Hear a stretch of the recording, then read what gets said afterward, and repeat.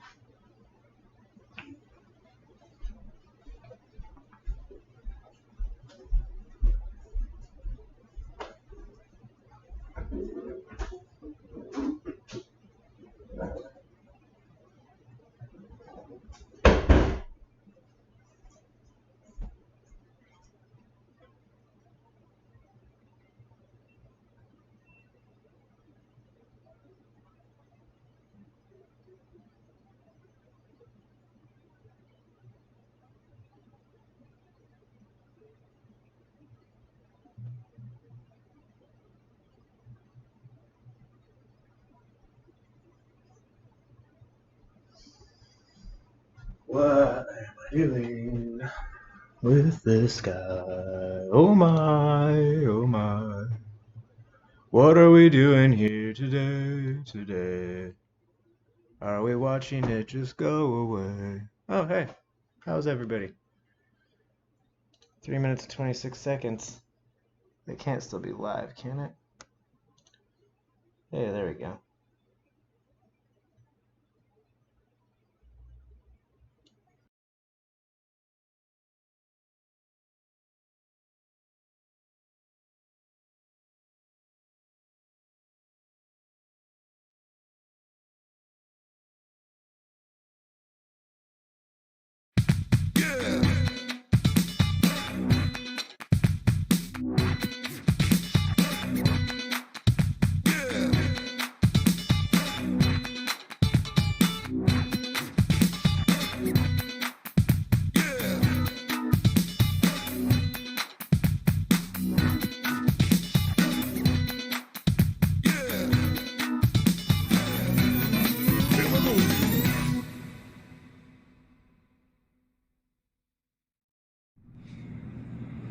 I'm Jimmy Fallon, and welcome to the show. I'm proud to be part of Comedy Gives Back, Laugh Aid, a benefit to help comedians who have lost work and income due to the coronavirus. Tonight will be an extraordinary live 6-hour event with over 60 comedians performing from their lockdown locations. Adam Sandler, Ray Romano, Bill Burr, Eliza Schlesinger, Hannibal Buress, and David Spade are just a few of the names. Each hour will be hosted. Your hosts are Howie Mandel, Bob Saget, Whitney Cummings, Tom Papa, Roy Wood Jr., and Patton Oswalt. We're streaming right now all over the place. We're on Laugh Lounge app. We're at ComedyGivesBack.com, Twitch, Twitter, Comedy Central's YouTube channel. There's a lot of locations. Please, everyone, tell everyone you can to tune in somehow in some way. It's going to be an amazing night for a great cause. I started stand-up comedy when I was 17, I would say. I was in my high school, and my mother heard about a contest on the radio, and they were looking for the funniest impressionists in the Hudson Valley. And she said, "You should do that contest. I hear you up in your room all the time with making those voices." And I said, what else are you hearing from my bedroom?" She said, "Nothing," which was true. So I entered this contest at Bananas Comedy Club in Poughkeepsie, New York, and I had a troll doll that someone had given me, and I would do different celebrities auditioning to be the spokesperson for the troll doll. So I would do John Travolta, and I go like, she's like, "Thanks, slap me." Like, "Look at these dolls. Like, I can't believe this thing, right? Like, who does his hair? Like, he doesn't even comb his hair like he should do it." And it's like the weirdest kind of craziest doll I've ever seen. Do old style comedy. And then I do Adam Sandler, and I go like, "This is good, but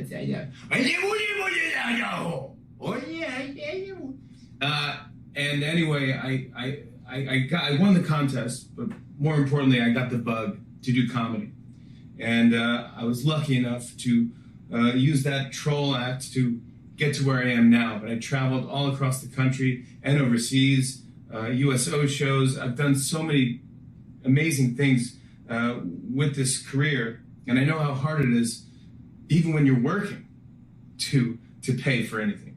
So I can't even imagine what it's like to not be working. So I want to thank my mom for getting me involved with comedy. I want to thank the comedy clubs for taking me under their wing, and all the comedians I've met throughout my life who've inspired me and I've stayed friends with to this day, and I still listen to comedy. There's nothing like comedy. We need it. We need comedy.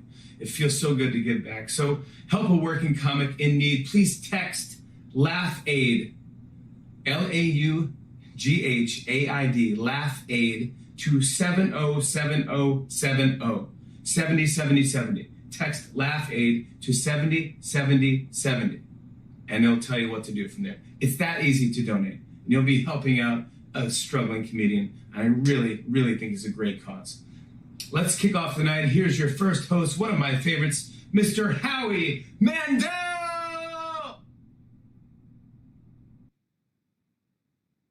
It's me. I just see my face now. I swear I didn't hear the introduction, but I know that was Jimmy Fallon. And thank you so much, Jimmy, for introducing me. And I'm sure whatever you said was brilliantly heartfelt and funny, and you have a lovely kitchen. I have no idea, and I hope the people at home can hear me, because this is a wonderful cause. I'm all, a lot of people, I don't know what they call this, a virus, a pandemic. If you know anything about me, I call it told ya. See, this is how I've been living my life, the whole, and just look to me. I've had this vest. I'm an emotional support person. And at this time, we need nothing more. Well, we need a cure, and we need gloves, and we need masks, but we need laughter. And laughter is, as everybody says, the best medicine. And we are raising money for the comedy community. These are all these men and women that travel throughout the country just to spread joy, just to get you away from the everyday life. And right now, with this pandemic and this lockdown, every club is closed. There's no place for these people to earn $1. They're not all lucky like Jimmy and me. They can't afford. They go from paycheck to rent to food. And we got to raise money, and we got to support these people that put a smile on strangers' faces. That's all they want to do. And what an amazing lineup of people tonight. We have, I don't know if Jimmy mentioned it in the intro because I couldn't hear, but we have Adam Sandler, we have Steve Harvey, we have Bill Burr, Ray Romano, Whitney Cummings, about 50 or 60 others. So this is going to be a fun-filled evening for good. I also want to say, I'll show you around for a minute. You can you donate by texting to Laugh Aid, and it's all at the bottom of the screen. And Laugh Aid 70 70 70, 370s, and that's what you do. And I want to also thank our partners who are making this all happen and bringing it to you. The partners are All Things Comedy, Earwolf, Starburns Audio, Comedy Central, Amazon Prime Video, Stamps.com, but especially the Laugh Lounge. Download their app now. It's the best way to watch this show. But if you're already on another platform, stick right there. I don't know what anybody's been doing. I've been looking, they always say that if in the world of comedy, if you could just make one person laugh, you're doing your job. But as we're in lockdown, that one person is just ourselves. I've been looking for ways to spend quality time. I'm going to show you some of the things I did. I took up, we're all learning new skills. I took up knitting, and I just finished this last night. I knitted myself. It's just I made, because with all the social distancing, I just wanted to be beside myself. And I knitted this. And so that's me. And I've been getting reading done. I don't have a chance to read. I'm very busy with touring and AGT. I started reading, you got to read this. And I don't know if you could see it on the screen. Let's Explore Uranus. And it is so, they really get inside, and you really get a sense of what's out there or in there or up there. And so I've been reading that. I've been doing, a lot of people are doing that. I feel like somebody's parents on FaceTime right now because they lost the phone. I've been doing puzzles. I didn't finish this, but as you can see, I have one piece left. But the point is, I don't want to finish it all tonight because who knows how long this is going to last. I'm going to show you around a little bit before we get the show started. I want to show you, maybe I could turn the camera around. I'm going to turn the camera around because I'm going to show you some of the things that I used to prepare for this. This is, people have seen this before, but this is the bubble. When I go out, a lot of people will put on a mask or they'll put on gloves.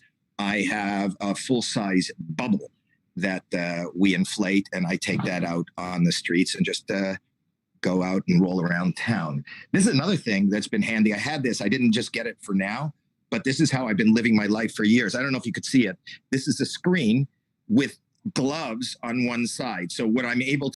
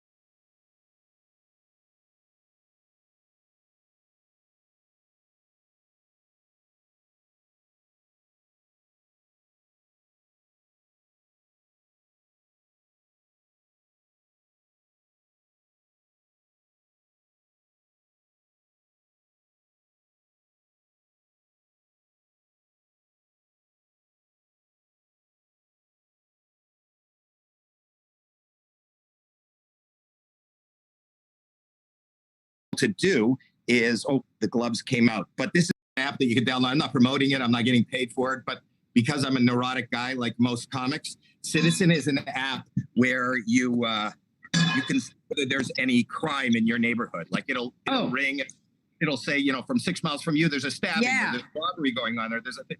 But if you download it now, every 15 minutes it says domestic disturbance. Oh, yeah. And for celebrities, we don't need an app because the stalkers come right to our doors. So I don't need an app to tell me I'm in danger. But I'm just saying the fact that we're getting locked with our loved ones. I celebrated my 40th. It's on the rise. Yeah. Yes. Well, you're kind of a newlywed too, aren't you? About a year and a half. I just think of all the people that just started dating and then this lockdown happened. It's like in or out. Let's put this to the test. Let's put this Hinge relationship to the test. My heart goes out. But what happens if you're out right now? It's not like you can leave into the world. You're just trapped in this. Well, hopefully. Somebody else is joining. I couldn't hear anybody when I came on the air. Now I hear everybody. Everything. Let's listen to somebody try to figure out how to make this. This is like watching a bunch of moms try to broadcast, go live. I know, but I love that these interruptions. I don't know who that is, but that's going to be somebody famous. And we're getting the light. How to do this? I don't know. How do I turn my camera around? Who is that laughing? What is your name? Who's laughing? Oh, now they won't answer. They realize. Oh, like a typical heckler. Now they don't want to say anything. But it's gonna be a comedian. You look adorable, young lady. I like you with your hair up. Thank you. I like you with your hair back behind my hair's under the cap. Yeah. But anyway, are you ready to go? I'm going to introduce you. Let's get the fastest 8 minutes of my life over with. Okay. Remember, this is all for a good cause, people. We are raising money for people all over the nation that can't make $1 now. It's impossible. All these clubs are closed. So I'm going to read your introduction. I'm ready. Okay. Let's get this started. She currently can be seen in a brand new series, the Liza Schlesinger Sketch Show. How did you come up with that name? A lot of focus groups. Okay. And it premiered earlier this week on Netflix. Everybody's watching Netflix. So if you finished with Tiger King, I'm sure this is going to be great. I'm actually going to tune in and binge watch your show tonight, Eliza. You can also catch her starring opposite Mark Wahlberg in Spencer Confidential. Wow. Big movie star, too. Okay. And on one of her 5 stand-up specials currently streaming on the platform. To help those coping with sheltering in place, she, along with her husband, Chef James Beard, award-nominated author Noah Galutin. That's fine. Noah Galutin. He's a chef. He's a chef, and you're not gluten-free. You're full of gluten. No one's ever made that joke, Howie. I know everybody has, and you created the Don't Panic Pantry, a daily Instagram and Facebook cooking show broadcasting live from her home every day at 5 p.m. Pacific. Don't miss it. Please welcome Liza Schlesinger and Noah Galutin with there's a very special Don't Panic Pantry. It's very special. Thanks, Howie. You're welcome. Okay, we're going for me. All right, you guys. So my husband and I, this is my husband Noah, we created a show called It's live. You got 7 minutes to make food. We created a show called Don't Panic Pantry, encouraging people not to panic and run out and buy a bunch of toilet paper, because guess what? One of the symptoms of COVID-19 isn't diarrhea. So quit going out and buying stuff. If you're going to do a shop, then just do it all at once. And so we're going to show you a simple thing that you can make. He's going to show you.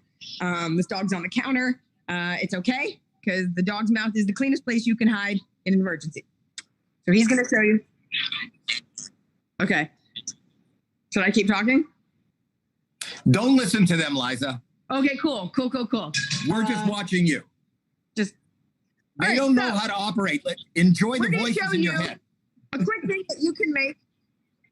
Oh my God, stop talking. We're going to show you a quick thing that you can make using some of the ingredients you have. What's the dish, babe? This is something we make called Crowdy beans.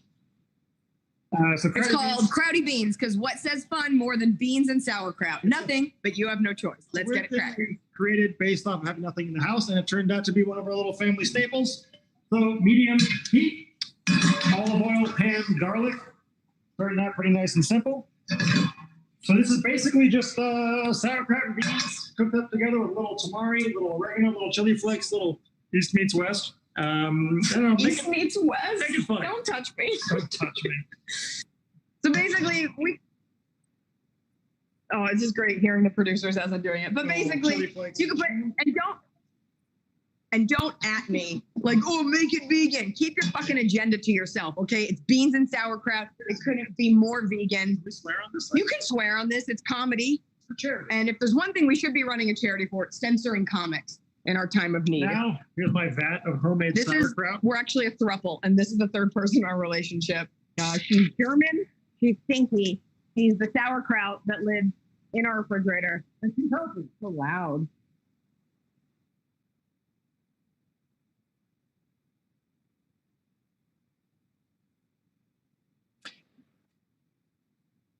Did she press mute? I hit mute. I'm sorry. Thank you. Yes. Yes. Oh, here's some press fire. mute. We want to hear you. It's so much funnier with sound. Is it? But is it? So. Howie, are you in the bedroom of like a really upscale Holiday Inn? Like, what is that quilt? It's just, again, with my knitting and quilting, that's what I love to do. So I've been spending time making quilt. This is just all right. It's my sick room, actually. When somebody is sick in the house, this is where I go. Why don't you put like a fainting couch in there? It's my sick room that I retire to. All right, here Smelling we go. salt. So, Garlic, sauerkraut, olive oil, oregano. bag of oregano. Every kid who made their own comedy at home has a bag of oregano because it looks like weed and it's endlessly hilarious for all of your homemade videos. We're just going to kind of dry out some of the juices from the sauerkraut, get the edges a little bit crisped up. How much time we got left? I don't know, but if there's anything I've ever been more grateful now, it's not being able to see a streaming comment section. So this is just something that you can do. We're just going to ignore that positive vibe. And then you can add beans. People get weird about adding beans because it makes you fart, but the truth is they're really good for you. It's really cheap. And your body digests them better the more you eat them. The more you eat them, the less you're going to fart. So we're raising a lot of money for comics out there. You ain't got no money, so go get yourself a can of beans and eat like a king for at least half the day, okay? Lose some weight. There you go. I'm sure it's basically me being really serious about food and her. It's my husband taking this so seriously and me just kind of jerking off in the background. It's sauerkraut and beans. You can add garlic to it. You can add salt to it. You could add beer to it. You could drink a bottle of vodka while you do this. You can add tamari, which is gluten-free soy sauce, for those of you that like pretend to care about that kind of thing. And it's delicious. It's actually one of my favorite dishes. Super easy to make. You can buy sauerkraut at the grocery store for, I don't know, $1 million. How much is sauerkraut? What does sauerkraut cost? What does anything cost? Not that much. Few bucks. Handful of bucks. Handful of bucks. This is definitely cheaper than ordering food in. This is definitely cheaper. We have this neighbor who only orders Postmates and doesn't know how to break down his boxes. He's my nightmare. And I said it publicly. You might think this dish seems weird, but actually people all think it's weird and you eat it and it is surprisingly addictive. Get a bunch of acidic-y, bright flavors from the sauerkraut. It's nutritious, it's vegan, it's gluten-free. It's all those fun things. And the best part is we didn't set out to make anything vegan gluten-free. It just happens to be that. So it satisfies, it ticks every box. This dish could have its own show. It's a box ticker. It's vegan, it's gluten-free. It's pleasing everyone of every nationality. And that's my alarm because I set it for 8 minutes because I promised the producers that I don't run the light. Well, we have to do the end of it. Go to the bite and smile, babe. This is the bite and smile. This is what they do in every cooking show to show that it's so fucking hot. Ha. Oh, wow. You know, for people that are watching this from another room, they hear Liza Schlesinger and her husband, and she's gagging on something. And I'm just going, it's so hot. Yeah, Wait, yes. this is how they do it. This is every cooking show. Goes like this. Ready? Yeah. Little body roll. Sauerkraut and beans. Crowdy Beans, Don't Panic Pantry is on every day. We're getting ready to do another dish today, 5 p.m. Pacific Standard Time. Join us. Don't panic. We're going to get through this together. Try to be kind to each other and eat your beans. Wow. Thank you, Eliza and Noah. Thank you so much. That was, you know, I had no idea what to expect, but you could cook. I can't imagine. I don't like sauerkraut. You will. I will. I'll be honest with you. Like fat sauerkraut.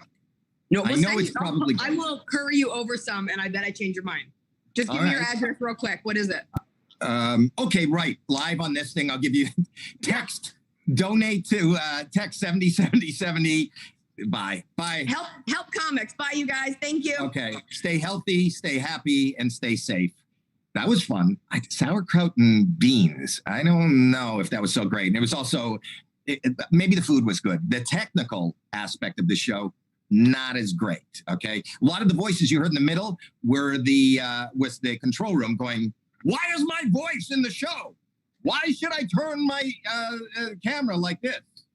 But we're learning as we go along, and we're learning for a good cause. I just want to mention one more time, I want you to donate by texting LaughAid to 707070. It's all on the bottom. This goes to raise money for all those people that have made you smile in the past, people that you don't even know that are traveling on the road warriors, on the road from club to club to club. All these clubs are closed. They can't pay the rent. They can't eat. They can't pay for medical. They can't do anything. And really, a little bit helps. It doesn't matter how much. And again, I want to thank our partners. This is All Things Comedy, Earwolf, Starburns Audio, Comedy Central, Amazon Prime Video, Stamps.com, but especially Laugh Lounge. If you don't have the app, download it. This is a good way to watch it. Anyway, the hilarity continues, and I love these two next guys. Absolutely love them. I love them, not only their comedy, not only their talent, but they're two good human beings that I know and love and have worked with. So, and this is good because who doesn't want to talk to a doctor at these times? Ladies and gentlemen, enjoy the comedy stylings of Ken Jeong and Joel McHale. And these are two funny people from the Darkest Timeline podcast. Watch this. Hi, this is Ken Jeong and Joel McHale from the Darkest Timeline podcast. We just want to just give our love, thoughts, and best wishes to everyone affected by coronavirus, aka COVID-19, and just want to thank everyone for staying safe and healthy and socially distant. And want to thank Comedy Gives Back for sponsoring LaughAid, where this is benefiting working comedians who are all affected by COVID-19. And, hopefully we'll all be back on our feet and we can do what we love doing most. And we just want to give a shout out to all comedians right now affected by this, because we're all in this together. And I'm sorry I don't have any bits, and sorry I don't have any, any jokes. But that is true. Shut the fuck up, Joe. I just sorry I don't have any bits or jokes. I just wanted this to be we know. Shut the fuck up. Just want this to be a sincere message, from me to you. Did you want it to be a sincere rambling message? Dog. Because you got that part too. Okay, man. We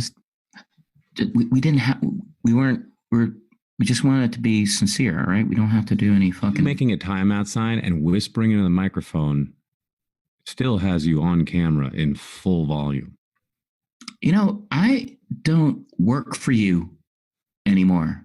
All right. You did for 6 years though. Yeah, and you're the reason why Community got canceled. So no big deal. I was number one on the call sheet. Where were you? Well, it's not even. Don't be stupid, man. You're a dick, dude. Don't even. It's. Are you serious, man? I can't even remember what the number was. It was. I don't know. It was probably 2 or 3, or it was 8. It was 8. It was. All right, you fucking happy? You piece of shit. It's 8. 8. 8. 8. 8. Who's after you? Who's after you? Jim Rash.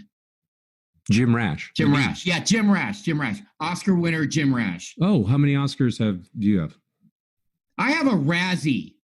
Actually, a nomination. I didn't even win that. But this, look, we're getting off track. Oh, really? Do you think any comedian is watching this now? You can say just about anything you want and no one's going to know.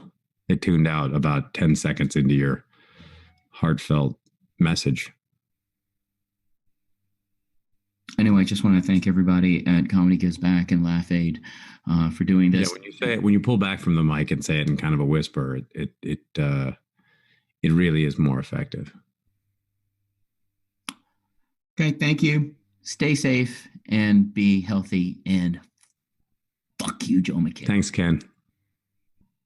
Listen to the Darkest Timeline podcast. I thought you did great. You're sitting on those pillows like you're in a...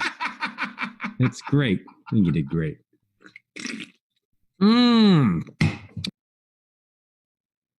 Wow. That was funny. That is Ken and Joel, and listen to their podcast for more hilarity. And we thank them for being here. I also want to say that John Mendoza just texted me, a very fine comic who I tour with, and he said he is in his kitchen right now, and this is serendipitous. He's making sauerkraut and beans. So Eliza was probably right. I don't know why you would do that. Those are two things. They don't seem to really go together. But then again, let's continue with this hilarity and this great cause. Again, I can't say it enough. I want to keep telling you to text to that number below, Laugh Aid 73 times, 70, and donate to all these men and women who are on the front line of smiles, trying to get you to laugh. And they have no way of making $1 right now. So they are suffering, and the best medicine is laughter. Wouldn't it be weird if they find out that the serum for COVID-19 was laughter? I'm not feeling well. How's that? That's better. Anyway, I'm on a show called America's Got Talent, and we have this device on the show, which is called a golden buzzer. And they brought it, I've been there for 11 years, but I think they brought it to our attention about 5 years ago, where if I hit a golden buzzer, if I think an act is good enough to pass through all the levels and get right to the live show, then I have that power as a judge. The very first time I used the golden buzzer, that's a lot of power. And that's a lot of exposure that somebody gets. It goes ballistic. It goes, I was going to use the word viral, but I don't know if timing is right. But it goes viral online. It changes people's career. It changes their life. The first golden buzzer I ever hit was for a comedian. And this young man is also another great young man who came to my attention on America's Got Talent. And he's gone on to just have a terrific career. And he does. He's one of these guys that travels the country and plays theaters and casinos and clubs. And we're all just locked in, but he wanted to do his part and be here. And I can't tell you how thrilled I am. Ladies and gentlemen, the funny, the wonderful Drew Lynch. Okay. Wow. Thank you, everyone, for coming out. So I was at a concert the other day. No, you weren't. I was in the park the other day. No groups. I was in the other room the other day, and apparently I'm out of toilet paper. Ooh. My friend said that I should just have my dog lick my ass, and I was like, well, what should I do for toilet paper? That's pretty good. And that friend was me. It's so tough, you know. I haven't been able to go on dates for the past month, and then I found out that there's a quarantine. Seems pretty nervous. No, I'm not. It's a speech thing. Oh, crowd work. You got me. My girlfriend has been insufferable lately. Like, she's always dry coughing and shivering and running a fever. Too soon, man. Oh, okay. Well, I'll save that joke for the end of the quarantine. You know, 2022. No, it's not a poem. Don't snap. Please don't snap. It's not a, just laugh. So, can you not text during a show? It's pretty rude. Hey. No, don't. No, you know, nothing. Don't. Well, I tried texting you. Do Kevin Hart. I can't do Kevin Hart. What does that mean? Do Kevin Hart. Do Jerry Seinfeld. Jerry. That's not even the right Jerry. What do you? Jerry. Okay. Coronavirus. It's a virus. I watched The Tiger King on Netflix. Gotta say, I'm getting pretty good at binging. Finished it in 40 minutes. It's a 7-hour series. Where are you?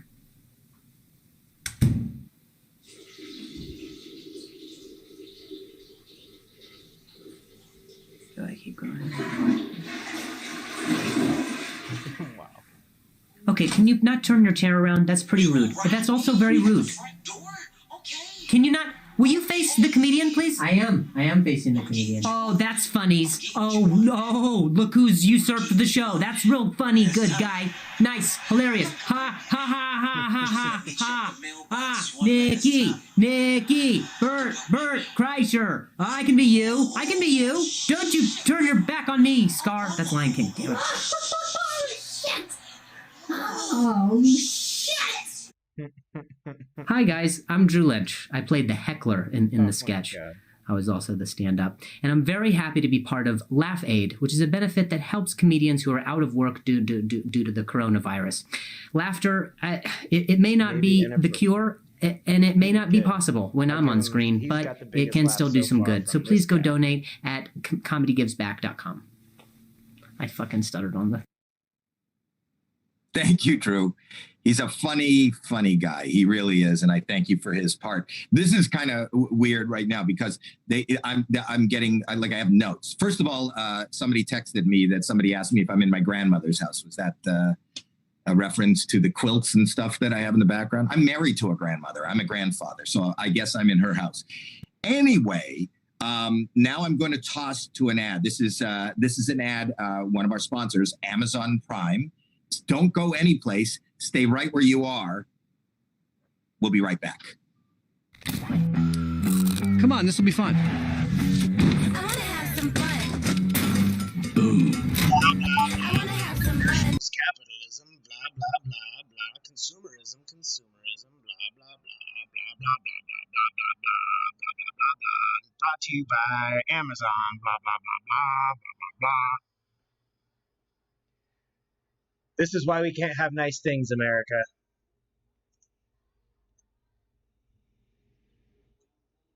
I am Wayne Fetterman. You are in my home, and welcome.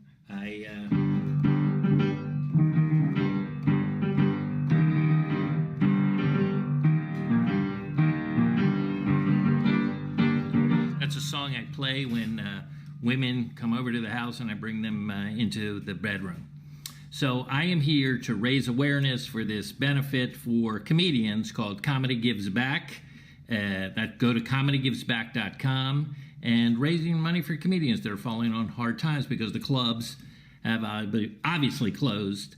I don't have a problem with my financial situation right now because I'm living off my residuals from Legally Blonde. I don't know if you recognize me from that film, but I was one of the Harvard board members that lets Elwood into just Harvard. Gonna pretend like we're just. And if she doesn't get into that school, Stamps.com. there is no movie. So I know it's a small role, but it was pivotal. Anyway, I want to leave you with this. I heard that laughing is now as dangerous as coughing when it comes to spreading COVID-19, which is really good news for my fans. So again, Comedy Gives Back, and give it what you can.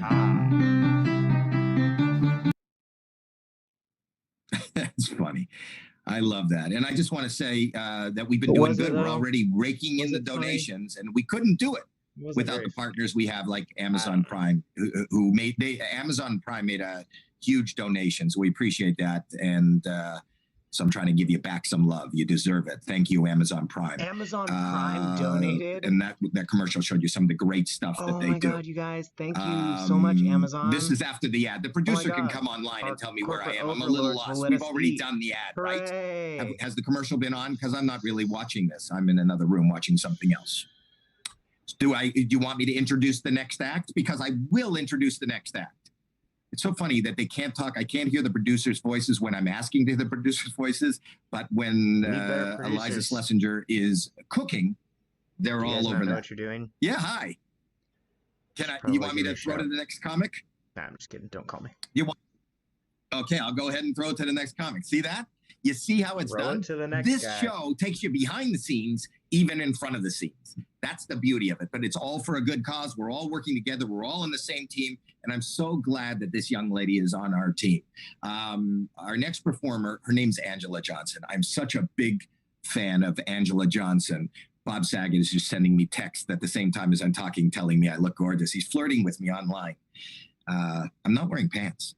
But anyway, Angela Johnson has a four hour-long specials and tours around the world. And that's when there's not a pandemic. She and her husband have been quarantined at home like the rest of us, but that doesn't stop them from having Saget, as I'm trying to introduce. He's telling me I'm hot. He's flirting with me. I've been locked up for a couple of days. I feel like a little girl again. Anyway, this is so bad. That doesn't stop them from having a romantic date so night. bad. Oh Let's my God. check out I can't the even, video right Angela Johnson made. Watch this. Babe, come on, let me lay. Come in. Ooh, this place is so nice. Yeah. Hello, welcome to Casa de Reyes. Do you have a reservation with us tonight? I do. Reyes, party at 2. My husband's parking the car. Oh, of course. A beautiful woman such as yourself will not be dining alone. Thank you. Oh, I have you right here. Follow me. Okay. This is right by the AC. It's a little cold. You have an animal here. Is there another table? Looks like we're on full. I'm sorry, but I can get you a sweater. No, that's okay. Okay. I'll let the dog keep me warm. Enjoy your Thank night. you. Excuse me. Sorry, babe. Parking was a nightmare. This place is nice. I know, right? Hey guys, how's it going? I'm gonna be your server tonight. Oh, I love that necklace. Oh, thank you. It's just a chain. Would you like to hear about some specials we have tonight? Sure. Okay, Chef has prepared some Totino's de Pizza Roll. They are baked at 425 degrees until the outer layer is a brown crisp. Then we set it out to cool for about 4 minutes so you don't have to for your first bite. Sounds good. Good. For our second special, we have what Chef thinks are freezer crystal covered cauliflower crusts. And what are those like? Crusty. And finally, Chef has procured some ground beef that was previously frozen right before it was about to expire in the fridge. It is then defrosted under water. It is pan-seared and lightly dusted with garlic salt and packets a la ketchup. Oh, that's what I want. The ketchup. The beef with the ketchup. Oh, a man who knows what he likes. Like it. Handsome too. Excuse me? Can you give us a few minutes to decide? Thanks. Sure. No problem. Hey, there's 3 things. Just pick one. Yeah, there's 3 things. What the hell was that about? What? The googly eyes. Babe, you're freaking imagining things. Why don't you get the Totino's? I'm gonna get the beef, and then we'll just share. I don't want the Totino's. Then get the beef. But then we're eating the same thing. Forget it. I'll just get the Totino's. Are we ready? Yes. We are ready to order. My husband and I. I will have the Totino's. Thank you. Oh, that table over there just took the last ones. Seriously? Man, I really wanted those. Dang it. I'm not even hungry. It's fine. Forget it. If it helps, we do have something special for dessert tonight.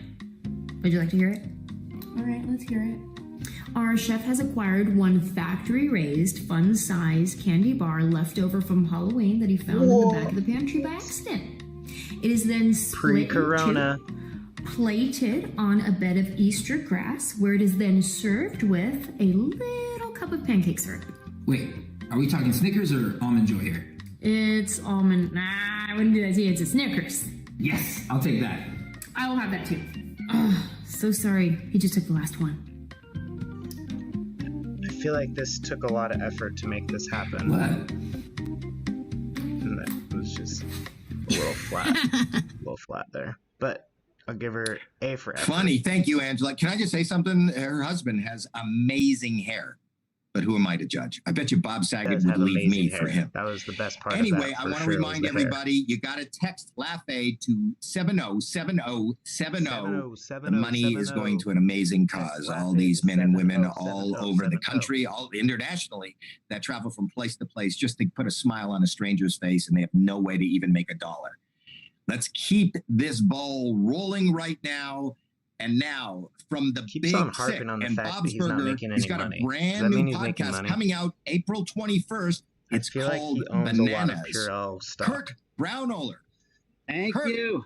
Thank you, Howie. Thank you very much. Just Welcome, buddy.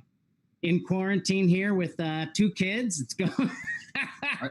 Are they yours? Great. Nope. Are they I yours? just found them. Just found them on the street. Yeah. Somebody got rid of them. I guess they couldn't deal with being running a daycare in addition to their life. So now, no, it's good with 2 kids. You know, it's I recently screamed at my whole family at dinner. I don't care if everybody cries through dinner. I'm eating. So, you know, it's been going like that. I just got a few tips here, you know, for how you can kind of spend your days if you're trapped inside. Because I think, you know, when something bad happens to you, you get the right to be kind of a car wreck for a while. And usually, you know, we would be out there doing that in the world, but instead we're trapped in our house. So I have a few tips here for how you can be a pandemic car wreck at home. So tip number 1, try to gain as much possible in one day. Just wake up early, weigh yourself, and then go to town.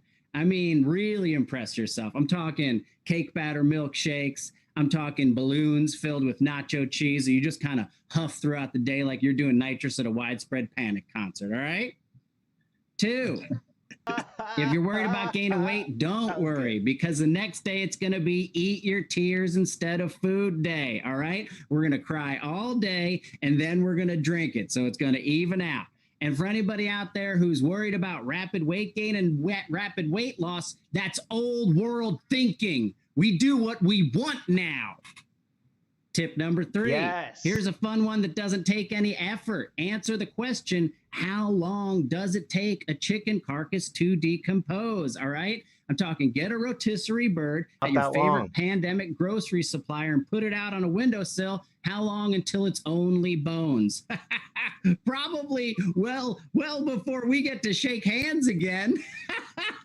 All right. 4, if you're in a couple, I think it's time to start pegging. All right. Guys, get it up your butt, explore, all right? And this isn't just for the cishet couples out there. Even if you're gay, that's a fun game. Visit my dick, or is it a strap-on? Give it a shot. Number 5, you want a great way to get more comfortable with your body and feel great? You're going to love Wear Nothing But Things I've Spilled on Myself Day, all right? We're putting a towel on the couch, we're getting nude, and we're spilling, and we're keeping it there. Extra points if you forego the towel. Number 6, here's something risky you can do at home. All right, open that email forward from your older relatives, the subject line, humor for these trying times. That's spinning a fucking roulette wheel that's made up mostly of racism, all right? Number 7, and this last one is controversial, all right? It's just called fill a toilet to the top with shit before flushing, all right? It's going to take a few days, but I think you can do it. Plus, it's a great way to compare your diet day to day. That's all I got. Those are my 7 tips for how to get through the pandemic, Howie. I hope you enjoyed them. I did enjoy it, Kurt. And you add a whole new element like to dick jokes. A lot of people will tell dick jokes, but not holding a young baby. Thank you very much. I appreciate it. Thank you. Thank you. Anyway, I just want that's really funny. We're going to continue now. We have another, all these people are giving of their time and their energy, and I'm so amazed. And this next guy, I don't know if you've ever heard of him. He all we have is time, Howie. He told me he's We an have Emmy nothing but time. award-winning entertainer, a New York Times best-selling author, a businessman, and who doesn't love a bald game show host? Steve Harvey, Hey, ladies and gentlemen. listen, everybody. This is your man, Steve Harvey. Listen, I can relate to what's going on. This COVID virus has got us all on lockdown everywhere. And a lot of guys are out of work right now, comedians. Gigs have been canceled. It's hard out here. One of the reasons I didn't bother shaving or doing my mustache was because I wanted you to see what it looks like when you lock down. And so I want to encourage everybody to give to these young people out here, these young men and women who make a living making us all laugh, who bring joy into your homes all the time. Steve, what is that in the background? Well, I think it was the car I used to live in when I was homeless. Listen, this is a good business. I didn't know what to say, but what's happening to me is not affecting me the same way that it affects all these young people out here with these gigs that count on these comedy clubs and everything for a living. So if you can, give something, man. Give something. All the laughs they done gave over the years from one of the original kings of comedy. I come a long way since that, man, but I sure appreciate them days back in the comedy club. When you ain't got it, though, it's rough out here. So, look, before these young people start looking like me, before they end up unshaven, give, help them so that they don't have to live in an old car, ever. Thank you. Man, that was touching. That was good. Wow. I like that. Wow. Bravo. Bravo. That was, oh my God. That was, he's right. Oh hey my guys, gosh. Proud to be a part of Laugh Aid, set up to help working comedians who have lost work and income due to the coronavirus. We know that laughter can't cure people at this point, but it helps. If you can donate any money to help some of these comedians who are out of work right now, go to comedygivesback.com. comedygivesback.com. Any amount can help. There'll be a live streaming event with some amazing comedians on April 4th, this Saturday. So go donate today. I know that if this was 15 years ago and this hit, I would be totally screwed. And there are comedians out there right now that you may not know of that are working and making it, but this has really set them back. So if you can help, go to comedygivesback.com and watch this Saturday, April 4th. Appreciate you. What's up, y'all? It's Preacher Lawson, and I'm chilling in my bedroom. All right, you know, where the magic works. A lot of people don't know I do card tricks, a lot of magic. I do disappearing acts. You want to see something? Bam! Where'd I go? Where'd I go? You can't see me. Here I go. I'm back. A lot of people know how to do that trick. I learned on YouTube. Anyway, so my hair is jacked up. I know it looks jacked up, and that's because all the barbershops are closed down because this coronavirus. Everything's shut down. That's why I'm making this video for Laugh Aid. There's a lot of comedians out there that do not have, money. They don't have income because, their money was from comedy clubs and all that shut down. They don't have enough money to have their own studio and have a podcast called Loud Faces. They don't have that option, okay? They don't have the option to follow me on Twitter, Instagram, Facebook, Snapchat, and YouTube. And, and a lot of people, they get depressed because they're like, man, I can't work out. Some people can't work out, but me,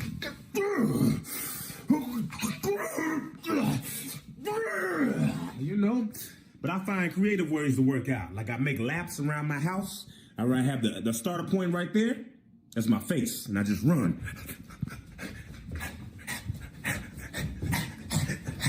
Me.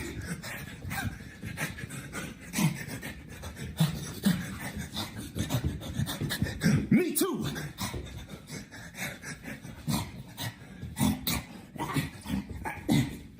Me three. Woo. Gotta get your workout on. But make sure you go to comedygivesback.com and donate. Show them some love. You love you lots. That's Preacher Lawson, also of America's Got Talent fame. I love it. While that tape was rolling, somebody from the control room kept going, okay, Howie, we're coming back to you. 3, 2, 1. And then when they said 1, I started. But Preacher was halfway through his tape. So you missed it. But I had done my best routine, and the thing that I was so proud of and the thing that I was planning to do was just 10 seconds before we came out of Preacher's tape. And I got to tell you, I can't do it again because it was something that I had to set up. It was phenomenal. It's probably the highlight of my career. And it happened off camera with a bad count-in. But had you seen it, I know you would have loved it. And had you seen it, the donations would have gone through the roof. This next guy, oh, that's who it is? Is this the next guy right here? Is that Bob? Is that the next guy, or there's somebody before Bob? I could see Bob on. Bob's coming up soon. But before Bob, wasn't I gonna, a guy that said, how can bald guys with glasses make a living? And it's my buddy, Joe Coy. Joe Coy is he not here? Am I hearing that he's not here?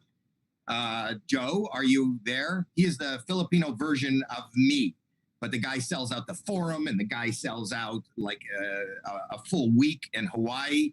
He is absolutely a megastar, a superstar. His shows are on Netflix. I'm doing an introduction, but you could talk to me from the control room if he isn't coming in, and then I'll just start chatting with Bob if that's not happening. Can you tell me from the control room? Can't hear anybody. So I'm kind of on my own here. I'm looking at Bob's face back there. I don't know if you people here can see Bob. He's laughing at me as I'm drowning he's drinking and laughing as I'm drowning in not knowing what's happening next. But it's good that I have my own emotional support. I don't know that you're muted. You could talk, Bob. Oh, how are you? Just try it. They have volume on this thing. They have I'm talking on this thing. Just I'm a talking. plan. Do they have audio? I'm talking. Yes, we do. I hear you. Oh, good. Everybody hears you. I can see we're beside each other. If you look at the screen on the top right, there you are. Hey, everybody So I can had hear each one other. of my taped cards there. Oh, See that? I can almost touch. Oh, I got you. I got you. You guys hear me? You see that? I'm gonna turn them down for just a second. You guys hear me, right? If you hear me, like, comment or something.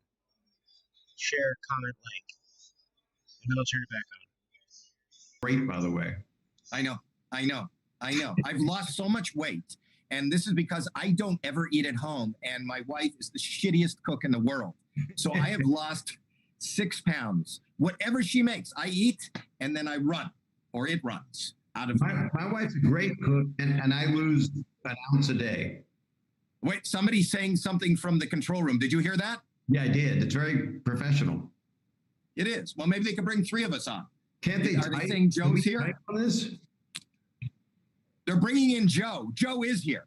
Okay, Better I'm late than back. never. I'll talk to you in a couple of minutes, Bob, and then you're Love going you to take more. over for the following hour. Let me talk to Joe.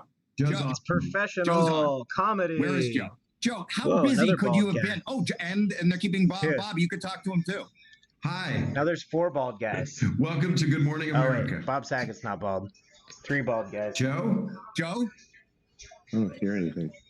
That's that actually useful? funnier. He doesn't hear anything.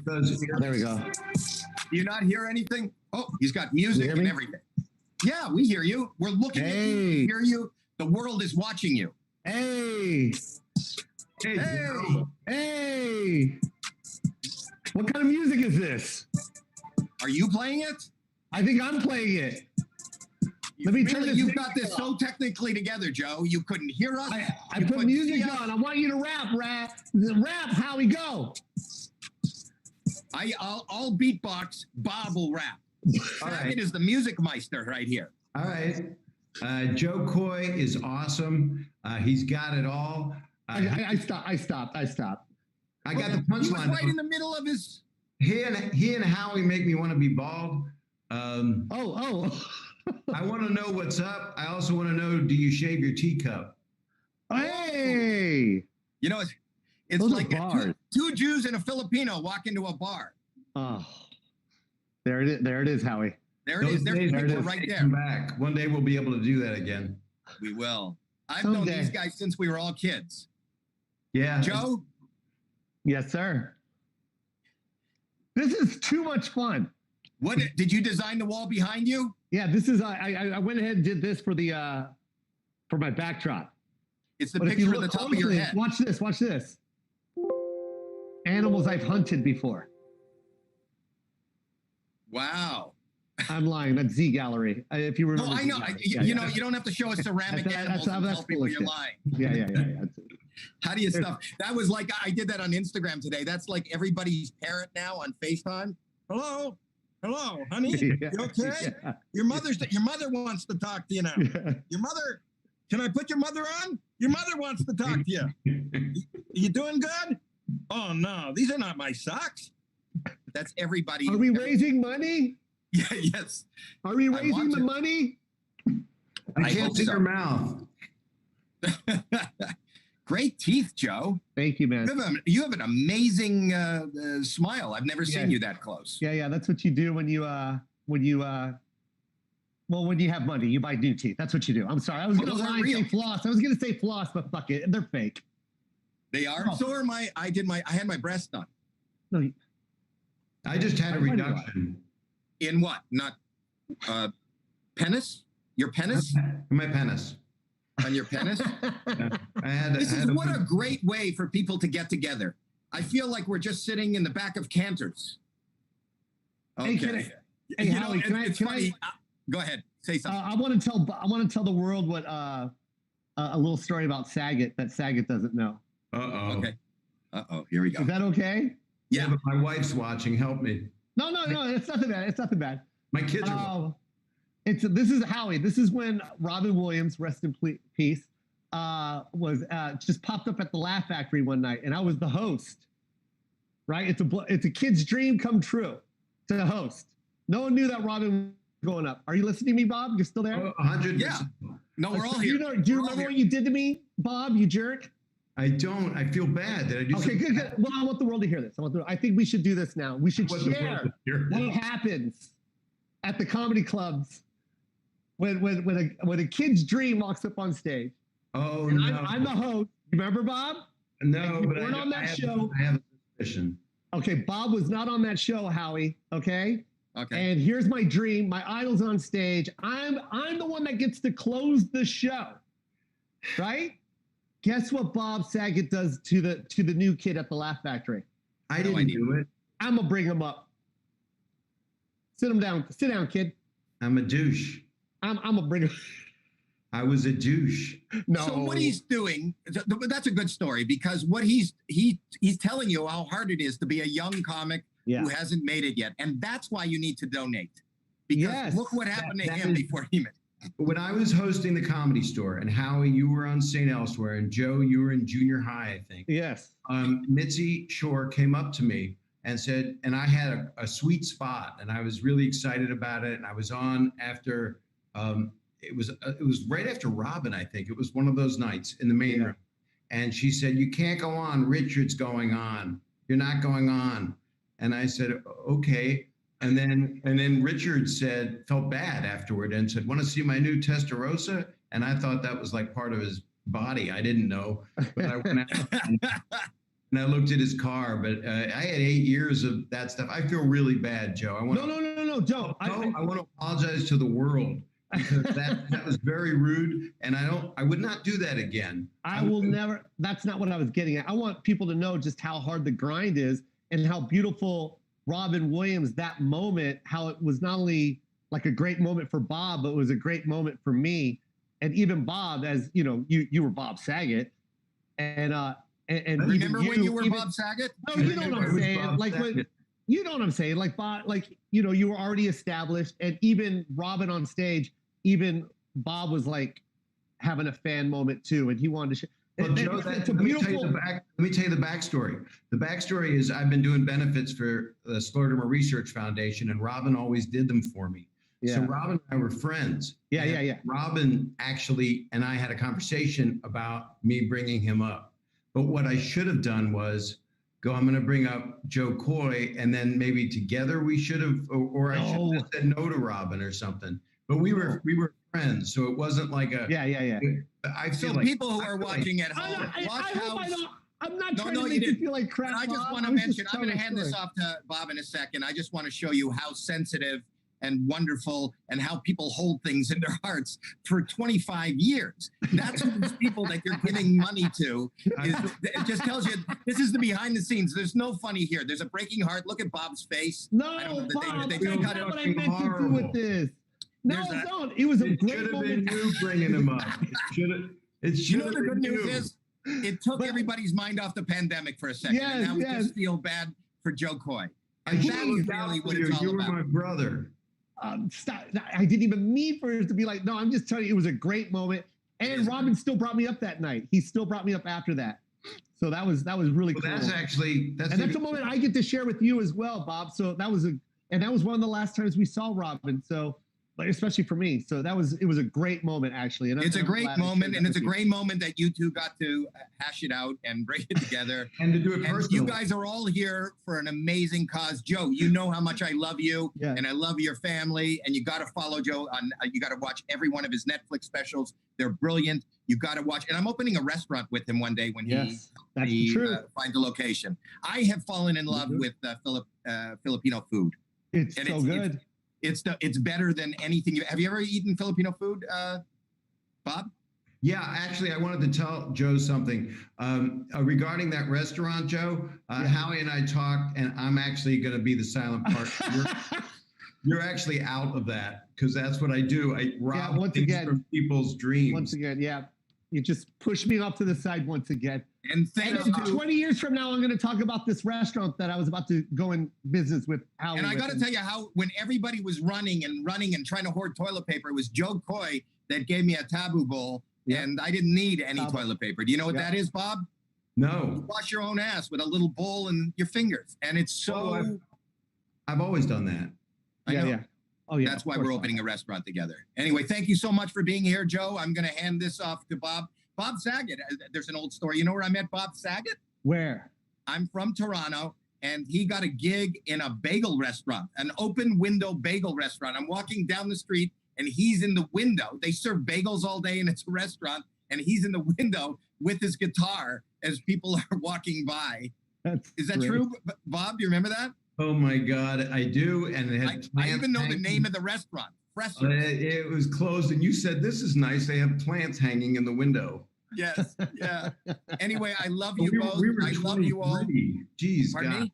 We were 23 or something. Yeah, we were young. Well, now it's just getting sad. So I'm going to pass it on. I love you, Howie, and I love your host for the next hour. Thank you, Joe. I love you. Your host for the next hour, ladies and gentlemen, the funny, the incomparable Bob Saget. Love you guys. Love you, Joe. I still feel bad. I love you, man. I love you too. You're I'll the best. see you out there. Bye. Bye.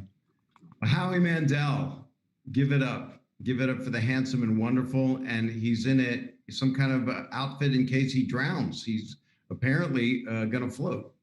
And you turned off your fill light and you're still on camera. Oh, I'm still here? Yeah. I thought it was. I'm glad you This is didn't. an emotional support vest. You know how they give dogs, but it's a human one. And you're wearing pants, right? Nope. Please stand I need to keep that out for social distancing. That's Have a good one, buddy. You too, buddy. Bye-bye. Bye. Hi, everybody. You can cut to me now. Am I here? They're making the switch, I think. I don't know if I'm on. I assume I am. Oh, good. Well, hey, I'm America's dad that didn't go to jail, and I'm here just to give us all some. Well, it's a wonderful cause. You know, a lot of comedians are hurting, a lot of people are hurting, and it's comics stepping up for comics. And so I was very happy to be asked. Did everybody forget how to be all funny? of this? Because you know, life's been difficult. I've been keeping social distancing. My wife's far away. We're always like 9 feet apart. We can still have sex because I'm that endowed. It's like 9 feet. So it's like a tapeworm of sorts. And once in a while she'll step on it in the kitchen and then flatten it like a bookmark, which reminds me to tell this joke. This would be good because I think you have to be over 13 to watch this, I think. But here's the joke. A family walks into an agent's office. No, I'm not going to do that. What I'm going to tell you is to be safe. I mean, we're all supposed to be, I guess, wearing face masks, and I wear them to bed. My wife doesn't. What I'm doing wife jokes. Her name is Kelly. I'm not going to do wife jokes, but I am. I don't know why I wrote them down. I realized just now that they're wife jokes, but she wears a face mask because she doesn't want to see me at night. But the good thing about the pandemic, Prime Video, there's the setup. There it is. That's what you don't do.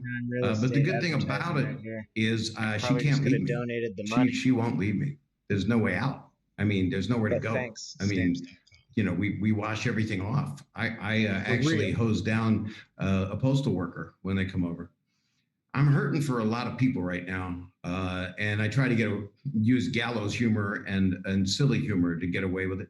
And you just have to be just caring and do what everybody's doing. And given to this right now is huge. Oh, this program contains mature content, some of which may come out of my mouth, but I promised I wasn't going to say fuck. And I don't need to. I'm not a dirty comedian. I was on Full House, I don't know if you know that. By the way, it was in the media this week that John Stamos has the Full House couch. I don't know how he got it there, but it's at his house. And then Dave Coulier, Comedy my other brother from Full House, actually went online and said that all of his farts are inside that couch. And I got something also from Full House. This makes me carrot top right now. This is the barometer that was in the living room of the house right by the doorway. And I used to use that as a rectal thermometer on Dave Coulier. I would just, get that up in there. And he didn't mind it because he's got a cavernous butthole. But so that's the Full House mention. The other thing is we've got to be safe. We've got to practice. Everybody tells you wash your hands, and then I guess they feel that people are so foolish they don't know how to wash their hands. So we have major geniuses on television that are great doctors that are showing us how to wash our hands. So that means that a lot of people don't know how to wash their hands. I don't understand. I mean, you'd be covered in your fingernails and your nose, and so I always have a spray, and I'm able to spray it. This is a mistake. This is Febreze fabric because I tried to get Purell and I couldn't get it. So I've been using this. Honestly, smells like a hooker at one of the hotels in Beverly Hills that the businessmen visit because I shouldn't go there. But I'm hoping all the hotels. This is really not a good time for hookers or Uber drivers or hookers in Ubers. So this would be a good product, this Febreze, to get rid of that smell once we're back up and running in the months ahead. I actually did get some of this, and I'd like to sell it to anyone that wants it for $1,000 if you donate right now. What is happening right now? Because I think it's Are we really watching smart, comedy and I'm die actually going to use in it front of our eyes right now as I clean myself up. Are we watching the death of comedy? It's really nice to see all my friends and all the comedians. And I spent 8 years trying to get a job and lived in a single apartment. And I moved from that building because some guy threw a shotgun in the pool and I decided I had to get out of there. But we're talking about people that can't afford to live there and live at all. And people are affected directly by COVID-19. Some of the comedians, and we all are equally scared and yet knowing that we have to be courageous. And, what is Bob and Saget just God bless all the right comedians. Now? God bless every single He man and realizes woman that does it. He's a comic, right? And the successful ones that are on here and the people that will be successful. He's aware that he's supposed to be funny right now, doing comedy. I did make one mistake I want to close with, which is just that so painful. I didn't have a face mask and I was scared. So I went outside and I used my underwear as a face mask because they say cloth works, but it was used underwear. So my breath smelled like crap. I'm just going to hold because there's no laughs there. Yeah, it's just a groan or a dad joke. So don't use your underwear. Don't use a thong. Don't use a thong as a face mask. Well, this is seriously the yeah. I want to just see him get off the rails. Important. Off the Before rails. we totally get rolling right now, Spill I'm going some to tell you the Illuminati Comedy Gives secrets. Back. We encourage you to Spill the text secrets of the Laugh Aid Illuminati. to 707070. So you text 707070 and Laugh Aid. And you can donate and help out struggling comics who have no source of income to offset bills, living expenses, medical costs. And we also could not have put on this insane, impressive show without our sponsors, who are Laugh Lounge, All Things Comedy, and my friend Bill Burr's so place, stoked right now. and a lot of great comedians. Earwolf, They're so Comedy stoked right Central, Starburns Audio, investment. which I thought sold coffee, but it doesn't. It's I a really great want to place. support this. And I really do. I hope that it goes sweetspot.com, better which than I it's have been so right far. underneath It's camera been frame. so painful. And that's Except me. there's That's two or my three little people. time. Lots of love going out to everybody that was on before, to Howie and Joe Coy. I still feel bad. I will. Well, the tables have turned, my friend. All is good. And for the people out there that are watching this, that want to, get a donation and get a grant, you can do it. You just go to our website, all things. Wait. It's good. I don't know what the name. It says right here. Text Laugh Aid 707070, and I'll be fine. It's all good. It's comedygivesback.com. That's called going up, and a professional doesn't do that. So here are some professionals. My next guests are the prettiest set of twins I've ever worked with. I didn't write that. I would never say that because anyway, and that's saying something. And just one of these gentlemen would be funny enough, but both of them together, talk about a full house. Folks. Fuck me. That's Jeff Cesario. Anyway, he wrote that. And I decided to say it, and he said they would believe me. All right, here to perform a mini version of their hit podcast, Dumb People Town. Please welcome the Sklar Brothers with Daniel Van Kirk. Hey, thank you. Thank you so much, Bob Saget. Been a huge fan of yours just since like last year. I think we just found out about you last year, and we're just so excited to see what comes for you. All the work you did in 2019. We just in time to see his career die. Stay relevant. Thank you. We're so thrilled that all the money and all the proceeds from today are going to the fund to murder Carol Baskin.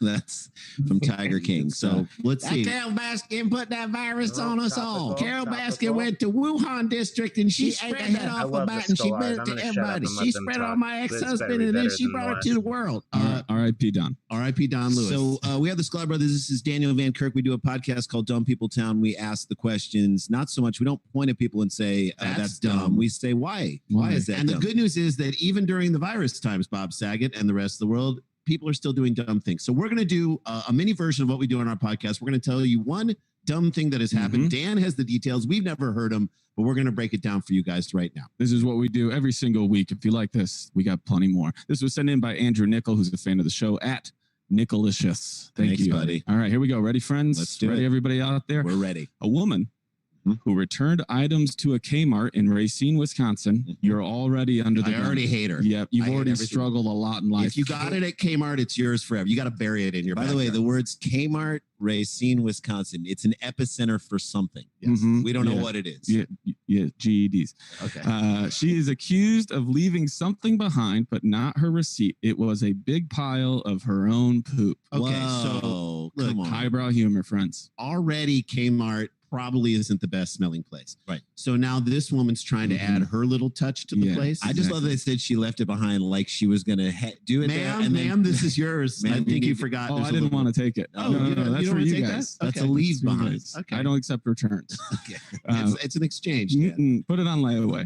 All right, ready? Melissa Jacobson was arrested on Monday after she allegedly snuck behind a store cash register and defecated in a box of security tags. I hope they went off. The journaltimes.com reports. Also, if you can sneak into near the cash registers That's and take a unbelievable. dump, that's on Kmart. That is. Who's watching this? You can get that close to the cash register. Right, because you're literally at the front of the store. No one's watching the front of the store. I understand what happens back in maternity is that stays What there. happens in maternity stays in maternity and then grows up to work at Kmart. But at the front of the store, yeah, that's on Kmart. That is. Who's like someone Ma'am, no, I'm good. Ma'am, why are you Ma'am, crouching? Are you doing CrossFit, ma'am? Ma'am, why are you crouching? Why is she so low? I'm gonna work this register. If that she said that you'd see at Kmart, you're like, go ahead. I tried to talk to her. It looks like she's smiling at me. She's bearing Her down. face is very red. She's bearing down. Just a minute, Melissa. She does that strained talk. Yeah, exactly. So Melissa Jacobson, she gets behind a store cash register, defecates in a box of Sure. security tags. Sure. Security footage showed the woman, who authorities later identified as Jacobson, answering Nature's call around 10:22 a.m. A.m. How it couldn't have been. Dan, she's that been long. partying all night into the morning. This is more of an all night thing than a morning thing. This is her meth like her meth party started about 11 the night. This to me is a Thursday for Dennis Rodman. Also, I'm just gonna say that right when does Kmart open? They can't open much before 10, right? You're 22 minutes into your workday and you got someone shitting on the tags. I got 3 irregular shirts. They're over there. I'll just go ahead and ring me up. I got to do one more thing. Dan, if you told me that Kmart was open 21 hours a day, I would be like, yep. Okay. Yeah, that makes sense. That's true. I would too. I buy that. Kmart, I'd buy that. The footage also showed her reaching for paper towels beneath the counter, so she knew where she was going. She did. When she was done. How good are these cameras? Dan, do they not have a bathroom in Kmart? Because I know 7-Eleven does not have a bathroom. You're not allowed to go in the bathroom. Right. But Kmart, you should be allowed to go use a bathroom. Well, I think some people would say you can go wherever you like. It's like the You woods. could use bathrooms at places. Kmart is the woods of retail shopping. There Let's you go. be honest. Yep. Wipe with what you got. So she grabs her paper towels beneath the counter when she's done. Then this is what I love. This is one wrinkle. She rung up 3 customers and then close. She punched back in for work. Then she went back to the customer service desk, which means she started at the customer service desk. So she was waiting to return or do an exchange or a layaway payment. I get frustrated when I'm in line for a long time. And I want to go take a dump on something, but I don't. You don't. Right, you don't. There's something in my mind that says there has to be something in your brain that says don't do this. Jacobson, that's Melissa if you're nasty, completed her return and exited the retailer. And her exchange. She went through the whole process. How are you doing today? You just want to return this? Good. Yeah, there was something back there, but I left it. Man, you look footloose and fancy free. You look lighter on your feet now since the first time you came up to this desk. According to footage, Jacobson was wearing a shirt. Sit tight, everybody. Cannot wait. This is it. According to footage, this is a real story. This is why this is in Dumb People Town. Melissa Jacobson was wearing a shirt with a dump truck on it. Birds dropping a load. No. Yes. So this is on brand. She's on brand. This is her MO. Okay. She comes down the street and it's like, here she comes. Every time she goes over to someone's house, everyone's like, keep an eye on her. Yeah, of course. Keep an eye on her. Well, I love that she's wearing a dropping a load shirt, proving the rule. Dress for the dump you're gonna take, not the one you have. Yes, and I'm telling you right now that it's hard for me. We want to bring it right back to we're comedians who work on the road. It's hard for me to take a dump in an airport. It's hard for me to take a dump even like backstage in the green room, because I'm like, all these people are going to be experienced. This woman out in the open. Is she wild. a hero? Did you say in the wild? Yeah, man? it's Kmart. Kmart is the wild. Okay, so she has a dump truck shirt on that says dropping a load. Who looks down on who, Dan? Does Kmart look down on Walmart, or does Walmart look down on Kmart? Walmart looks down on Kmart. Walmart does. Come to Rochelle, Illinois. We'll tell you. All right. Okay. By 12:50 p.m., we're early in the day still. Employees started noticing the strange odor around the register. And Carol, is that you? And discovered the quote. This is the article being funny. Poo Light special. Nope. No. In the box. No. Why? This is where you got to cut. As a journalist, and I'm saying journalist lightly, you can't go for that. You can't do a Poo Light special. The box was covered in her defecation and also soaked in urine. So she had a twofer. Okay, good. Just getting everything out. Taking care of all business. At that point, officers were called to the scene. 911, what's your emergency? We got poop all over down here at the Kmart. Well, they're like, what makes this different than any other day in Kmart? And then my thing is, which do you think is worse? If a woman takes a dump near a register at Kmart, or if she takes out a check? And it's like, I got to write a check for this. People behind me are like, can you just go dump somewhere rather than right over there? Please take a dump. Exactly. But I just imagine that 911 call of just some Wisconsin guy in overalls. Well, she's up here and she's pooping everywhere. You guys got to get down here. I know that we're north of you, but I'm saying down, like, get down here and fix her. It's Stephen Avery's dad. It's Stephen Avery. Stephen Avery from Making a Murder. It's his dad. His dad. You took my boy. You took him. I'm trying to work at the Kmart, and you come in here and protect the truth with your poop. She came down here. She tried to mask it. I'm trying to eat a fish fillet, and I can't stomach it because of the smell. How many people? Dan, when you do that character and he's sort of crying. You took my boy, and I can't take it no more. All right. Okay, we got to get through this. All right, let's get through it. I hope people like it as half as much as we do. Okay, so the police, they get her address from the form she used when she returned the merchandise. Yes, of all sorts. Smart. She's leaving a trail. When they went to the house, literally, they met a woman who identified herself as Melissa Jacobson. What shirt was she wearing? Are you Melissa Jacobson? You want to fight? That's how she greets people. She's like, let's take it outside. A switchblade comes up. Who wants to know? A switchblade. Let's take it into a Kmart. Okay. She identifies herself at Melissa Jacobson at the address they went to from the form she filled out at Kmart. Not a great plan. No. She was wearing the same pants, tennis shoes, and the drop and a load shirt seen on surveillance footage. Right. Just change when you go home. I know. I know.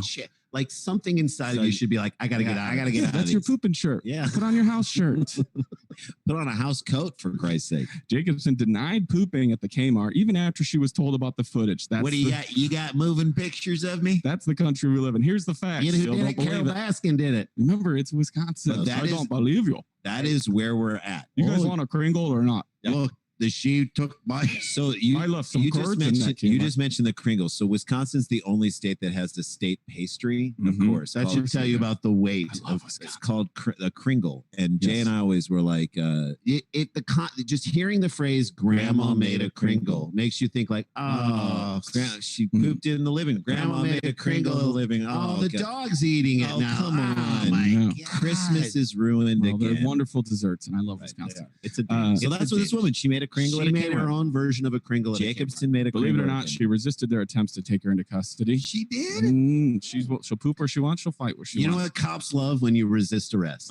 They love that. We're going to start wrapping this up because Jacobson was charged with 3 misdemeanor charges of disorderly conduct, resisting an officer, and obstructing an officer, according to the Journal-Times. Criminal mischief. She is free on a $500 bond and is scheduled for an April 30th pretrial conference, but the Smoking Gun notes that part of her bond condition is a big but. Requires her to have no contact Kmart, as though it's a person. I mean, don't call Kmart anymore. Don't even be in the parking lot. Don't text drive Kmart by and let her know that you're out there. We will get out of here on this, my friends, very quickly. How old do you think Melissa Jacobson is? If you're watching this play wherever you are, just Bob, shout at your TV. Give us your guess when we come back to you. I want to know what you thought. How old Melissa Jacobson was? This is the woman who still wears T-shirts. Okay. So I'm going to put her at 37. 37. This to me is an older gal. She's 63. All right, 63. Bob, I don't know if we'll get to talk to you again, but tell us when you come back. I would say 49. Okay. 49. Right, so she's still in her prime. All right. Okay, good. I will tell you guys this. One of you is exactly right. Now we get to play the game, Bob. Who do we think is exactly right? Who do you think is right? Bob, do you think you were right? 49. I'm 37 and Randy's 63. Who do you think's right? Price is Right. It is. Yeah. This is One the of you poop. got Who do it you right think's on. right, I Bob? don't know.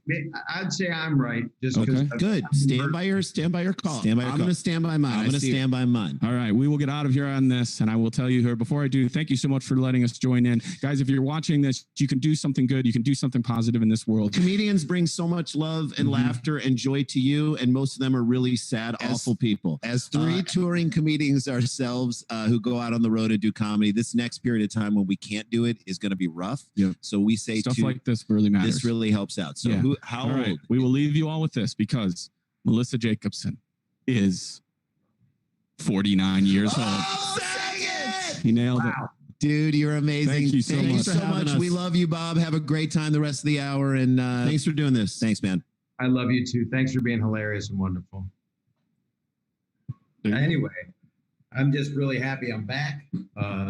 Something kind of hot about doing this. I have to give some real kudos to a few people. Steve Harvey is a big sponsor of this. Steve Harvey helped us so much, as did Access TV. They're just fantastic. And I also want to thank the Sklar brothers, plus their sad only child, Daniel Van Kirk. But all of our sponsors, this would not be possible if it wasn't for them. So again, Steve Harvey, an old friend, because we all started up together. Access TV, which is a great place to go because we're going to be watching a lot of TV. And now I'm going to tell you about something about another partner that you all should have, because we need another partner, but they can't come over. We are grateful to our partner Stamps.com, and they are committed to bring the funny to you. And I'm not just reading this. I'm staring and trying to read it. Okay, Stamps.com has been a proud sponsor of the comedy community for nearly a decade now, and we're thrilled that they're sponsoring this event to help our fellow comedians. Stamps.com, I'm not going to be their spokesperson after this, brings all the services of U.S. Postal Service right to your computer in the safety and comfort of your own home office or anywhere else you are hunkering down right now. And whether you're trying to figure out ways to conduct business remotely or just looking to save money on mailing and shipping costs, Stamps.com can handle it. They put together a special offer for this event that includes a 4-week trial which is shorter than most people's trials. And they also give you a 4-week trial plus free postage and a digital scale with no long-term commitments.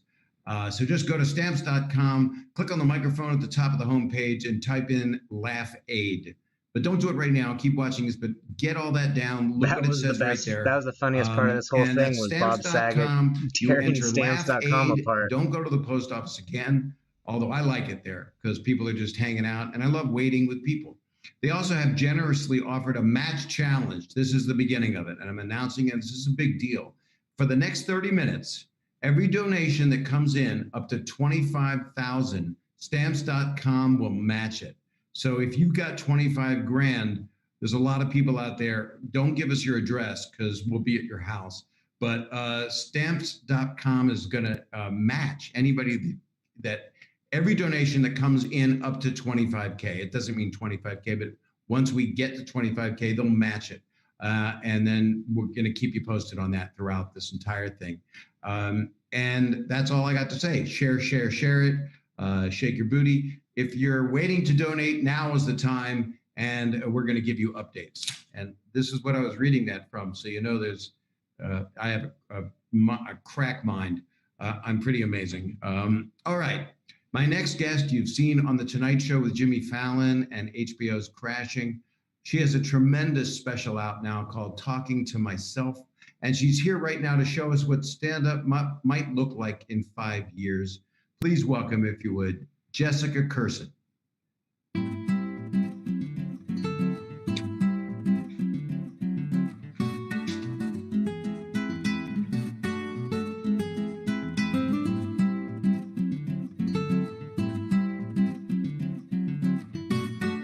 I used to play theaters, even arenas. This is how it is now. I have no money, no family, nothing. I'm just living in the woods with a marshmallow and a camera. Anyone here from Florida? Great.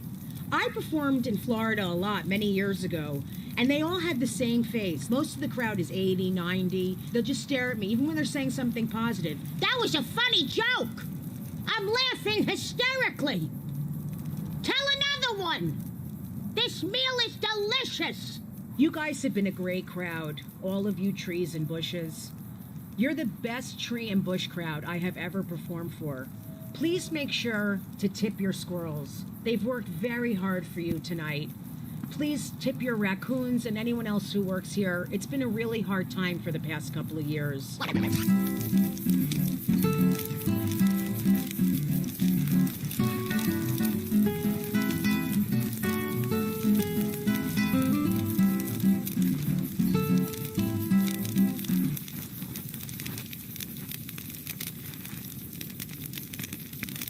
She looks like Daisy.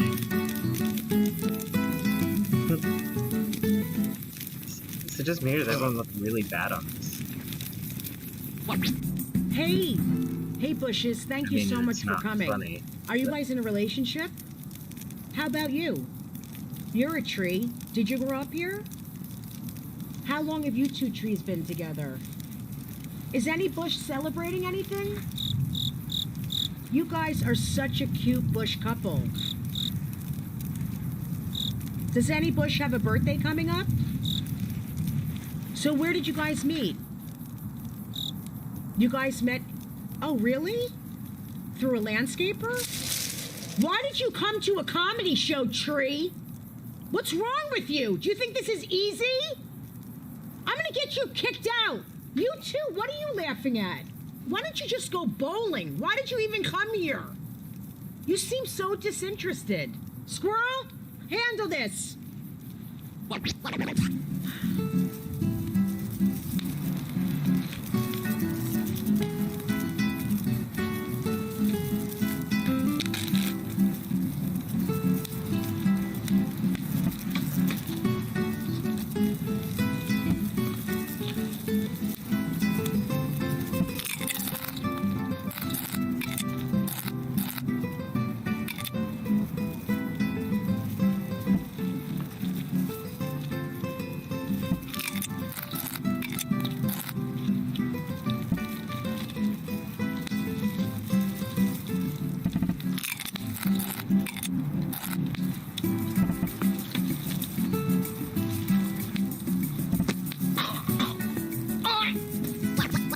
you have a great laugh. Did you always have that laugh? It's really... What an amazing laugh. Do you sound like that when you're having sex? That feels great. My trees and my bushes, my trees and my bushes, my tree and my bushes.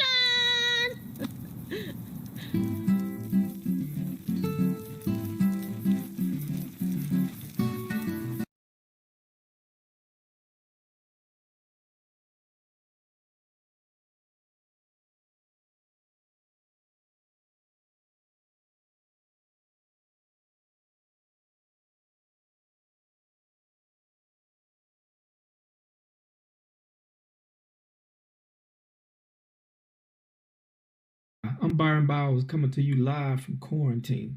Here to talk about an organization called ComedyGivesBack.com. If you have any change for the price of a small beer, please donate to them. That keeps comics fed so we can continue to give you laughter, because we're not allowed to travel the country right now and work and do things that we need to do to earn an income. So keep us from starving, and if you donate, it'll keep us from posting bullshit funny videos online that suck. So donate. ComedyGivesBack.com. And please, wash your motherfucking hands.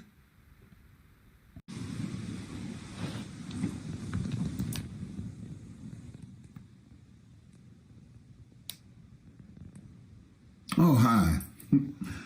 I'm Deon Cole. You probably recognize me from when I just said I'm Deon Cole. We would like to give our condolences to all the people who lost a loved one in this pandemic. Also, give a shout out to all the doctors and nurses that's on the front lines. Also, I want to give a shout out to people who are helping flatten the curve by staying home and not spreading this virus. And when you're at home, you have to do certain things in order to keep your sanity or whatever. And what I've been doing is making bracelets. That's right. Being a gangster from the south side of Chicago, I didn't even know I had this gift in me to make this. It just so happens that when you're alone, ain't no telling what you can do. You don't know till you know. Look, I got all kind of bracelets here. It's nice. Necklaces, everything. I also even have an easy scratch. That's right. It's a tool you can scratch your hair if you have braids and twists and you don't want to mess them up. You just use this and scratch your hair with it. That's right. Go to easy-scratch.com to pick it up. I'm telling you, man, I didn't even know that I had this kind of stuff in me. These bracelets, the leather quality is amazing. The hardware is amazing. But I didn't make these. I bought them. I lied in order to make you laugh. Ain't that right, Chase? That's my roommate, Chase. He moved in after the pandemic. And we've been having really good fun. Absolutely. I mean, he laughs at my jokes. He's been really keeping me company. Oh, stop it, man. Every time I do an interview, he tries to jump in or whatever. But we've been good, and we've been safe, and we've been taking care of ourselves. And so we want you all to do the same. All right? So in this pandemic, find something to do. Hobby, anything, in order to keep your sanity, all right? I'm Deon Cole. And that's Chase. Take it easy, everybody.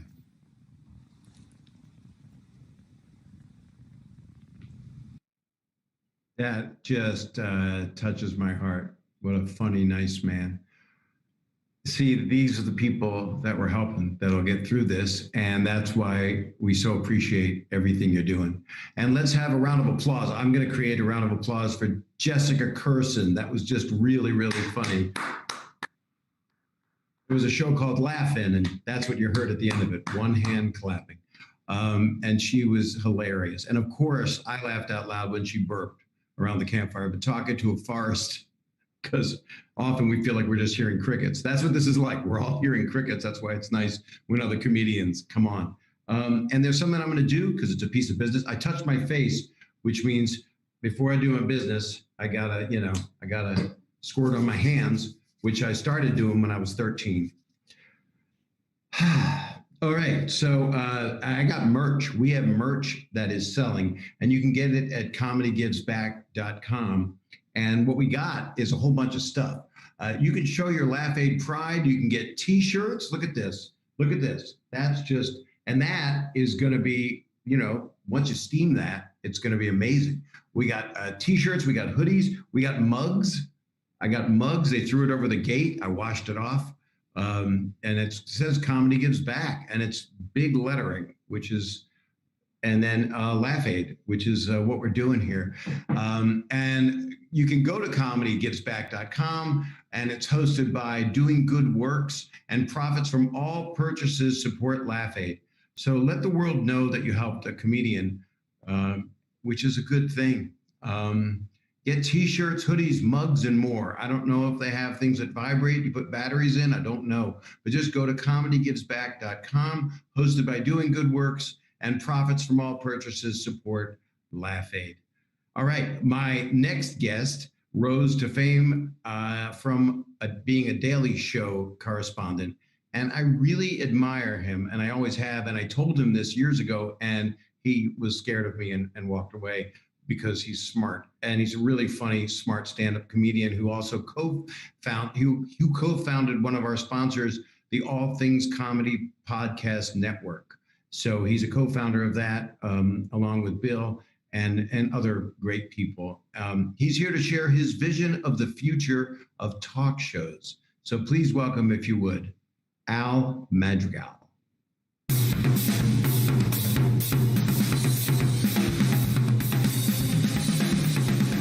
Coming to you from a cleaned-out Whole Foods in a major metropolitan area, making sure to stay 6 feet away, it's The Last Show with the ATC Apocalypse Band and absolutely no guest to speak of. Here's your host, who's also his own announcer and cameraman, Al Madrigal! Hey everyone, I'm Al Madrigal, and here are some jokes. People stuck at home are making their own face masks. Now for the virus, they just can't stand to look at each other anymore. Here, put this on. It could save your life. With events canceled from coronavirus, NASCAR drivers have switched over to computer-simulated racing. This is excellent news for the 4 NASCAR fans that own computers. CDC Dr. Anthony Fauci is now being celebrated, and this is true, as one of the sexiest men alive. But to be fair, the number of men that are alive is plummeting every day. Joe Biden says that if elected, he'll put a black woman on the Supreme Court. Yep, and he'll do it just to smell her weave. During a briefing that was supposed to be about coronavirus, Trump bragged that he was #1 on Facebook. I guess no one on his staff had the heart to tell him he was actually a distant second behind a gay, polygamous, gun-toting meth head with 200 tigers. Speaking of Facebook, they are deleting posts that have false claims about COVID-19. However, if the post is from a Russian bot telling you to vote for COVID-19, those are cool. Florida's governor finally issued a stay-at-home order, but people in Florida can still go out for essential business like smoking meth and throwing an alligator through a Wendy's drive-thru window. Doctors have been saying for months that people with no symptoms can still spread the virus. We all know this. But the governor of Georgia said he just found that out this week. He said someone told him last night at a Toby Keith concert. Some states are letting non-violent criminals out of jails to protect their health. Hey, Amazon workers, even jails are giving out sick days. The Democrats are moving their convention to August, and Republicans are moving theirs to Mar-a-Lago because, and I quote, fuck it at this point. With everyone hunkered down at home, pandemic movies like Outbreak and Contagion have become streaming favorites, which is kind of like being in the middle of getting murdered and then turning on a true crime doc. Oh, you think this is a stabbing? I'll show you a stabbing. Doctors say the virus hits men harder than women. To which Sean Connery said, "You and me both, virus." You know things are bad when you're watching Mad Max Fury Road and you think, at least they can go outside, there isn't a mask shortage, plus that fucker with the flaming guitars and going live on Instagram every day at 6 p.m. With call centers around the world shut down, you might have noticed you're also getting a lot of fewer robocalls than you used to. Great. During the one time we'd literally talk to anyone. A man who survived the Holocaust and Spanish flu has just survived COVID-19. However, after seeing his great-granddaughter's TikTok, he said, please, please, just let me die. And finally, More than 40 spring breakers who ignored travel warnings have come down with the virus. They also have COVID-19. Thank you, Comedy Gives Back. There are so many comedians that are out of work, living paycheck to paycheck, underpaid as it is. Comedy, like the United States, has a shrinking middle class, and the money that you donate goes directly to those in need. Appreciate all your help. Donate what you can. Thank you for watching, and back to you, Bobby. Thank you, Al. You are really special, and your home is gorgeous. It looks very safe. And thanks for doing that. That was really, that was fun. I like him a lot. Want to keep this just between us, just the entire world. All right. My next guest started his career as a stand-up comedian and was named one of Comedy Central's 100 funniest stand-ups. You probably know him. First thing, he's a real genuine friend of mine. We started together. I love him. You all do. You know him from big movies, but I did a movie with him where I directed him in a movie called Benjamin. And I said, hey, Kevin, could you stand over? He says, I've done 80 movies. He just kept saying, I've done 80 movies, which means don't tell me where to stand and just he's just a brilliant actor. You know him from The Usual Suspects and A Few Good Men, the movie. And he's currently one of the stars of one of my favorite shows on the earth, the Emmy-winning Marvelous Mrs. Maisel. Please welcome my friend, Kevin Pollak. Please be seated. Thank you, everybody. How are you? Kicking life square in the nuts so far. Kevin You know, Pollak. it's a day-by-day thing. It's here to save the day. You're controlling all the valves and moving parts here, or the producers are? The producers are. And, Okay. and it just switched to Zoom, which is not one of our sponsors. So am I. So you look good. You look Called really out. Thank you. It would mean so much more if you They had hadn't to said it switch to to every Zoom. person prior to this. No, I didn't say that we were friends, and they told me I've done 80 movies. No, that I yelled, I've done 80 movies. That was also very helpful to me. To have my efforts to help you thrown back in my face. It's fine. Never. I will always be here for you. Can I give thanks to my better half? And she got this from Colin Hanks, who has a handkerchief company, Hanks Kerchief. You should check that out.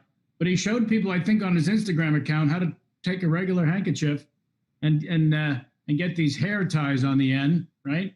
And then you do this kind of thing, so you don't have to use valuable actual face masks that the doctors need. You see what I'm saying? Brilliant. It's brilliant. He gets all the credit. Also, I'm wearing 2 condoms right now. Is that okay? Are they on your penis? Is what I'm saying. Okay. Question for you. I've known you forever. You are an amazing, I don't want to call you an impressionist. You become people. Because I don't paint? Yes. Now, here's a question for you. And I want you to go into some of your characters because you're so funny. And I'm asking you as a favor. Are we taking calls? Yeah, they're coming in now. Yeah, we're going to check the tote in a minute. And every time we see Anthony Fauci standing next to the president, we worry about Anthony Fauci. We want him to be well. If anything, God forbid, it's not going to happen. But if anything ever did possibly happen, who would you pick? This is a nice question, isn't it? Who would you pick to replace Tony Fauci, Kevin? First of all, let me just say it baffles my mind that you've never hosted a talk show before with that kind of a setup and flawless segue. I mean, it really was mouthwatering. Thank you. Fauci is, I feel like Fauci could absolutely run for president and win on a slam dunk, because every time the president steps up and says, we're going to be fine, everything's great, we got the best virus, Fauci steps in and talks a straight truth, and it's just kind of beautiful seconds later to go, no, let's stop with the shutting. We're going to come back by Easter. Can we stop with the I want to be in church? It's great. And also the Italian swagger a little bit. And he's 78. It's kind of beautiful. Regardless of what side of the aisle you happen to squat in. I'm hoping that Fauci is around till the end of time. Yes. But I think the premise of your question in this bit was, what if something happened to him? I think so. Okay. There was a question in there, and you kind of added it into the. You made the question for me. Thank you. Sure. Who would you want to replace him? I felt ultimately the setup would be funnier than the payoff, so I just thought I would reiterate the setup. I didn't write the setup. Right, and I'm supposed to pay it off. Well, I think the idea was that Christopher Walken could step in at a moment's notice. Excuse me, Mr. Smallhands, your presidentness. Let me take it from here. These are all good questions that you have. Basically, the answer is stay inside, you dumb fucks. What are you doing? Go back indoors, close the door, lock it. You won't have to wash your hands unless you do. But stay inside. That's it. Everybody wins. Stop pretending you have a life outside your home. You don't. Something like that. Chris, where are you staying? Where are you in isolation? I'm in the kitchen most of the time, Robert. Thanks for asking. I enjoy cooking. I like a nice chicken. I like to make the chicken dance. I'm a hoofer at heart. I kick it old school. Then I like to yell at the chicken, dance, chicken, dance. Yeah. All right, this is my next panel question. Sure. I know that you worked with Martin Scorsese, which I did. Must have been super cool, right? It was amazing, but between us, my favorite part was De Niro and Pesci and Sharon Stone. Everybody, it was written by Nick Pileggi, the guys who were Goodfellas. But my favorite part was that Don Rickles is in the movie, and to watch Don, you knew him well, go after De Niro in front of the entire crew and cast in the middle of a take. De Niro standing next to him, acting brilliantly, and Rickles is standing. This is pretty much what Rickles does the whole movie. And De Niro's acting brilliantly, and right in the middle of the take, Rickles would say, "Is that the way you're going to do it? Like that?" No, you got the awards. I'm sure you know what you're doing. Go ahead. Yeah, and so that was my favorite. That's Casino. And did you have any? I can't remember the movie right now because I'm doing this. Did you have scenes with Don? Because Don and I loved him so much. We all did. Just I set my timer. Our time's up. Just that Are the eggs ready? There was a wedding scene that everybody was in. We didn't have any dialogue together, but I loved him madly. You were kind enough to mention Maisel. I had a question for you. So when you receive these awards, they give you one of the awards that night, and then they send you the plaque to adhese later. And when you have just one, it made sense to put it in the front. But for the second one, I was hoping you would agree with me, also one of the great asses of all awards times, that it was clever or acceptable to adhese the plaque on the backside. Thoughts? My first thought is that would be the ultimate body because you don't need toilet paper. Your ass is welded shut. As it were. As it would be. I have a big question for you. Because I love Maisel, okay? Sure. Did you ever expect it to be the hit that it is? No, I expected all the Jews to watch. And not the rest of the world. It really is ridiculous and silly, which is why I put the plaque on the fella's ass. The whole thing is completely absurd. And listen, I want to do a shout out, not just to support comedians before I go. You text to the number 707070, and then you write in the text space Laugh Aid, and then they'll tell you how to donate. Please do that. But I've also been posting these daily videos to a link that Rob Corddry sent me. He's in your film, of course, Benjamin, that we all had fun doing. And so every day I've been shooting these little videos just for healthcare professionals, just to kind of cheer them up and tell them jokes and on a daily basis. And I want to give all the love there is possible to the healthcare professionals. They're on the front line saving lives and have a lot more courage than I will ever have in my lifetime. So much love to them. Well, I love you, Bravo. Kevin. You too, pal. Bravo. And I guess this means you won't try to teach me to do a Highlight Jason of the night Statham. right there. Jason Statham, the British bullet head. Well, I think I was supposed to do Until Bob Saget came back on. Casino Scorsese thing was leading to my review of The Irishman. I enjoyed the film. Part of me feels like he's still watching it. Pack a lunch. It's a long picture. Watching De Niro, Pesci, and Pacino. At some point, I felt like I was watching three old guys who couldn't find their keys. I can't find my keys. Where are they? They must be here somewhere. I had him on me before. I don't know. It's the question. McConaughey said, get the Lincoln. I got the question. This fucking guy with the fucking keys, Bob, something. That's the bit. And what about Jason Statham? What about Jason Statham? Teach me how to do an impression of him. What is it? Okay, yeah, sure, I can do that. I will say, though, the pandemic is reminding me that I had an uncle who was a faith healer. There's a lot of talk about people relying on faith healers. As a Jewish faith healer, of course, he did things a little differently. He would heal people by comparing his illnesses to theirs. You have a sprained ankle, I see. Well, I have a growth on my colon the size of your face. How do you feel now, Mr. Ankle? So Jason Statham, I had a book out a few years ago, like yourself. I chose a different title than yours. It felt right. Mine's called How I Slept My Way to the Middle. And not just a funny title, and technically still available on Amazon. But I was on the book tour, as you did, I'm sure. And I was following Jason Statham on all the morning talk shows because he had a new movie out at the time, because he hadn't had a new movie out for 6 weeks. So invariably, after he left and I came on, the hostess or host would say, you do impressions. Jason Statham was just here. Do you do Jason Statham? And after a while, you start to feel like an asshole if you can't do Jason Statham. So I had to teach myself how to do this. And then I realized I could teach others, because I ended up doing it on the Today Show during the book tour, but he wasn't even on that episode. I just brought up that I could do Jason Statham, make fun of the British bullet head, I said. I can say that because he's not here. Absolutely. And then after the show, I got very, very nervous that I was going to get that phone call at 4 o'clock in the morning. Do you know who I am? Do you fucking know who I am? Well, why don't I tell you, mate? I'm the bloke from about your little fucking high. Do you know what I mean? Do you fucking know what I mean? So he says 6 words, I realize, faster than any human being on the planet.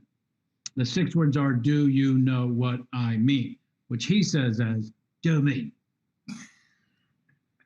If I put you in that chair, you'd be dead in 30 seconds. Do you know what I mean? Did you say chow mein? It's not like you said chow mein. I heard chow mein. I got the chair part, but you lost me at the end. You just say the name Joe and the word mean, and you've turned 6 words into 2 syllables, and you got your Jason Statham. Joe mean. So when you're having your Passovers on Zoom and your Easters on Zoom, and you've hidden the eggs, by the way, I hid the Afikoman behind you. I need $1. We could whip out, as it were, your Jason Statham, or whatever you call it, and you're welcome. Much love to you, Bob, and all the comedians out there who could greatly benefit, had their lives ripped out from under them. Believe me, I'm supposed to go back to work in June on season 4 of Maisel. And, if it takes a year to go back to work, I, too, am going to have a telethon in your front yard, Bob, because if I had your money, I'd set mine on fire. We put it in a moat. Yes, please. I'll swim through. I love you, Kevin. Okay, you too, pal. Keep up the great work. You will. You too. Kevin Pollak, everybody, with his mask from Colin Hanks, who's also a sweetheart. And it's beautiful. It looks like you're smiling. Everybody applaud for Kevin Pollak, no matter where you are. Do it now. And also, Kevin, if his mouth wasn't covered, he would tell you to go to comedygivesback.com and give as much as you can. So that was Kevin Pollak. And I hear thunderous applause. Kevin, you can hear it, right? Well, it's finally they switched off of him because I think someone couldn't get the thing to switch, or maybe someone's missing a finger. And that could happen. Maybe they were a deli clerk like me. So please do go to comedygivesback.com. It has everything you need to know on how to donate.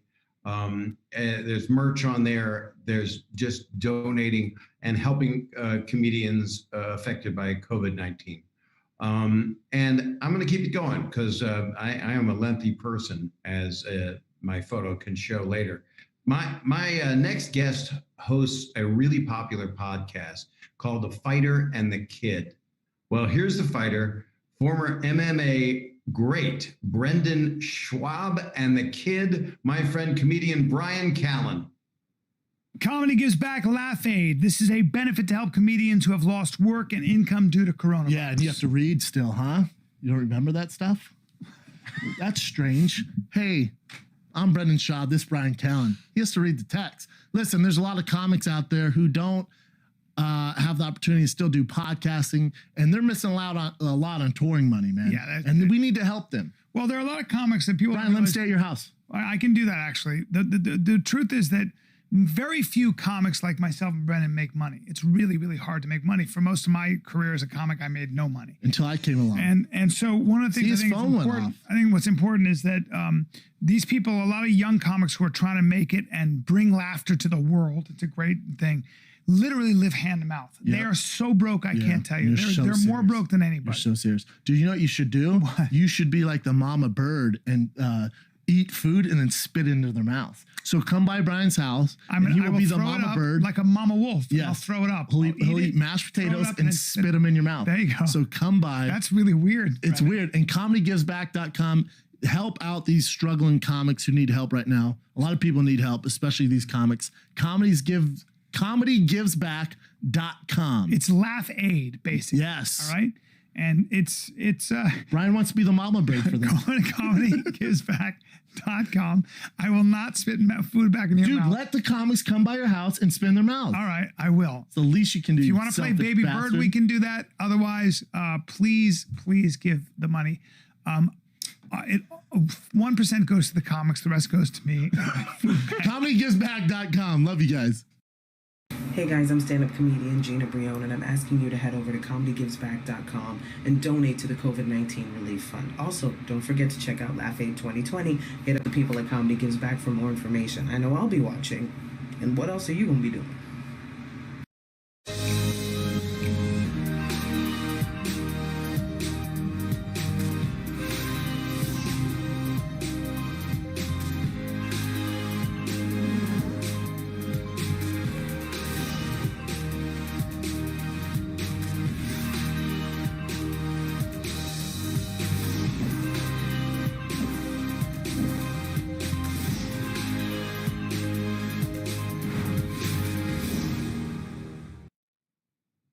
All right.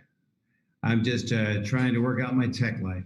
I'm really excited because I want to thank some people. That's two separate thoughts. I'm really excited. I am wearing pants, by the way. I just want you to see that I got pants. Well, you couldn't see. Oh my God, my penis caught in the chair. Okay, I want to thank people that put this thing together. Amber J. Lawson, Jody Lieberman, and Zoe Friedman, who I've known so long, are the founders of Comedy Gives Back. And Comedy Gives Back is an organization that creates a safety net for stand-up comedians in need. And please welcome them right now. All right. I guess we're not welcoming them. So that, thank them. I think, please thank them right now. Oh, I'm thanking them. I'm thanking Amber J. Lawson, Jody Lieberman, and Zoe Friedman. None of this has been proved. And these are right off of my phone because this is a crack staff, but enough about what they're doing right now. We have a total right now that I'm going to tell you about.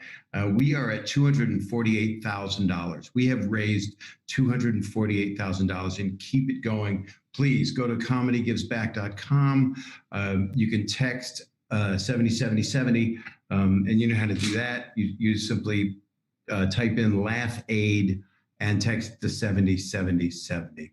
I also would be amiss if I was one, but I also want to thank Brendan and Brian. They're really funny, and they were incredibly short, but they were really funny. And Brian and I know each other a long time, and he can do abs using his buttocks. I don't know how he does it. He just, anyway, we're going to move forward. Here we go.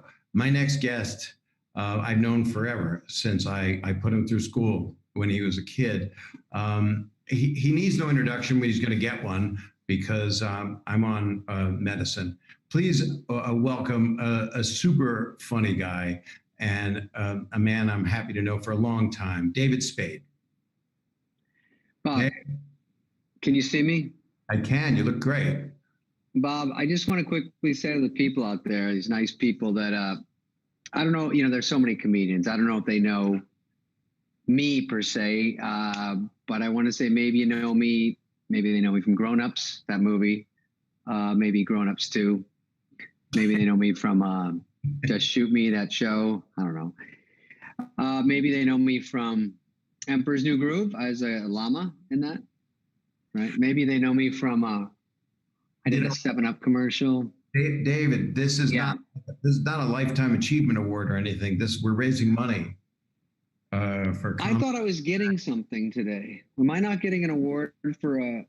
I'm not getting an award. No. This is a benefit that we're doing to raise money for comics affected by COVID-19. That's what this is. Is it coronavirus or is it COVID-19? That's just no. I'm having fun with it. It's not funny. My laugh at that was inappropriate. It was. You're a fucking asshole, and it was a test to see what a dick you are. And I won, and everyone's gonna come out and they're gonna attack you. No, I wasn't finished reading my resume. I've been in. I won the 6th grade spelling champ. No, 6th grade. Yeah, no one saw me in that. Any other awards or anything? I mean, it seems that's what it's a little award light lately, but I have a nomination for an Emmy that I made into a necklace like a rapper. It's been boring since this lockup. And last night, I'm out of movies. I watched it, Ford versus Predator. Stupid. So dumb. Oh my God, that's like Cowboys and Aliens. It is. And that guy go, how's the car going to win? And that's how they hooked me because car lost. And then I forgot. I don't even know if I know how to use chopsticks anymore, Bob. I mean, these are the things I think about at night. Now, see, this is where we cross the line, but that's what comedians do sometimes. You don't know what? Yeah, that's what I'm thinking. Is I have a pogo stick, and I go, what if I don't know how to do that anymore? Because it's been a while. Do you use that to be taller for a second? Like every couple seconds, you're taller? Bob, this was a fun bit, and then it turns into this. I apologize. and yes, that is the reason. So I do use a pogo stick, and then sometimes I put them in my each pant leg, and then I walk to the mall. I also, what was I going to tell you? Nothing. You know what? My bit to come on here was a little undercooked, but then I realized everyone's going a bit long, so maybe it's a blessing. Well, I have to ask you, how are you doing? And are you alone, or are you with someone that you care about? Are you safe? Yes, I have someone I care about, and I see her. She gives me a breather though, because I don't want to. I'm not fun all the time. Let's be honest. I'm better in pieces and bits, and I think you are too, in a weird way. But. Yeah, I talked to your wife. She just texted me. She said, help. I don't know. Didn't say anything else. That's interesting. I didn't give her your number. That's interesting because there's something called DM. No, it's Instagram. Robitussin is probably suing direct message. By the way, this is a great cause, and I'm going to drop my hilarious jokes now. I mean, they're hilarious, obviously, but I'm going to drop that. But just know that you crushed. I crushed. And please, can you get me a DVD of this? Oh, I'm going to put it on my demo reel. Oh, so I know that I just want to say to people watching that it's not all like this where it's flatlining. There's great people coming up. It's a great lineup. When comics are concerned, all the other comics, it's like a level playing field. Everyone just comes out of the woodwork and says, how can I help? What can we do? And I know you got a lot of great people coming up, and I just think it's cool. The comedy community, they all take care of each other. That's real sweet, David. And I wish you the best and stay safe and all that stuff. All right, Bob. I'll talk to you later. Bye. All right, mute me. Okay. Do me a favor. Do me a favor. Mute me. He did the right thing. David Spade. That was really nice. All right. I'm touched by this whole thing. I meant by my hand. That's the advantage of doing this. All right, my next guest is an all-time funny human, and I've known her. I keep saying I'm just a name-dropping asshole, but we comedians know each other and we stick together, and that's what David was getting at. That when there's a cause, Years ago, I did Comic Relief a bunch of times, and that was Robin Williams, Billy Crystal, and Whoopi Goldberg, and that was for the homeless. And this is a tough time. And so this is a specific group that we're helping, which is comedians that can't pay their rent, they can't afford to live, and everybody needs help. Every group needs help. And this program contains mature content. As soon as I come on screen, that's when they put that. So donate. Yes, text to Laugh Aid to 707070. Write in, text the Laugh Aid, and then hit it to 707070. So I was going on about someone that I love that's coming up now. She hosts her own podcast on starburns.com called Nobody Listens. Oh, it's not what it's called. It's called, no, I didn't want to give her name away yet. It's called Nobody Listens to Paula Poundstone.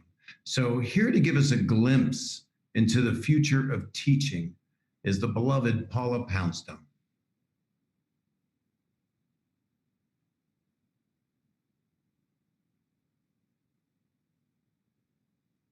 We're not going to Paula Poundstone. There's been a correction. We're going to go to, who would you like to go to? Because you could tell me. Daniel Slops? Oh, hey. How are you? Can you hear me? Danny? Oh. Can you hear me? Hi. How are you? I'm good. How are you? I'm good. I'm good. So where are you right now? I'm in New York right now, along with my two partners who are in Los Angeles. We're the founders of Comedy Gives Back. That was the hi, Zoe. Hi, Bob. That was the special welcome that Surprise! No, it's okay. I mean, it's a streaming thing, and this stuff happens. It's live, baby. It's live. It is as live as it This gets. might be like the best part of the show. So Bob Saget tell just us shuts about up and how lets you them came up talk. with this, and all of you, because you deserve huge kudos. Well, thank you. Yeah, we really are appreciative of you, Bob, and everybody who came to join us. So we're the three founders of Comedy Gives Back, and we are an organization that creates a safety net for stand-up comedians in need. We've been around since 2011, using comedy for good. And, you know, the comedians have no safety net. You know this, Bob. Your career has gone great, but there are people who are on the road, working colleges, live paycheck to paycheck, as Spade said, and all the rest. And, you know, we decided that there was no organization to help them. There's Music Cares for musicians and Actors Fund for actors. So we started Comedy Gives Back. And then who would have thought that a pandemic happened? And this is the greatest need that we could have ever encountered. So with the help of Starburns Audio and Brian Baldinger and Earwolf and All Things Comedy and Comedy Central, we put this together, starting with these podcast studios, and then grew to you and Spade and Fallon and Mandel and everybody. And we're so grateful because every community is hurting. Our whole economy is hurting, and comedians really need the safety net, just like every other community's taking care of their own. We're doing that with your help. So we're really grateful, and we're excited for the rest of the stream. A lot of surprise guests coming up, so stay tuned. And just a couple of shout outs, and then we'll let you get back to the funny. Thanks for the time. I thought that was pretty funny, actually. Aw. Amber J? Oh, sorry, go ahead. Any other shout outs? Any other shout outs, Zoe? Yeah, Amber J. I don't have the. Yes, sorry. Yes. So we want to give so much love and thanks to our production partner and the app that you can stream on, which is Laugh Lounge. If you haven't downloaded the app, it's the best viewing experience. Our broadcasting partners at Access TV, our huge donors at Amazon Prime Video and Stamps.com. My dog is so excited about it. And also, I want to give a shout out to all our content partners and our fiscal sponsor, which is Road to Artem, who has enabled us to take all these donations and enable our donation technology across platforms. It's amazing. It's amazing. Thank you. And here's to not having to do this again, so that in the future we're all able to be up and running and be in front of the public. And comedians that we're helping will rise to the top and become the stars of tomorrow and make a living and make people laugh, which is a gift. So thank you very much. Thank you, Bob. Thank you, Bob, for doing this. Oh, love you. Anything you want. You just tell me so. Thank you. Well, have fun. Thanks again. And I think you have, I think it's Jeff Ross and no. It is. So Paul Poundstone is not going to do it, but I did such a lovely intro for it. So I just wanted to shout out to Paula Poundstone. I love you. Nice credit on Paula. That's good. Here we go. We're going to move forward. I'm going to introduce the next people who are my friends. Thank you, ladies. Thank you so much. Thank you so much. Donate, everyone. Donate. That was Zoe Friedman. Now, I think it says it on your screen. I'm not sure what's going on. Not sure either. I don't know either. Well, I'm going to go. So someone should put me on the screen if you can. If I'm not on the screen, probably. Oh, I'm on. Okay, sorry. If I don't see something, it's ruined my life with YouPorn. Donate as much as you can and go to comedygivesback.com. I'm looking at my notes and I get to introduce two dear friends of mine that I love. They're just two of my favorite people as friends and as being hilarious and legendary New York comedians who recently teamed up. They both do their solo thing because they're stars in their own right, but they've teamed up on a national tour that it says it's selling out everywhere, but not right now. It's on a hold, as you know, but it will be selling out everywhere. You have to see them when we're all back. And I look for that day and I believe in that day. And so do these guys who were just born to make people laugh, and they do. Please welcome, if you would, Jeff Ross and Dave Attell. Hi. Jeff, you look great.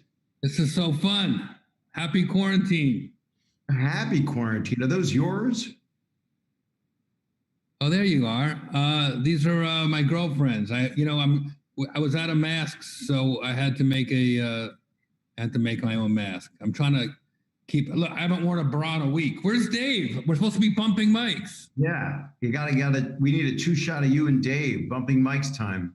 And then you get rid of me. I love you, Jeff. Great to see you, Bob. You're doing a great job hosting. I've been watching.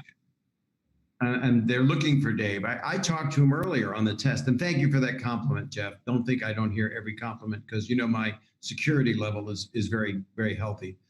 How have you been passing time in quarantine? Well, we just started watching the Crown, which is a British series. That's where I'm at right now. I finished, Tiger King, finished that sucker right away.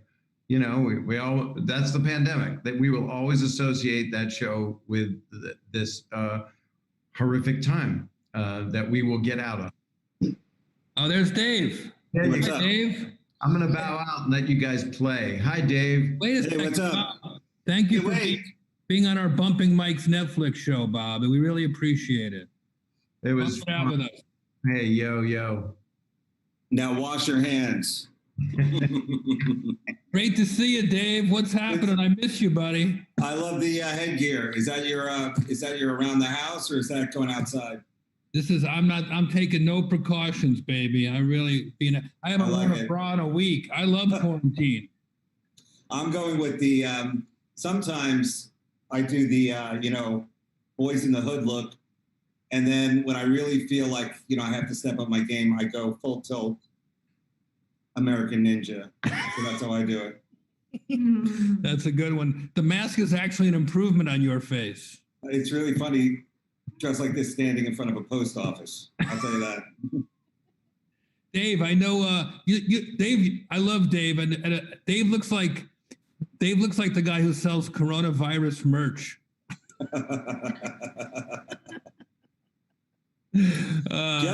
Dave looks like he plays Finders Keepers in a cemetery. Nice one. Jeff, I know you have to. Well, I guess you don't. Since you're dressed for Benihana's and they're closed, I guess. We still got it, buddy. It might be 3 time zones away and during a pandemic, but we still got it going.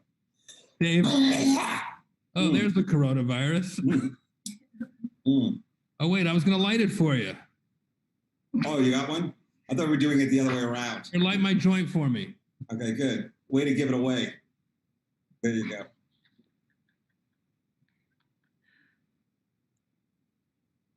Light it!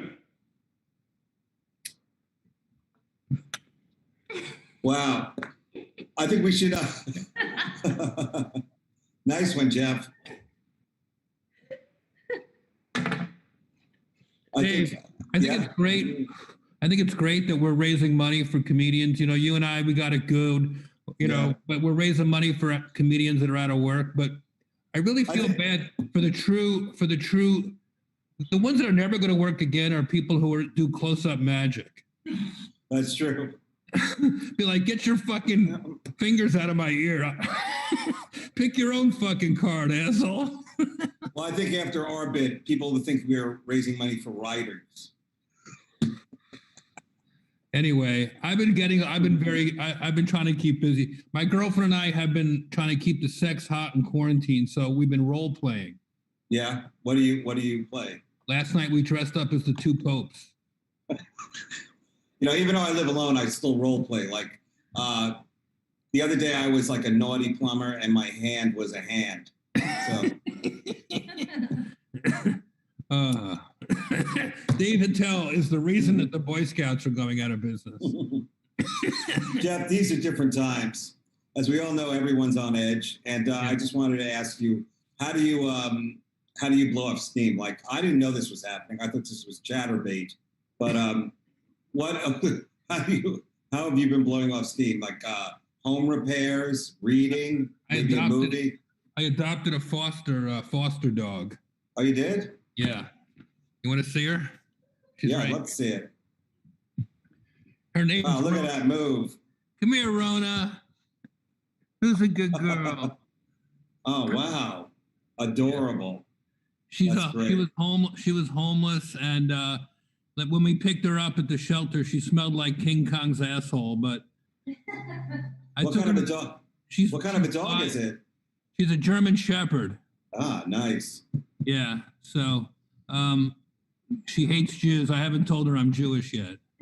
There she is. She's a good girl. I have to she's blind. So my buddy's like, you got to take her to the doggy ophthalmologist. I'm like, what am I getting fucking glasses? What does she need piano lessons too? She's a fucking dog. So she needs a dog to see where she's going. Is that what you're saying? What about you? Where have you been? What have you been doing to blow off steam? Well, you know, I think part of my job, and since this is about comedy, is to break out new talent. And I think I've come up with it. Jeff, I'd like you to meet the next big thing in comedy. Here we go. You ready, buddy? Yeah, I'm ready. All right, let's see it.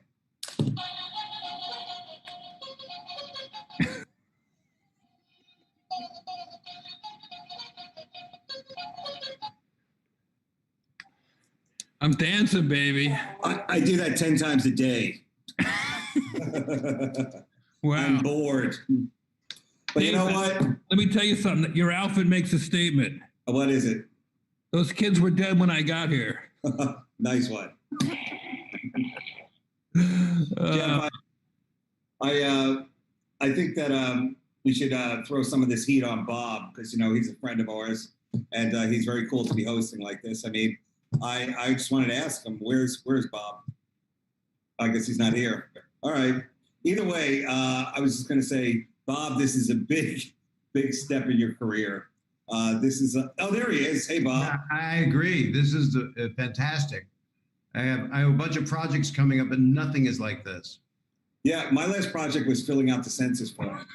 Did you do that online? I just want to say it's really fun seeing everybody.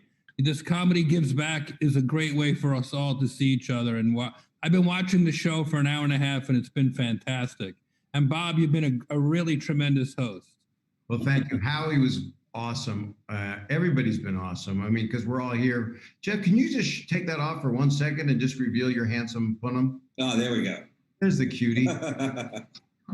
Well, So, thank Bob- you, guys. So, Bob, Yes, sir. I was going to ask you, you know, as both a father on and off the screen, any advice? Yeah, I would just say stay away from my daughters. Oh, okay. Well, you know, it's funny because Jeff and I, we've been emotionally distancing each other for years now. So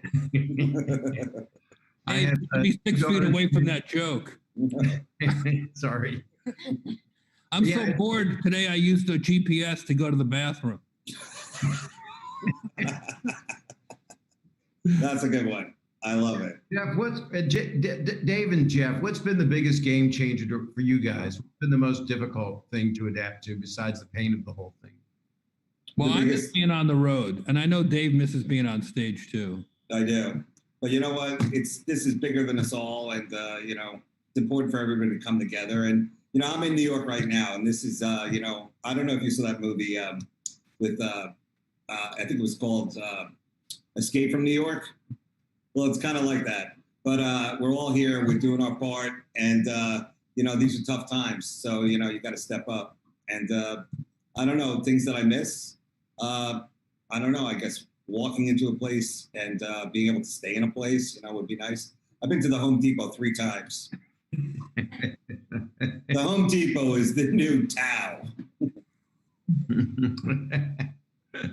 Jeff, have you been leaving the place at all? I just take the dogs for a walk, and sometimes I go to the Russian bathhouse. No, I'm just kidding. No, I really just take walks around the neighborhood, and I'm trying to you know, get in touch with myself. I've been doing a lot of yoga. Mm-hmm. Trying to make the most of this time. So I think that beautiful. I think the governor just called and he wants you to put on a shirt. You're halfway to Bert Kreischer is what we're saying. I just want to thank you, Dave, for getting on the show with me. I had a great time seeing you, Bob. Go to Comedy Gives Back, donate some money. I think the number's on the screen. And, you know, comedians have an obligation to cheer people up and be funny. If when this all comes back, support the comedians. You can see that a lot of them live gig to gig, and it's a tough job. And one of my favorites is coming up, a fucking killer, Whitney Cummings. So I'm going to give her a shout out too. Love you, Jeff. Love you, Dave. Thank you. One more bump, guys. Stay well, man. Put it up there. Nice. Now wash your hands. Absoluto. I haven't taken a shower in a week. I wash my hands all the time. I don't have time to take a fucking shower. You don't look like you haven't showered. Love you, bud. Love you. Be well. All right. I am excited right now because my portion is done. There she is. Hi. Hey, beautiful Whitney. How's it going? It's going good. Did you see Dave and Jeff? They were very cute. I unfortunately did see that, yes. And they have exceeded the limit for Jews on one screen and on the internet. And they're thank goodness we run the banks. But you're not Jewish, are you? No, I'm not. No. But I just wanted to ask, like, what's it been like being able to go to the grocery store so early in the morning for you guys? It's been interesting. We sneak out, you know, we're I'm very sneaky. And I bring a lot of coupons, so it takes me longer to get out of there. But you know, you actually wrote your show that you have made, Two Broke Girls, is kind of about where we're at right now, except that nobody can work. Yeah, it was about 2 people with jobs, but other than that, yeah. And then you have a podcast, Good For You, which Are you saying that the show I made was as funny as a pandemic? I think so. I think, you know, and sometimes I think it's funnier than the pandemic. I mean, a pandemic, I mean, if you need one, you watch Outbreak or Contagion, Yeah. but this is real. This should be real. Is my angle as bad as yours? Are you saying mine's bad? How's I this? look like this too. Do I have a hair in my nose? And all the hosts so far. Oh, everybody's been amazing. By the way, my favorite part of the show so far was Howie Mandel trying to find the shittiest part of his house to broadcast from so that he looked relatable. I mean, does he not look? He looked like he is. He looks like this should be for him. I feel like he went into his maid quarters guest house and set it up to be like, no, I don't live in a mansion. I live in a tiny attic. Look, I'm just like you. It's the first time he's ever been in that room. I can't believe it had internet. Do you have any tips for me for hosting this next hour? Oh, God, it's just everybody's coming from a good place, you know? And I know that you have a lot of creative stuff planned, which I'm excited about. And then they'll tell you to I have a lot of good lighting. Also, just real quick, everybody, if you're on Twitter, I'm lighting Bob Saget up on Twitter right now. So hop on Twitter and let's all light him up together because he was not funny. I think Whitney's gonna save the day. Whitney Cummings is here to save the day. So only your neighbor's been up in that. Okay. Well, your house looks gorgeous. It looks unlike a Howie. You're showing your money. And thank you. What is that behind you? Your GLAAD award? This is that. Hey, all best the comedians out of still work. in the Let's closet? get a bunch of rich, successful comedians to come not be It's funny. something nice. It's a good thing. I use it when I'm constipated. It's I know, but there's a Rodney Dangerfield statue that I got because he was a friend, and then I have this is a picture of my dad. So I thought you'd want to see that. Oh my God, you guys, there's someone in my house. Is that okay? I'm gonna let you go. Whitney Cummings, ladies. What the fuck, dude? You guys, Thank you for the shout out. You guys, this is fucked up. You guys, Bert Kreischer's at my house. Get out of my fucking house, dude. Don't let him in. I'm trying to okay, this is my segment, dude. Yep. This is not your segment. Whitney's already dependent on guys to make her Sorry. funny. Nightmare. Just Jesus kidding. I Christ. love Will you, someone Whitney. call the police? Look. Just kidding. I think This is a Whitney's fucking gonna do nightmare. really well. God damn it. Okay, Bob. Even without I need to Crystal Lee, it's funny. before he ruins my entire segment. Have a wonderful time during this weird time, who's that and I love you creepy so dude? much. And thanks for being so funny and Oh, great. it's Drew I Carey. love you. I Oh my love you. God, I love he you. looks scary. I can't wait till this is over and we can all be Drew. mean to each other again. We've never been mean to each other. It's true. It's true. All right. Okay. It's a good thing they don't All hear me. right. Hi, everyone. I'm Whitney Cummings. I hope you guys have enjoyed this last 3 hours of watching old comedians try to figure out technology. Oh my God, it's hilarious. We You might should hire have it me. down. It's very exciting to be a part of this. I'm very honored. My favorite part of the stream so far was seeing Steve Harvey in a 5-star resort from Cabo sweatshirt. I appreciated the irony in that. I'm going to text him later and tell him to cut it up and make masks out of it. But we'll do that after this. I have lots of very amazing comedians in this next block. I first want to just explain what this is all about. You've heard comedians kind of ramble through what this is in a way that is kind of confusing. We are basically raising money Here we for go, the Whitney. comedians that are not on the stream. You're not giving money to anyone on the stream because, quite frankly, they don't That- deserve your money that would after be what they tone just put you deaf. through for 3 hours. Okay, this is Why not wouldn't for you give us. the screen This to is for the people that are comedians actually that are hurting? up and coming comedians that aren't going to be able to work for the next God knows how long, who really depend on that paycheck. Okay, this is not for us. No one expects you to give us money. I think we've broken your trust, quite frankly. I mean, Bob Saget's probably taking donations to pay his ex-wife, but that's a whole separate other Kickstarter thing, is my guess. But I do really want to get kind of serious for a second. Just because this virus kills more men than women, no reason to celebrate. Okay. The comedians that need help, they're not established yet. You might not even have heard of them yet. They might open for a big comedian that you know, and we want to support them. We want to make sure that they're getting paychecks through this very uncertain time. you need to text Laugh Aid 70 70 70. Okay, 73 times. It almost So seems like like it would've been a good 7,000,070, idea to have some of these up-and-coming which I think they picked that because that's the number you get when you add Just the thinking about comedians you've next year, we seen do this. We do ages this in 2021 all together. because we haven't seen each other. And you in want to years. invest in the next generation of comedians. Okay. That's We it. need to build up the next generation of Yeah. comedians, especially because all of our careers are over after doing this. We've just lost the respect of the entire industry by doing this. So we're all going to have to go to law school after this, quite frankly. We're done. But you want to invest in the next generation of comedians. You want to have another set of Nailed it. comedians to cancel in 10 years, you know? Oh my God. Okay, so All right, follow I'm me going to on bring up our first comedian that I'm going to be talking to. Let's I'm raise very some money, excited to and let's Zoom get the with real our first people that guest, should be on mostly these because I want to streams see the getting inside the big of breaks his that they house. deserve, right? Well, Gentlemen, it's Drew Carey. Hi, Whitney. How you doing? I'm inside a cardboard box But I in my hope we kitchen. raise a lot of on money. my phone. What is this? I do a radio. 'Cause It's a I'm cardboard box. Poor. Okay, all right. See if I lift it up. There's my kitchen. It's dark. Yeah, I do a radio show on Sirius, so I have a cardboard box lined with foam in my kitchen that I sit in to record the show. And I thought, well, it's good enough. I wanted the sound to be good and everything. So I want to talk to your business manager. yeah, please do. I want to talk to him. How are you holding up? If he knows his number, let me know. I'm doing great. Thank you. Actually, I'm doing really good.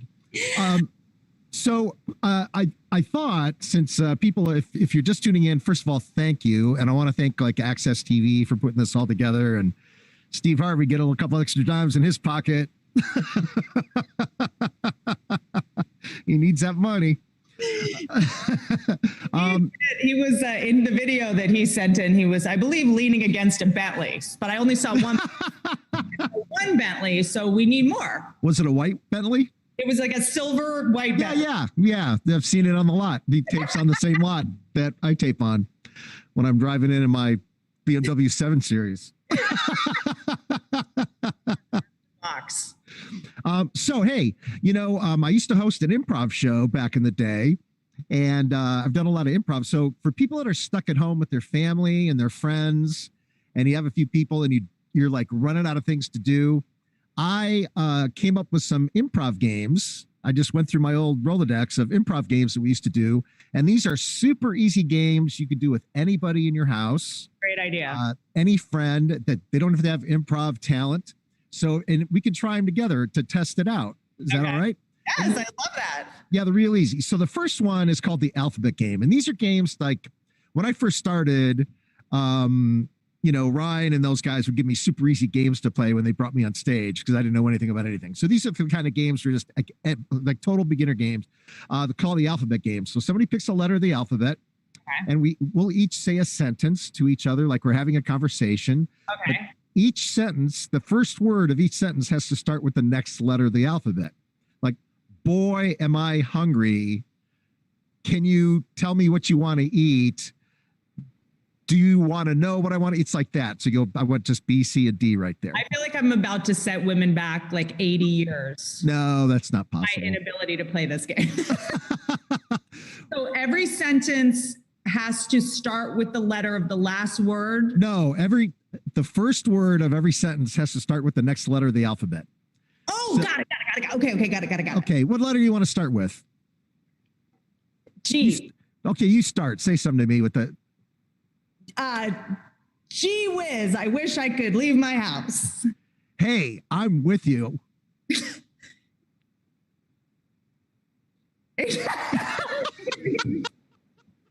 Helps if you know your alphabet. Holy moly. H-I, what happened to I? H-I. J-K-L-M-N.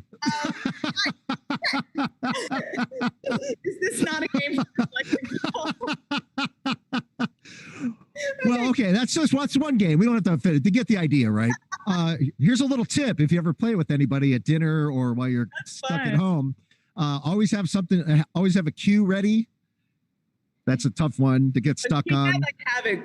Quail, quest, quarantine, K, like Spanish for what? K, like that counts. Yeah. Oh, that's great. Yeah, and then realizing how much my brain has already gone to mush in the last. Oh yeah. Unbelievable. So the next one is another really fun one, and it's great for couples talking to other couples. But it'd be fun for anybody having conversation, but it's especially good like if you're out to dinner or if you're talking to people on the phone and you have two other people on the phone. It's every other word. So we're going to talk. I'm going to say, and we're going to speak like a conversation and pretend like we're talking to the audience. I'm going to say a word, then you say the next word, then I say the next word, then you say the next word. And we have to speak in every other word. You ready? I'll start. Yes. So, do you think this should be a running joke? Maybe not. Isn't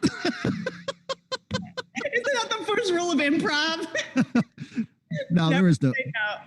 Yeah, it's well, yeah, that's the second rule, but that's okay. You just violated the second rule. That's all right. It's a really fun game that people can go back and forth. Yeah. And there's another one. To listen to the person you're in a relationship with, which is and it's great. Like if you're a couple and you have to talk to another couple on the phone, or you can have your kids do it against the parents or something like that, or with more than two people, probably too. Like absolutely. Absolutely. Like we used to do a singing game called Three-Headed Broadway Star, where we would take three people and we had to sing, and each person took another word as they sang, and they had to keep an order. So not only did you have to sing and make up a song, but you were doing that every other word.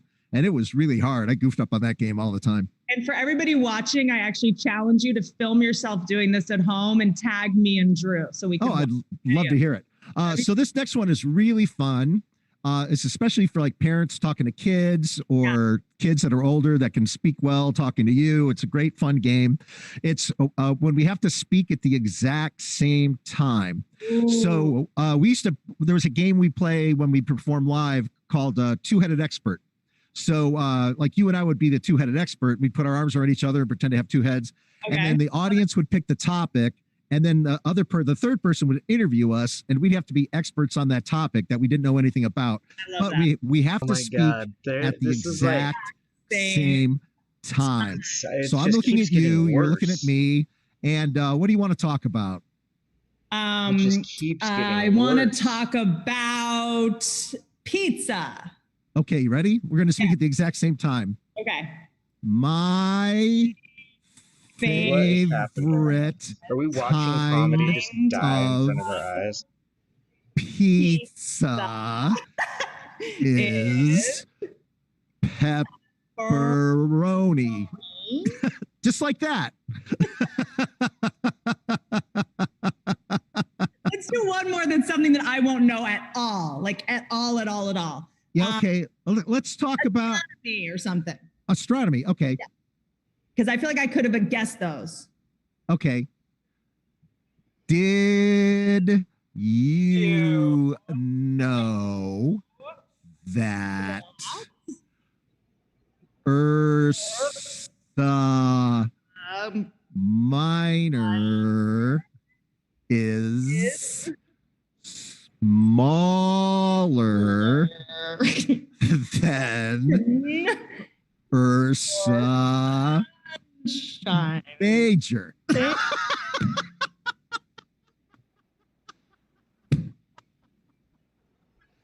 That's a really good one also to keep in your back pocket. Like if you're, when this is over, when you're out in a restaurant with a friend. This is just a good, I mean. And you want to order something, just both talk at the same time to the server or the bartender. It's really, really fun. That's one of the really fun ones. Be able to do that in restaurants soon enough. Yeah, when you play it, you'll find out that somebody is always taking the lead and somebody else is always just catching up. And then it switches. It can switch mid-sentence. Like I would take the lead in a thing, and then if I was doing with Brad Sherwood or somebody, like he would take the lead, and then we would finally finish up, and we would be like nodding at each other and looking at each other's eyes. So here's the last one. And this is a better one for families. So we play a game called Sentences when we. I want you to give me some because Bobby Lee is coming up, Adam Sandler's coming up, Craig Robinson's coming up, and I want to play these games with them. Oh, the every other word game would be fun. Yeah. It's hard to do Zoom talking at the same time because I think it cuts us off. Yeah, that's okay. So there's a game we call Sentences when we perform live. And we have the audience in the first couple rows. We had them little pieces of paper and pens, and we have them write out a sentence, something you would say to another person, a phrase, a saying, anything on your mind, but it has to be a thing that you could say to another person. Yeah. And you write it down, and then we fold them up so you can't see them, and we put them in a big basket. Yeah. So what you do in your family or with your friends is everybody on their own writes down sentences, and you can get like 20 a piece or 25 a piece. That's not too many. You take like an afternoon, put them all in a basket or something or a hat, put it in the middle of the kitchen. And then when you're having a conversation, whenever you want, reach into the basket or the hat, pull out a sentence, and make that part of the conversation. Nice. Now, I can't give you an example right now, but let's say it was, I love Jeff Ross, because I know Jeff Ross is on the show. Yeah. So we would be talking, and you could reach in and like, oh, I had a really good day at the office today, and I love Jeff Ross.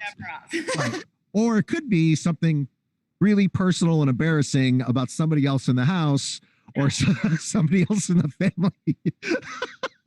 I like this. I like that's what you really want to do is write something that someone would like, but it has to be a sentence like that you could say to somebody else. We challenge you all at home to get a divorce during shelter in place. Yes. So the sentence would be like, oh, and I'll never forget that time he cheated on me in 2017.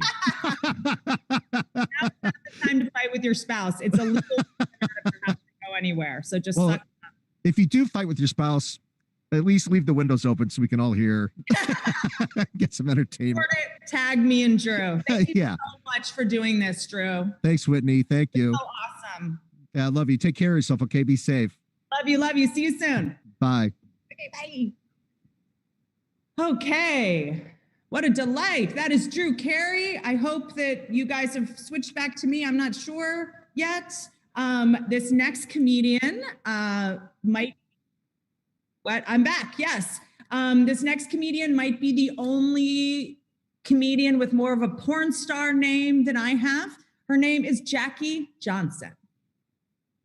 Hi, it's just me, Paula Poundstone, and I'm really happy to be a part of the Laugh Aid show for ComedyGivesBack.com to help. Hi, I'm Jackie Johnson, and no, I don't have any makeup on.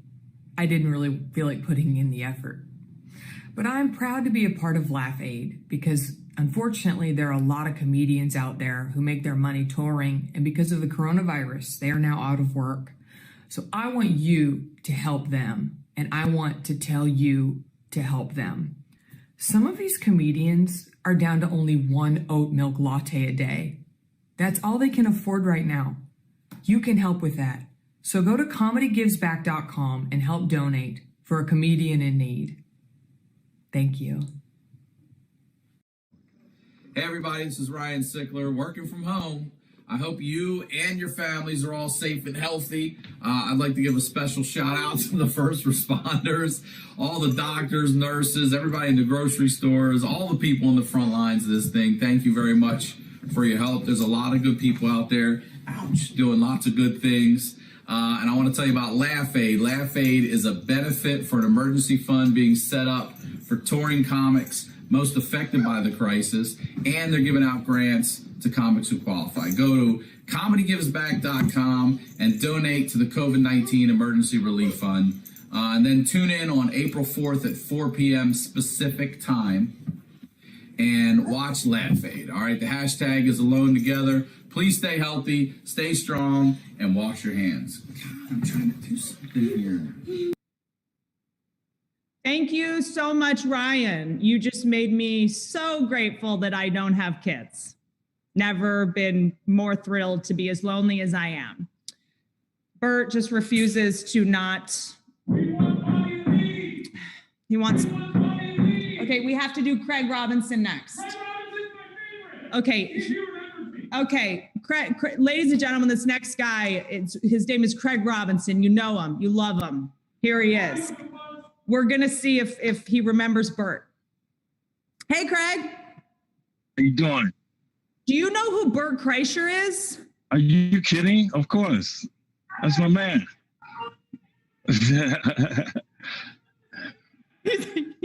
He's not allowed. The machine. Not allowed in my house because he's like a walking pre-existing condition. How How are you, sir? I'm really good. I'm just, chilling and all this. How about yourself? I mean, this is wild. It's intense. And I think that to just think about the comedians that aren't going to be getting paychecks for the next couple months, made us all want to kind of pull it together. So thank you for taking the time. I just wanted to say hello to the people, along my support, of course. You want to give us a understanding of what we're looking at behind you here? Is that you or? Yeah. That's me. Okay. That's was done by pencil. And I was in here, Samantha Abrams. Okay. All by pencil, all by hand. Incredible, right? Yeah. So I was sitting here and I've been watching and y'all been, doing a thing. I mean, everybody been getting down or whatever. And I just try to write a song about what's going on right now. You know what I'm saying? So, you have is it okay if I? Yes. Oh, please. Yeah, I want to try. Yeah. Okay.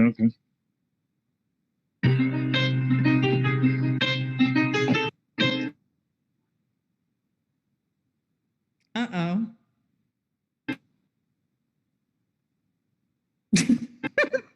This is my favorite part of this, is the things going wrong. Technical. Do not disturb. Because phone calls don't mess with Craig's performance. Okay. Very unfazed. Okay. Tell him, Craig. We good? Good. I think so. You look great, Whitney, by the way. I agree. I have a light right in my face. Man, how you looking so good during this time? Nobody can get anything done. I mean, I've been sleeping 12 hours a day. For real, true that. I'm like Benjamin Button. This quarantine's been amazing. I got to figure out how to stop going to my refrigerator. I need a bouncer. Okay, you ready? Yeah. You ready for the song? Yes, sir. Okay. Is it 10 minutes yet? No, I'll tell you when. You got like 5 minutes. Fuck.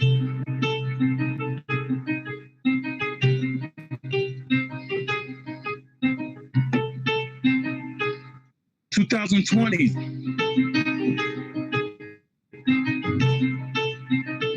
Coronavirus, COVID-19, social distance.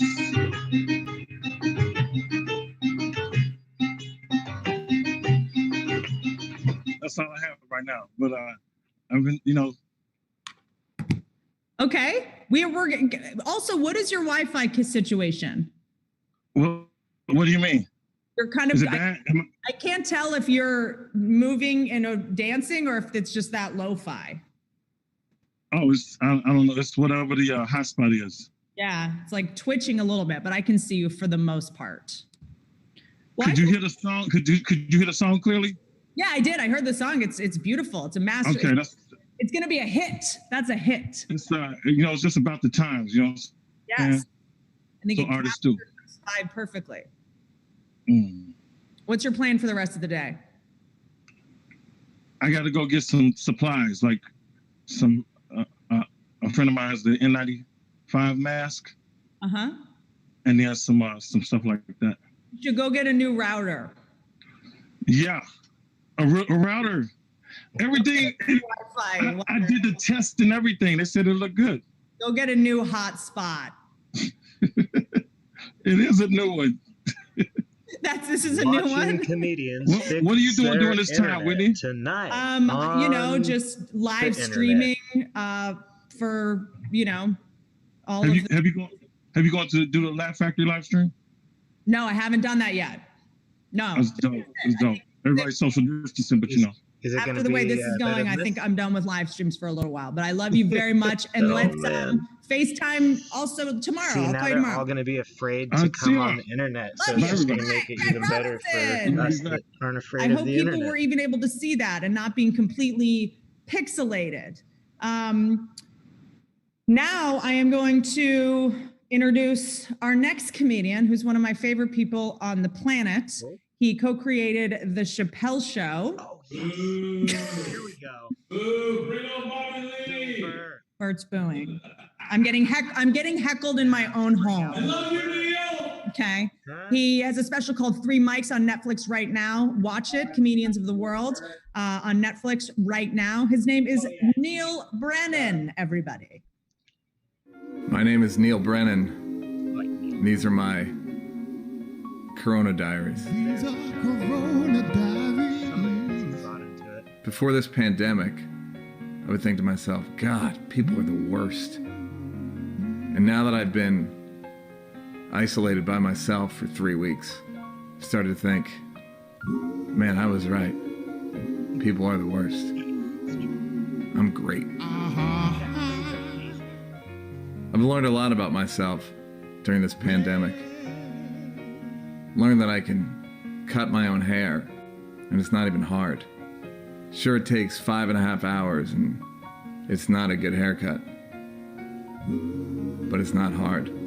Coronavirus! I haven't been very impressed with the way certain states have handled the pandemic.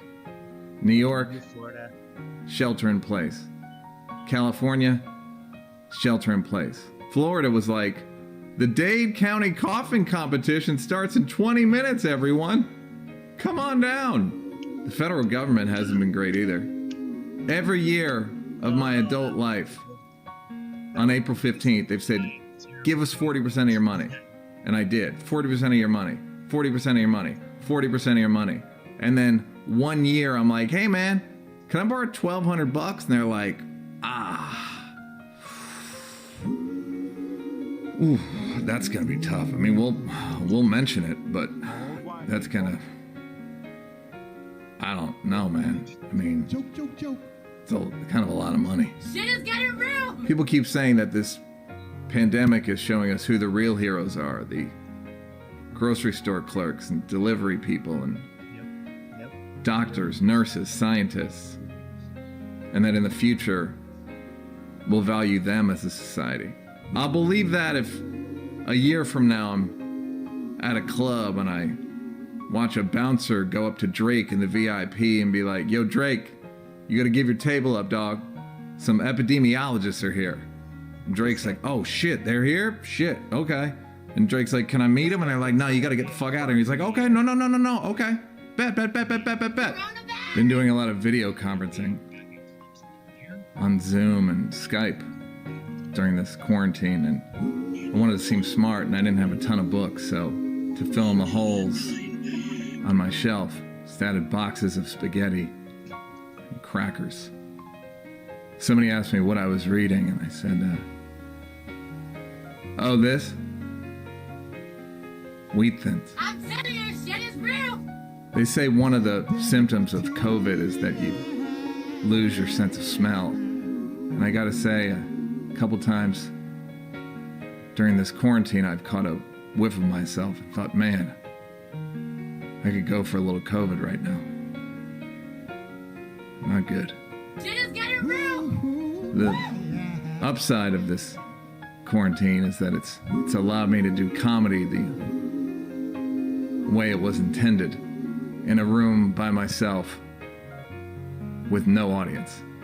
Nothing like that exchange between you by yourself in a room and other people by themselves in a room on a delay. Whew. Gives me chills just thinking about it. Chills. Shit. Does that mean I have corona? Oh, good, I'm gonna die. Jokes about Corona. That's like the second best part of the night after Bob Saget getting off of the show. Okay, Bobby Lee, you're coming up, but I can't talk to you right now. I need to talk to you. Okay, but I have to get through my segment. I need to talk to you about. I have a rash. I have an itch. Okay, I'm trying to host this fucking stream, and I'm getting attacked.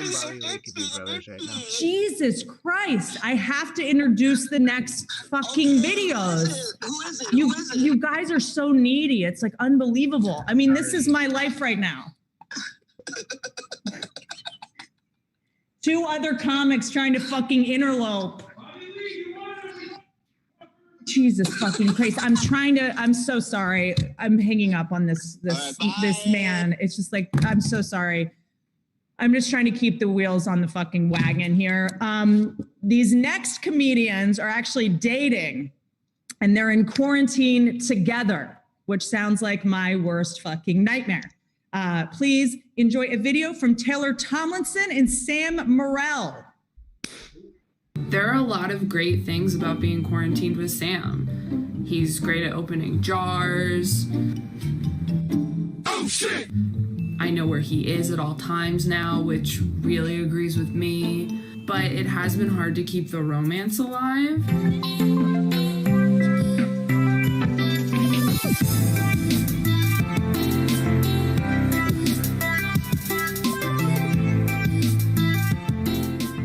We're just getting a little too comfortable.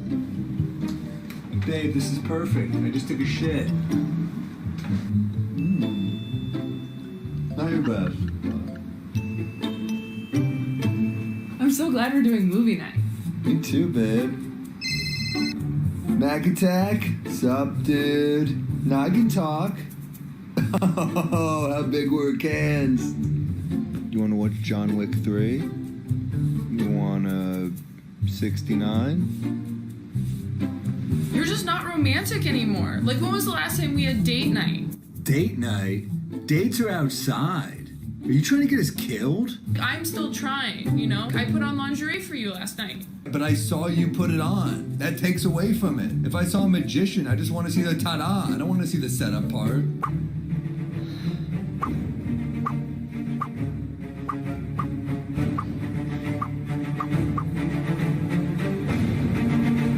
So I got a little surprise planned for Taylor. She's special. She's worth it. And she's the only person who will have sex with me right now. Take off the blindfold, babe.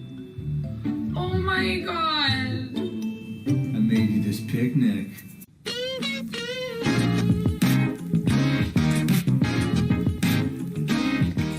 Babe, this was so sweet. Here, have a walnut.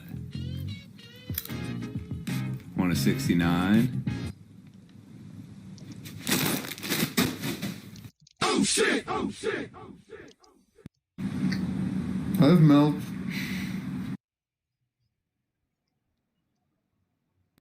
Well, I think that video's done. And I think I get to now talk to Taylor and Sam. Are you guys there? We're here. Is it working? Is it working? Oh no. Oh no, what's happening? Oh, this is so good. Whitney, This is amazing television.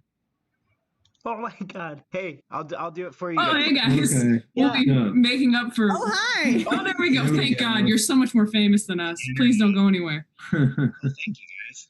I am more famous. We heard her for a second. She's not moving on our end. This is like Ex Machina, just not moving. She looks like a sex doll in Ex Machina right now. She looks like the sex doll she made for her special. Streaming on Netflix. Holy shit. Can I touch it? Now we're just promoting Whitney.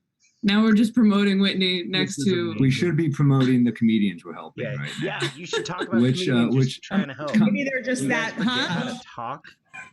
Are you back? Everybody's just sitting there like, My- technical difficulties. I don't know whose Room Wi-Fi zero. is down. I don't know if it's mine. Look, I pay my bill. I don't know about you two motherfuckers, but I paid my bill. Okay, well, you were frozen with your shitty forest Wi-Fi. No, We that's were here right. promoting you. I'm not frozen, Taylor. That's my face. Whoa. I don't know about bills. I'm visiting, so I hope. That's what I look like. It's the Botox. You look amazing. Thank you. Thank you.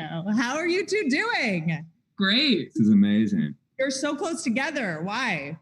We're a new relationship. Is it still here? I'm glad she answered because I was going to say because of the computer for the shot. So it's better that she said it's the romance. You do fall in love very quickly when it comes to good lighting. Yeah. Yes. We're So so what- glad we got a time slot that wasn't at night. What's your latest fight? Ooh, What are we what's our excited latest fight? What a good question. Thanks. Let's reignite something that we've already put to bed. When it comes to remembering, I'm going to defer to her. So why don't you? Let's scrape a scab off. This is a job for someone who holds on to everything. I feel like our last fight was about you not listening. Really? It was a very small one. What was it? Yeah, no, sometimes I space out and she looks at me and she goes, where did you go? And I don't know. Half the time I don't know. It's a problem. I gotta Where work. did you go? And can I come? Right. Just leave me some breadcrumbs, ma'am. It's usually nothing. I'm usually just staring off into the distance and there's nothing, there's no wheels in motion. It's just, I'm shutting down. Does she ever say, like, what are you thinking about? Yeah, it's usually like old basketball highlights. Yeah, I'm usually like, she's talking about like her childhood trauma and I'm like, Patrick Ewing really was the foundation of the Knicks in the 90s, you know? So. Well, what's your plan for tonight? This was it. This is our big event of the evening. We've been getting ready for it all day. I wouldn't let him see me before we came on this live stream. We're just... That's not true. She got high and I cooked and it's so easy to cook for a high vegan because her bar is so low. It's great. That's very true. I have a question. Do you guys ever, you're talking and you think of a joke and it's like, whose is it? Yeah, she usually thinks of the better one, I think. I feel like that's really only happened to us once where we had a fight and in the middle of the fight, I said, you realize you do this thing, right? And it was so funny that we started laughing about it. And then the next day he goes, what if I did this as a bit? And I was like, that was my bit and also my feelings. And then neither of us ever did it. Yeah. It wasn't even worth fighting about. It's that when she's talking to get her to stop talking, I hug her, like I console her. Hate that. I fucking hate that. Thank you. Here, just come here. Come here. Yeah. Come here. Let's put this to bed. That's basically shushing someone. It is. But creepier. Absolutely. You're smothering. But you're acting like you're being consoling, but you're right. It's a shush. Yeah. It's actually like if it was any higher, it'd be a strangle. Yeah, exactly. And you know what's funny? It worked on me for a little bit. For like the first month or two, I was like, oh, I feel so seen. I know, you're 20. If I strangle her, I think I should get to do that bit on stage, though. You know, that's yours for sure. Yeah. You get it in the will. Right. So I have thrown to so many people that I think people are probably getting sick of me. Would you guys like to introduce Tom Green? Oh, I'd love to. Oh my gosh. Take this. Sure. If you don't think hosting's so fucking easy. I would love to introduce Tom Green. I'm sick of Twitter tearing me apart. Let's have you try to be the boring one. You want to go? No, you do it. You even know who Tom Green is, Taylor. Yes, I do. I have seen Tom Green live in New York multiple times in the last few months, and he's very funny. I loved the Tom Green Show growing up, one of my favorite shows, and star of Freddie Got Fingered, which I saw in theaters and regret not a thing. It's great. Give it up for Tom Green. I don't want to do this. We're doing it. I don't want to. Hey, Laugh Aid, Tom Green here with my roommate Larry. I'm the landlord. No, you're not the landlord. You're my roommate. And the landlord. No, you're not the landlord. The landlord. Okay, I'm here with my landlord Larry, and I've been spending a lot more time at home lately because I haven't been on the road like many of you. All the comedy clubs are closed, and we're at home with our friends and our family and our roommates. And your landlord. And our landlord. Look, guys, I didn't really want to do this video, but since Tom's making me, here's a few tips on how to stay happy, healthy, and have some fun while you're in quarantine. But before you do anything, wash your hands. It's important to make sure the virus does not get on your hands. And of course, wear rubber gloves. Ha ha ha. I get it. What? Ha ha ha. I get it. What do you get? You had the gloves on. You don't need to wash. Yeah, that's the joke. You don't need to wash them with the gloves on. Ha ha ha ha ha ha ha ha. Loser.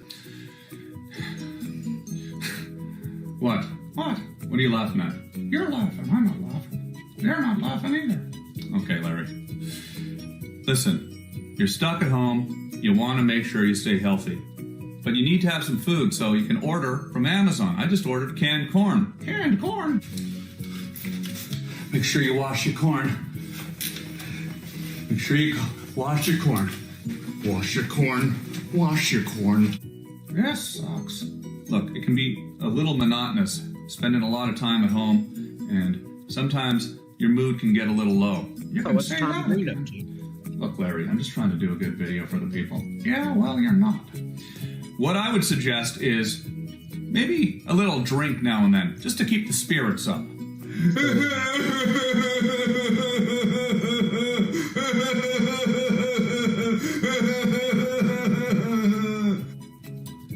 Maybe take this as an opportunity to catch up on some reading. Yeah, like you read.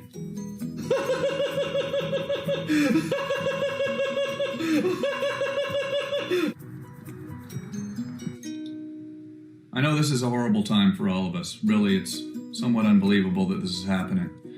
And it's probably going to be a while before things get back to normal, but try not to stress too much. Things will get back to normal, and we will get back on the road and continue to make people laugh. So be safe, everybody, and I wish you all well. Cheesy. I'm trying to say something nice at the end. Loser. Come on. You suck, Dick. Stop it. Can't say that. Yes, you can. Ladies and gentlemen, you are in for a real treat. We have a national treasure from the United Kingdom here with us today. You know him from Pink Panther 2 starring Beyoncé. Give it up for Mr. John Cleese. The problems of isolation and being on your own.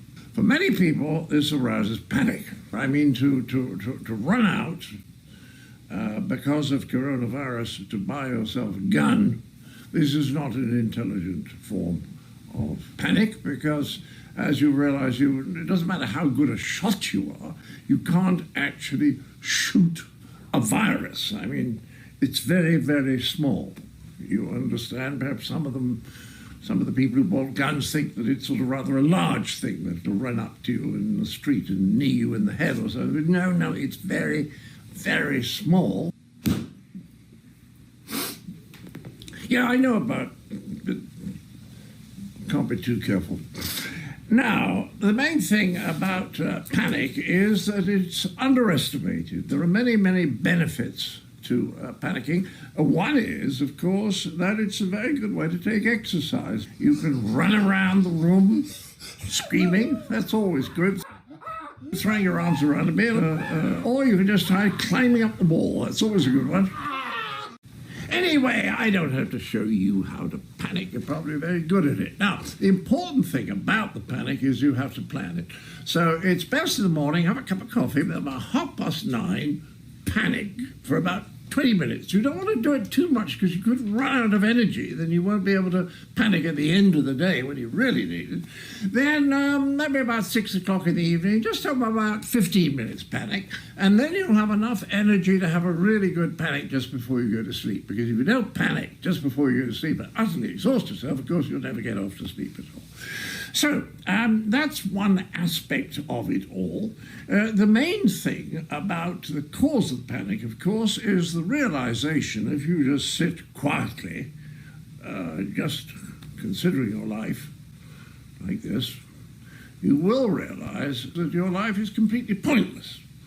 I mean, you can spend a certain amount of time watching professional wrestling or another episode of Friends, but ultimately you're going to have to face up the fact that you have a pointless life, that there is no meaning to your existence, and that you might as well top yourself. In which case, of course, you could always go out and get the coronavirus, but that's a very messy death. It's not one you want. It's easier just to buy one of the guillotines that I have on my website. They're very small, and you do it yourself, and the whole thing is over in just a few seconds. So my advice is, if you don't like being on your own, just kill yourself, like Jeffrey Epstein did. Not.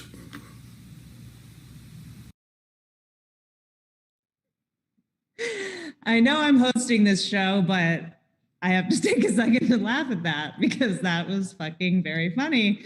And one of my comedy heroes making a Jeffrey Epstein joke is just, it's a lot to take in during the pandemic. And I am, whew, that was truly very funny. Okay, now we need to take a little bit of a break from the funny ha-has and the LOLs to make a couple announcements. I hate to be this person, but I got to remind everyone we are doing this to raise money. So please text 707070 and donate, please, please, please. And I also want to really quick thank Amazon. Amazon has made a huge donation to comedians in need. We are grateful to Amazon Prime Video for their generous donation. Amazon Prime Video is the home of award-winning, critically acclaimed, and fan favorite comedies. You know them: Marvelous Mrs. Maisel, Catastrophe, Modern Love, Fleabag, obviously, and the upcoming series Upload, which looks freaking awesome. Am I allowed to curse in an ad? I don't think so, sorry.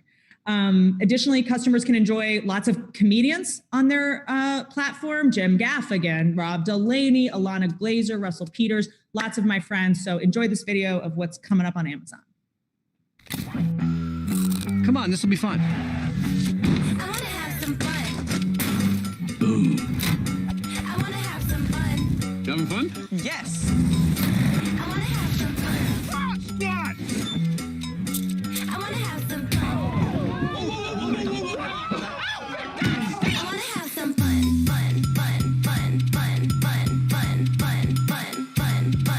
So fun. I want to have some fun. Hey, what's happening? It's your friendly neighborhood comedian, Mr. Dean Del Rey, here to tell you about something pretty cool happening this Saturday. ComedyGivesBack.com is doing a streaming benefit for comedians like myself out of work. I can't wait to get back to work. But when we do, there's going to be some rules. 6 feet, 6 feet. There's going to be some rules. No high-fiving, no handshaking, no bro-hugging, and no up-close talkers. This Saturday, ComedyGivesBack.com. The patriarchy's back. Hey, everybody. It's Bert Kreischer. Whitney's outside. I'm inside. I've taken over her computer. I'm not touching anything, so we're all safe. If you don't know, I showed up earlier. We live down the street, and I found out she was doing this, and I decided I'd just come on and, you know, spread some love. I hopped on the chat. There's Whitney right there.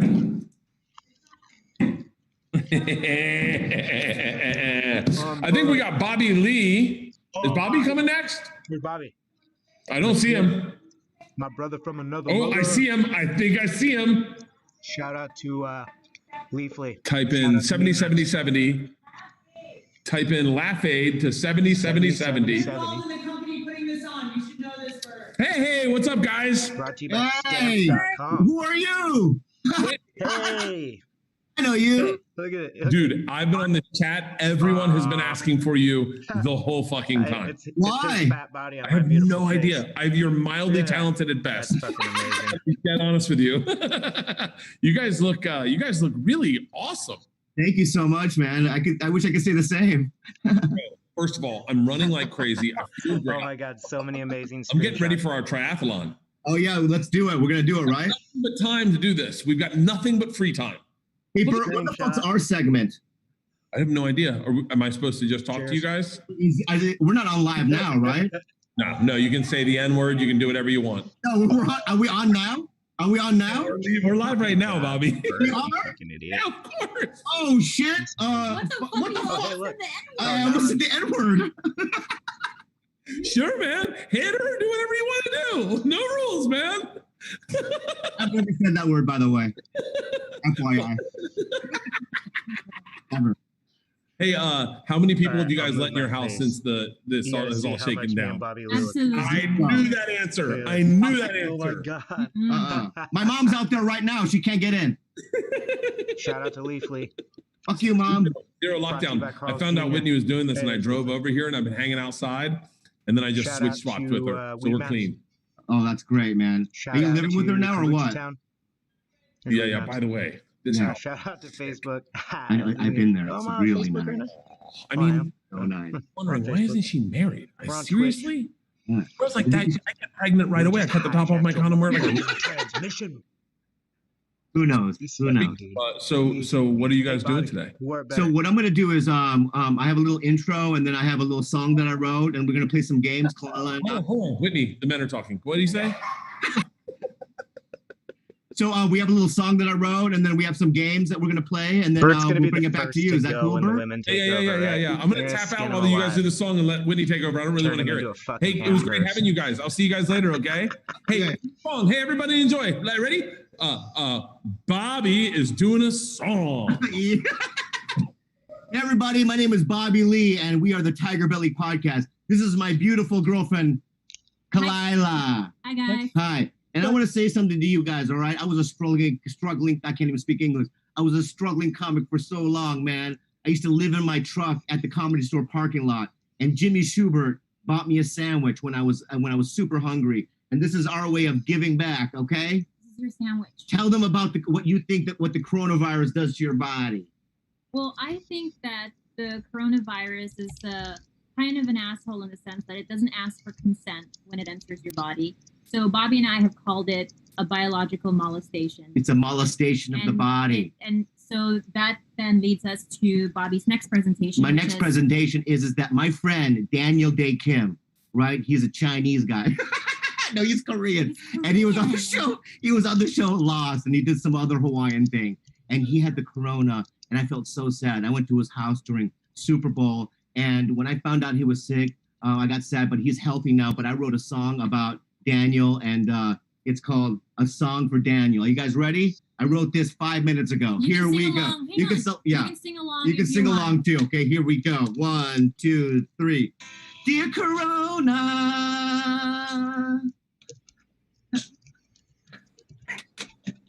why did you molest my amigo? You've canceled March, April, then maybe May. There's only so much Xbox I can play. Dr. Fauci says 6 feet away. I'm on my knees begging, please answer me. Dear Corona. Yeah, baby. I wrote that. Yeah. So we're also doing some arts and crafts here at the house, and I've been stuck with this lady for 3 weeks, and she's the love of my life. And so we wanted to do some what was it? What was the segment called? This next segment is called Draw My Essence. Draw My Essence, baby. And so we haven't seen each other's essence drawings yet. So this is going to be revealed to me. So go ahead, you go first, baby. I go first? Yeah, you go first. You sure? Yeah, go first. You go first. Okay, are you willing to listen? Yes, I'm ready to listen. Are you don't get offended right away. I'm not going to be offended, and you don't be offended by mine either, okay? Yeah, hear me out. Okay, I'm going to hear you out. Hear me out. Okay, go ahead. Because there's an upside to it. Just fucking go. Okay. All right. So this is my what I think Bobby's essence is. If you can't see that. Mm-hmm.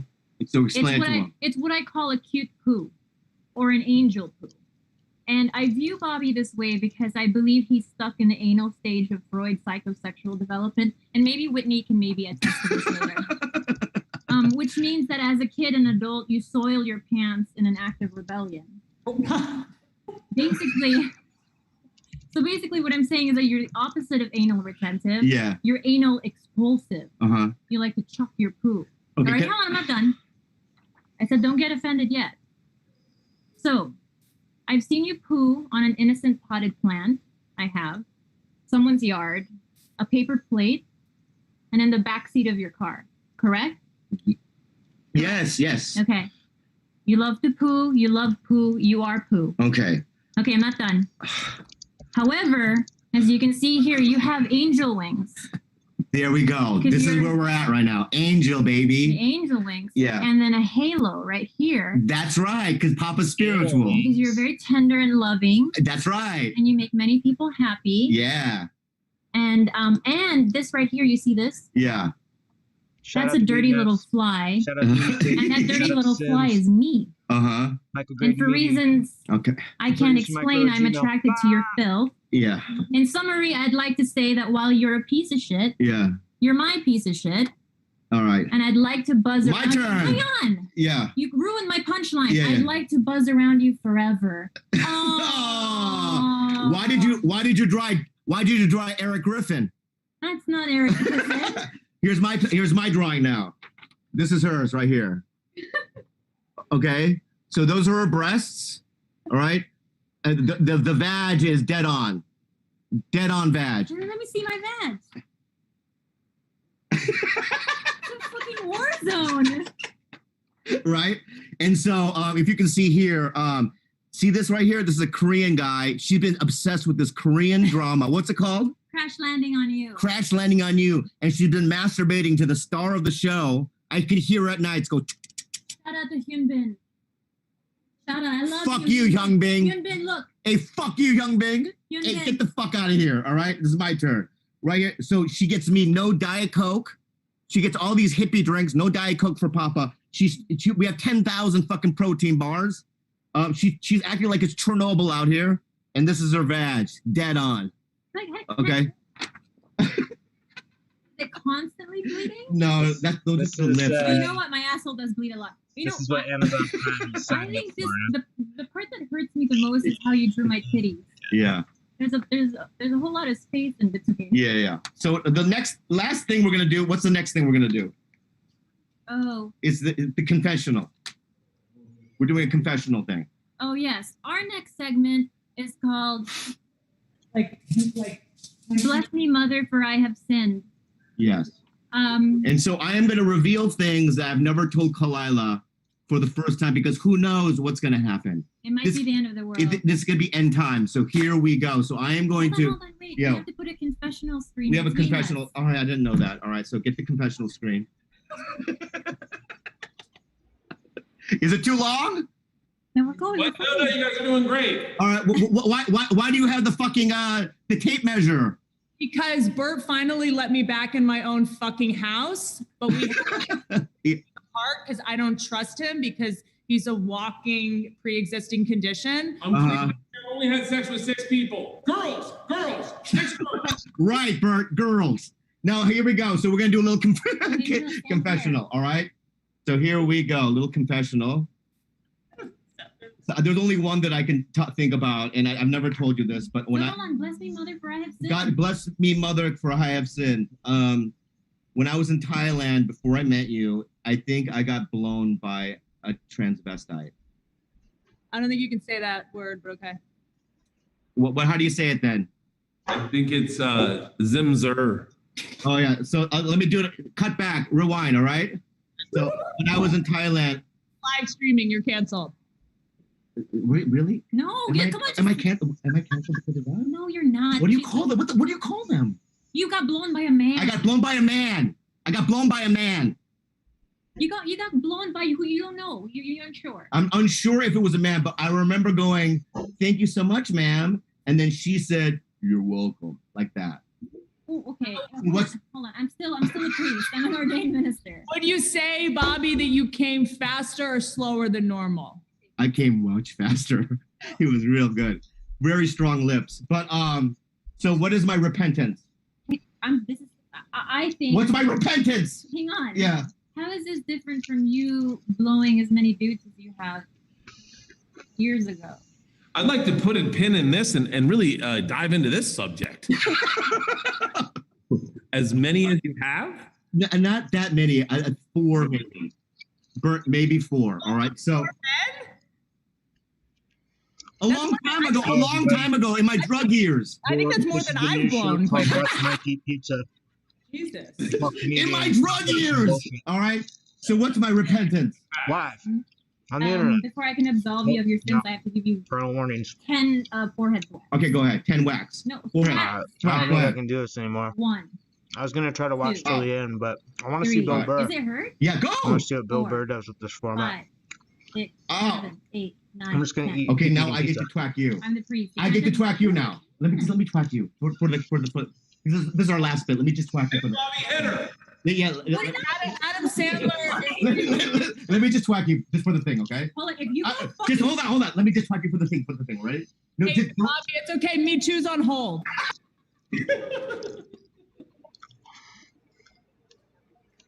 Come on. Anyway, guys, so Comedy Gives Back. It's very important. All right, donate, text, Laugh Aid to 707070. This is straight from the Give back Slut to all King these himself comedians. and his Thank you beautiful guys girlfriend. for doing They what have you're to doing. text It's the amazing. word laugh aid to that. It's amazing. number. That's You're what not- that's what I fucking said, Whit. You're making this worse. Okay, donate. Text. You're ruining this perfectly planned live stream that's gone really smoothly. Text Laugh Aid No, text the word laugh. to laugh. Yeah, text the word Laugh Aid to 707070. Oh, can you say it with some fucking feeling? All right, I'm not gonna do it again. But anyway, You ever think anyone was like, never mind, this is a horrible joke, but the punchlines, I got Kool-Aids. Anyway, so anyway, we're done with our presentation. That's straight from the Slut Kingdom. And we love you guys so much. And stay safe out there, okay? Love you, Bobby. I love you, buddy. Bye.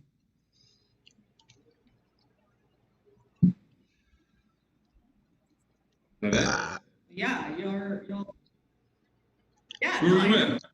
We're gonna introduce Sandler, but he wants to introduce Sandler. That's why he came to my fucking house, so go do it. Oh, is he on yet? He's gonna come on soon. Oh, ladies and gentlemen, this next performer, 6 Get feet. in the fucking camera. Ladies and gentlemen, this next comedian is one of my comedic heroes. He is the reason I do stand up. He is the reason I've been writing movies that have never been made, but I love his movies. I love everything about this guy. Without further ado, the guy that defined all our personalities, Adam Sandler. Oh my God, that Oh was my God. unbelievable. Thank you. The Sandman. Adam, have you ever heard of Bert? He doesn't think you know who he is. I've seen Bert, right? Got it. That's all I need. That's all I need. I've seen you. Have I seen you around a comedy club or something? Or I've seen you on TV? I'm the one guy with these. Hold on. You go. 6 feet. I'm the Yeah. one guy shirtless. You want to hear a cool story, Adam, real quick? Back in 1995, you did a show at Pow Wow at Florida State. Do you remember that? Sure.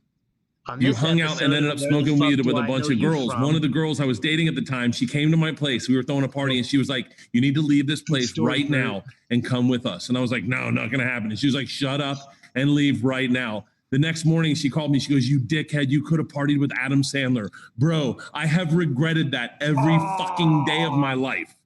Tonight's our night, buddy. Tonight's our night. We'll get past this man, whole the power Corona of the thing and then internet, me you and you will guys. meet up late, bud. Brought to you by I love it. I College love it. All right, good to see you, Continue, man. easy. Dan Whitney, good to see you. Thanks, Adam. You too, sir. How are you? You guys have been funny. I just watched that Bobby Lee one. That was very insane. I'm so sorry you had to witness that. It was excellent, excellent. And you're good. And my wife says hello, Whitney. I mean, everybody says hello.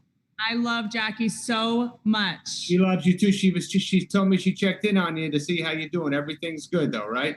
He did, and I was very tempted to have an emotional meltdown, and I was like, you know what, just pull it together. Every time I'm around Jackie, I admit something that I've never admitted to anyone. She makes me feel like we're so close. Oh, that's nice. That's nice. She loves you. And yeah, I know, but we're a little, and Bert, we're a little past being too insanely upset right now. But now we're starting to get used to this shit, right? And then we got to get, ultimately, this is going to finish off good. But I think so. I think it's going to finish off strong. right now, yeah. Are you teaching your children? Yeah, I mean, how's that going? I was just upstairs discussing the Civil War. My kids writing a whole report about that, and yeah, no, I'm involved there. But you know what they were doing right now, you guys? They both dance, so they did this Zoom.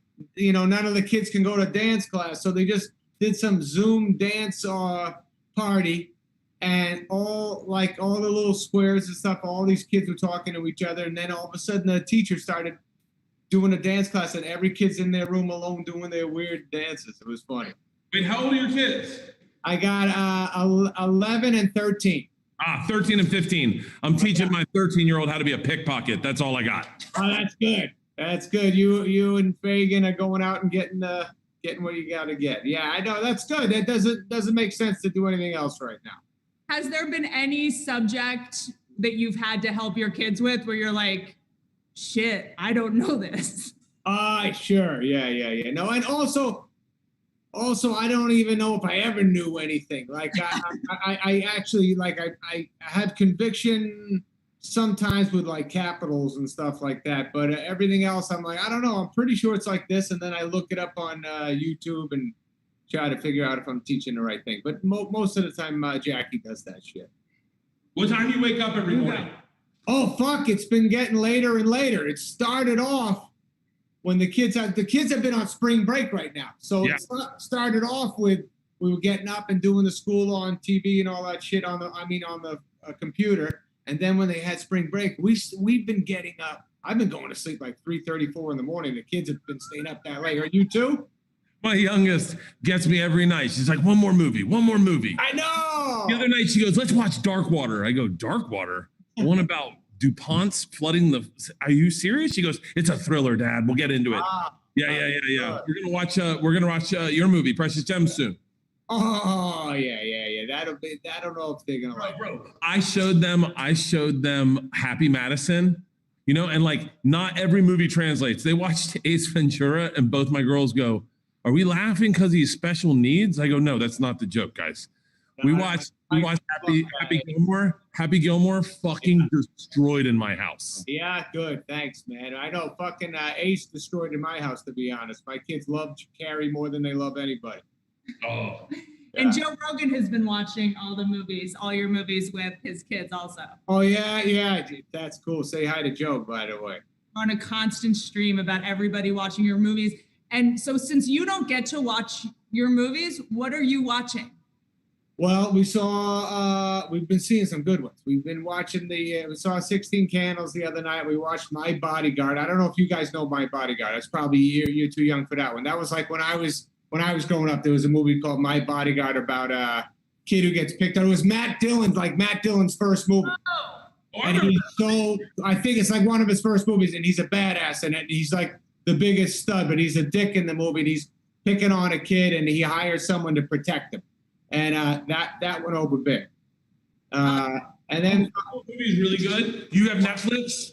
Yes. Check out Hey Big Boy streaming right now. It's my new hour special. Oh, yeah, all right. I'll check it out. I'll check it out late tonight, buddy. You know what else? You know what's going over good that my kids just started watching last night? The Wonder Years. Oh, shit. Oh. I got a great. So Fred Savage goes to my kids' school when they're very young, right? And he's a great fucking dad. He's a great dad. He's down there playing with the kids. And all the moms, you know how they do it around celebrities? All the moms are like, oh my God, Fred Savage is the greatest dad. I'm a broke comic. And I go, that's pretty crazy considering who his dad is. And they're like, wait, who's his dad? I go, Randy Macho Man Savage. And they're like, shut the fuck up. So it didn't play well with Fred.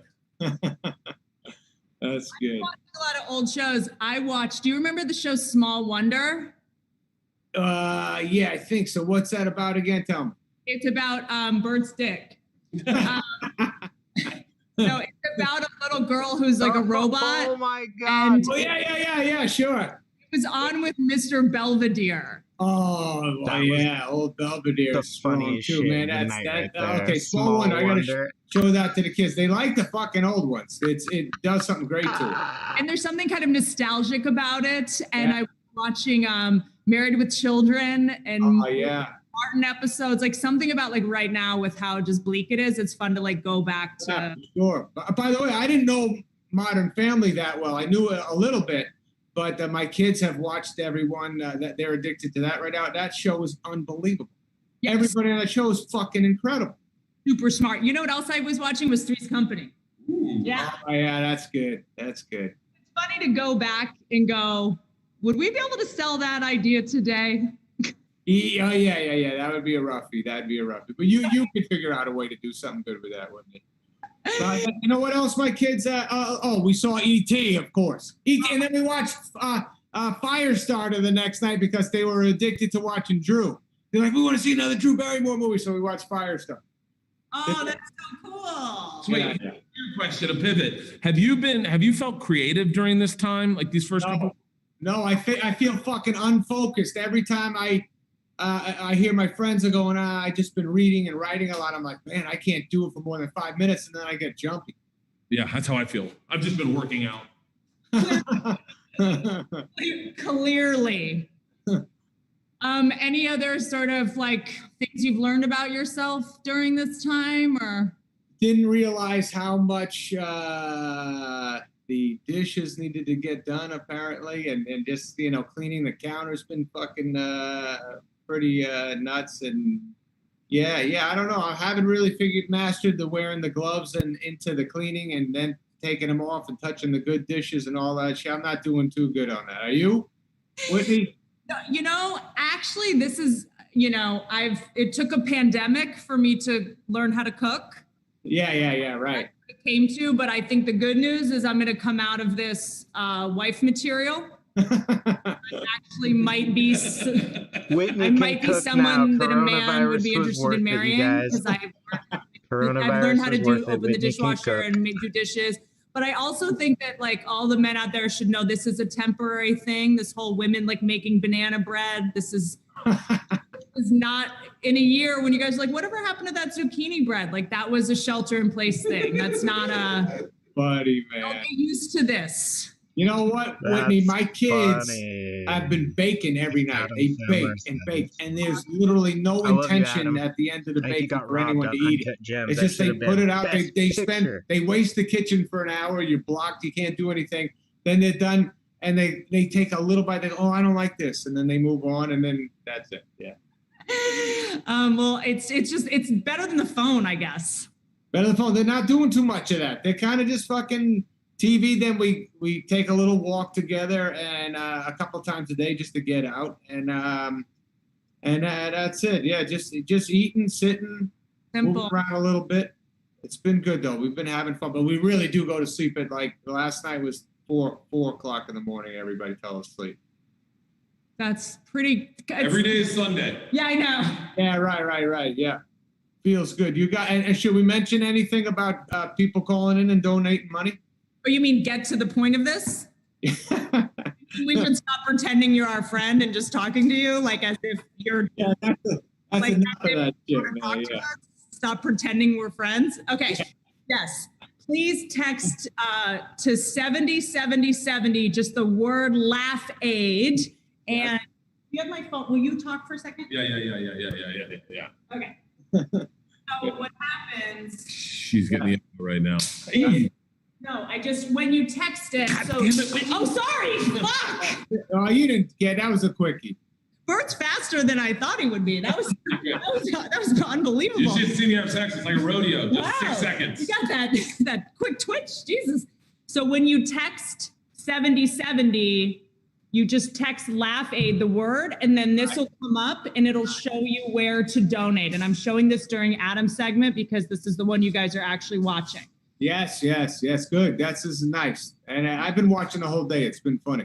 I'm going to click on this and they're going to tell you how to donate. Any amount counts. These are comedians that are not getting paychecks. It's great that you're doing this. Their job is to get on planes and perform in public spaces. Right. Very precarious things right now. Health insurance, rent, mental health services. Not that any of us have mental health problems. But your money is going to a good cause, and thank you everyone who's watching. And please donate any amount. Yes, donate. We're actually just pledged $5,000. Whoa! No? I thought you said 500. That's excellent, you guys. Good job, Whitney. What comedy club did you start at, anyways? Comedy Store in Hollywood. That was your first club? Yes, sir. My first spot ever was like at a little bowling alley in Los Angeles, because that's what you did before you were actually able to get a spot. But yeah, the Comedy Store Hollywood is my home club. That's the best, buddy. All right on. How about you, Bert? Where'd you start? Boston Comedy Club, New York City. I barked and worked the door. I mean, it used to be the Paper Moon, that place. I don't know if it was the Paper Moon. It was right. Yeah. It was on West 3rd. Yeah. It used to be the Paper Moon. That's where Colin Quinn used to host a show there downstairs, right? They changed the look of it because when you were at Boston Comedy Club, it was upstairs, right? Upstairs, yeah. But downstairs, that's where I started too. When I went to NYU at the Paper Moon, Colin Quinn used to host a night there and get us all on stage. Oh, for real? Yeah. But that Boston Comedy Club, that was a great place. Is it was still great. going? I don't know shit. No, they closed it down a while ago. Okay. Hey, I had a question I wanted to ask. If you could go back to one movie that was the funnest to shoot, doesn't matter what movie, just go back and have that be your set every day for the rest of your life, your Groundhog's Day, like we're all living. What movie was the funnest to shoot that you would shoot every single day for the rest of your life? Go I ahead. have no answer for that. I got no idea. I never thought about that, and I never will. And I hated that question. What else? That's what it's gonna be like, Bird, all night long when we talk. I gotta go. The chance to be friends with Adam, and you're fucking blowing it. No, you ruined it, man. I don't ever want to see you again. That's okay. That's who's not going to be watching Hey Big Boy tonight. Oh, I will. I'll watch that, but that's it. And I'll do my little geek out. I love your special so much. It's my favorite special. It was great. It's literally, I think, is it the only one that ever got 100% on Rotten Tomatoes? I don't think it got that, but I'll thank you, buddy. Thank you. Hey, it was just so nice to see you. Great seeing you always, and I'll say hi to Jackie, and I love you, and I hope to see you guys soon. Later, Whitney, and later, Bert. Taking the time, Adam. Later, everybody. Keep donating out there. Thank you, guys. Bye. Okay, so now this perfectly crafted and executed segment is done, and we're gonna throw to a comedian. You know, Tom Papa. Yes. Well, I was gonna. This is when Bill Burr and I show up. Oh, I was gonna do a whole thing. Oh, sorry. Jesus I'm gonna slowly make my way. Jesus fucking Christ. Let me lead up. Tom Papa, one of the most brilliant comedians on the planet. He has a special out on Netflix right now. I love him. You love him. He also has a show on Sirius Radio with Fortune Feimster. I believe it's every morning. And it also might not be on Sirius. It might be on Netflix radio. So it's on Netflix radio? On Sirius. But on Sirius also. See, I was even when I was wrong, I was right. How about that? I love you guys. I hope you're enjoying this wonderful, well-intentioned train wreck. Hi, Tom. Hi, Whitney. Good to see you. You too. So, when people are out there struggling during this difficult time. You mean during watching the stream? It was so nice of you and Bert to show people struggling for Adam's approval. It really, it made everything else seem less painful. We want to make you cringe about different things than you've been cringing about. Do you know what I mean? We're going to be the ones asking for money by the end of this. When he shot down Bert's very sincere question, when he got up close to the mic and really spoke from the heart, and he just ripped him apart. Oh, that was the happiest I've been since quarantine.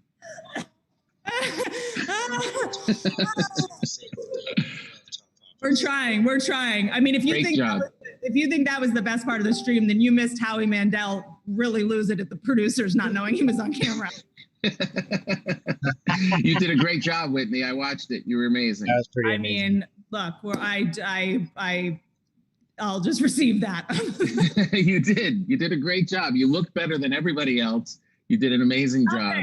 You can stop there. That's all I really needed. It's definitely a roller coaster, and I think we're all sort of doing the best we can given the circumstances. And I can't wait to be torn up by YouTube and Twitter. I love you both. Charity show. I love you, Tom. Thanks, everyone. I'll be nice. Donate. Well, so here we are, everybody. We are taking up the next hour. We've got amazing people. I am broadcasting here from my kitchen because I bake a lot of sourdough bread. I baked a lot of sourdough bread before quarantine, and now I am baking bread like a crazy person because I am obsessed. That is a 50-pound bag of flour. Those are boatloads of breads. I am not enjoying myself. I don't like being inside forever. I've been on the road every night telling jokes for 25 years. You can do it, and now Tom. I'm not going anywhere. And I am I'd like this to stop, please. So if anybody out Collectively there watching can people do lose that their shit. and get me out of here, that would be great.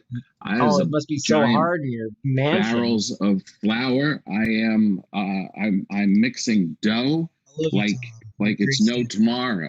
And this used to be fun. It used to be so a little hard. hobby, and now it is a life preserver. I am hanging on to bread, It's and so then I make hard it, in my and I can't mansion with feed my it to people sourdough bread. because I'm not allowed I'm to Tom see people. Pappas. I gotta stay home with my sourdough. That's not fun either. So, but That I don't stupid want to face he complain. makes. He looks There like a are people that goddamn are really suffering. baby Let's be honest. pterodactyl or some All I shit. have to do is keep eating bread. What and is wrong with getting Tom Papa's diabetes. face? But there are people out there, a lot of people who we worked with, other comedians that are running out of money. Oh, quickly, no way. And we need Comedians to help them are out. running out of You can money? text the Laugh Aid 707070. Well, maybe they should start a That live is stream and heckle Laugh you Aid guys. 707070, Seems to be working well for the rest of the which internet. apparently is the year we're going to be allowed out of our homes. Oh. Ugh. Do you find that you go through waves, like you'll be okay, and then you'll get like hysterical, and then you'll be kind of pensive, I'm good. and then just panicked, and then come back I to don't have being kids, okay so again? I'm set. Yeah, that's a fun thing to do for Here in a the week. studio. Listen, we've got a great show for you. We've I'm got a built for great this. comedians. I'm so excited Where's to Bill host Burr? this hour because, and it will be an hour. Unlike what Whitney did and Saget, this will be an hour. This is not going to be 2 hours of looking at Bobby Lee molest his girlfriend and Bert Kreischer finger his belly button. We are going to keep this tight and we are going to move along because that's what comedy is. It's all about timing and there's no laughter here. So let's keep it moving because I've got to go back to crying by myself while I'm baking bread. Ugh. Very excited to bring up our first act. Tremendous friend of mine. He's coming in from New York City. Text Laugh Aid 70707070 because that's how we're going to get the money to all these comedians who are out of work. This guy is one of the most generous comedians and one of the best friends I have in comedy. Please welcome Jim Gaffigan, everybody.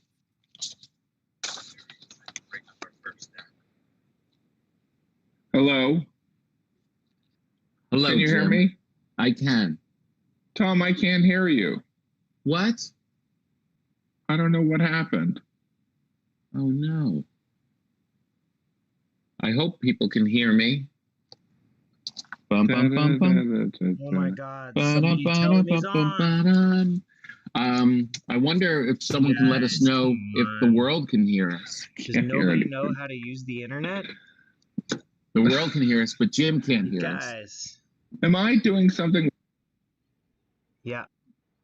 You're doing it all wrong. Jim is really funny. What he wants to say right now is how grateful he is to be on the show. He wants to talk this is a about. bummer. Yeah, it was so. It says now I'm we on hear you. mute. I hear you. Do you hear me? He can't hear us. Is the problem? Hey, you know what? What he wants to say right now is how. Can you hear me? Yes. Can you hear me? Yes. But you can't hear me. Here. You know, the thing is I can't hear you, Tom, but I can hear you on my phone.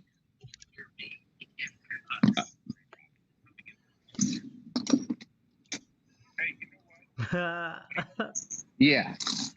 Oh my God. Oh. On today's episode of Watching Cynthia, get me a Comedians Sharpie. Troubleshoot Technology in front of the world, Two. Michael Hurry. Gordon Media breaks it all down for you. Hold on 1 second, Jim. This is going to be fun. Why don't This you is just tell him why he's live? it went longer than before. No, he's on. Hurry up with the Sharpie. You're on. Let's see. For sure. Is this part So of I'm the, going to is this tell part of the Jim to joke? just keep going, right, guys? Pretty good stuff. Is Cindy your daughter? Okay, guys. You can hear me? This is pretty amazing stuff, right? Hey, Oh, there. Tom. Hey, He called him. Yes. Yeah. You can hear me. Yep. Refresh my browser. All right. Oh my God, this is How about so that? fucking hilarious. Da-da-da. If you want to learn how to bake bread on your own, Browser. you Shout can out go to to Weedmaps. Getting Baked with Tom It's on so YouTube, weird. and you can become All obsessed right, here. with bread Why don't you baking as have well. Tom call me? I can do that. Boom, boom, boom, boom, boom. This Boom, is boom, boom, boom, amazing. boom. Oh, now I can hear you. Okay. Refresh. There you are. Jim. I'm here. Ah, thank God. You were so nervous. Oh, Well, I'm that glad that it so was good. live that all went down. Yeah, it's exciting. That was fun. By the way, I am calling in from New York City, which is there are more cases in New York City than anywhere. You know that, right? Yes. So we're number one. You know, we're the best. We're the Always. best. We're the Corona Kings. You know what I mean? What if you live in Corona, Queens, and you're like, really? Now I'm in Corona, and I've got Corona. Anyway, we're here in New York City, where, believe me, I know you guys are out in LA and you're making bread and everything, and Joe Rogan's going for a jog with his dog. But out here, my wife is high risk. So, like, even opening a window, I'm like, can people walk by here, or are they gonna, if people walk by and they sneeze, then my whole family dies. Oh, geez. Have you been leaving the apartment? My big adventure is every night after dinner, I empty the garbage and I get boxes from downstairs. That's what I do for fun. That's fun. That's my me time. I go out and I do that. But we're raising money for comedians, and I had this idea, Tom. Okay. Is Just go anybody right gonna come into on here it. and do By the something? way, funny? what's so great about this as an idea, this is such a great opportunity for comedians to just put themselves out there to get criticized on YouTube. But what I'm going to do, comedians, getting we're kind of criticized on this YouTube. strange community. We're that misfit island from Rudolph the Red-Nosed Reindeer. And some of us, I want to be a dentist. a dentist.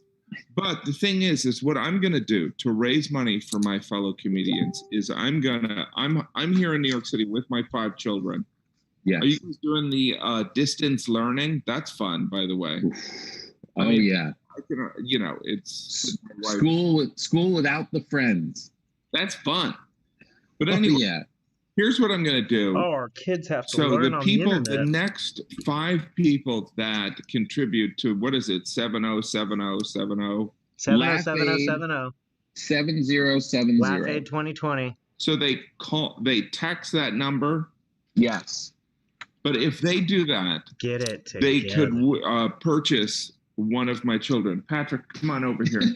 Oh, Patrick, nice. here's This is a one good of the deal, you kids guys. you could get. Patrick, what he You is? should buy me on eBay. No, not on We can buy eBay. this kid on You're eBay? 7 years old. He's one of the cute ones. And Let's see his Oh teeth. my God. let's see your teeth. He's Hey. missing some teeth. He's a fixer-upper. Jim, come on, bro. He's a fixer-upper. Patrick, go get Mikey. But Oh, is this I've the got big these kid? children. I don't know where they are. Right. But what's so annoying is they want to eat like 3 meals a day, Uh-huh. Yeah. and they're not cleaning up. Oh Every my morning, God. I wake up. They want to eat 3 meals a And, day and they're not cleaning up. I This is can't like leave. out I of can't. touch People. celebrities. I can't leave. Oh my But God. it's You like guys. every morning is like New Year's Day. Like there's been some party that's occurred, and you have must the be so Corona hard having hangover, to and you're match like, with what? kids and I'm not even eating drinking 3 meals a 'cause, day. What- And you don't give Jim. chores to the children? These are Are they frontier eating times. Hot You should be. Pockets? we're dealing with chores, a lot of chores. By the way, we were getting into a certain rhythm during quote unquote spring break. Comedians learning how to But parent. when we got to the distant Yeah, learning, they're it's fucking like if they're nannies doing anymore. school, Right. and it's connecting to Zoom meetings. It's not Oof. ideal. It's not No. ideal. right? It's hard for them. It's hard for my wife is a hero as usual. But yeah, here's another one of my kids that we're going to auction off. This one, I believe his name is Michael. Michael, here, crouch down a little bit. He's 8, my name. and we're raising money for comedians.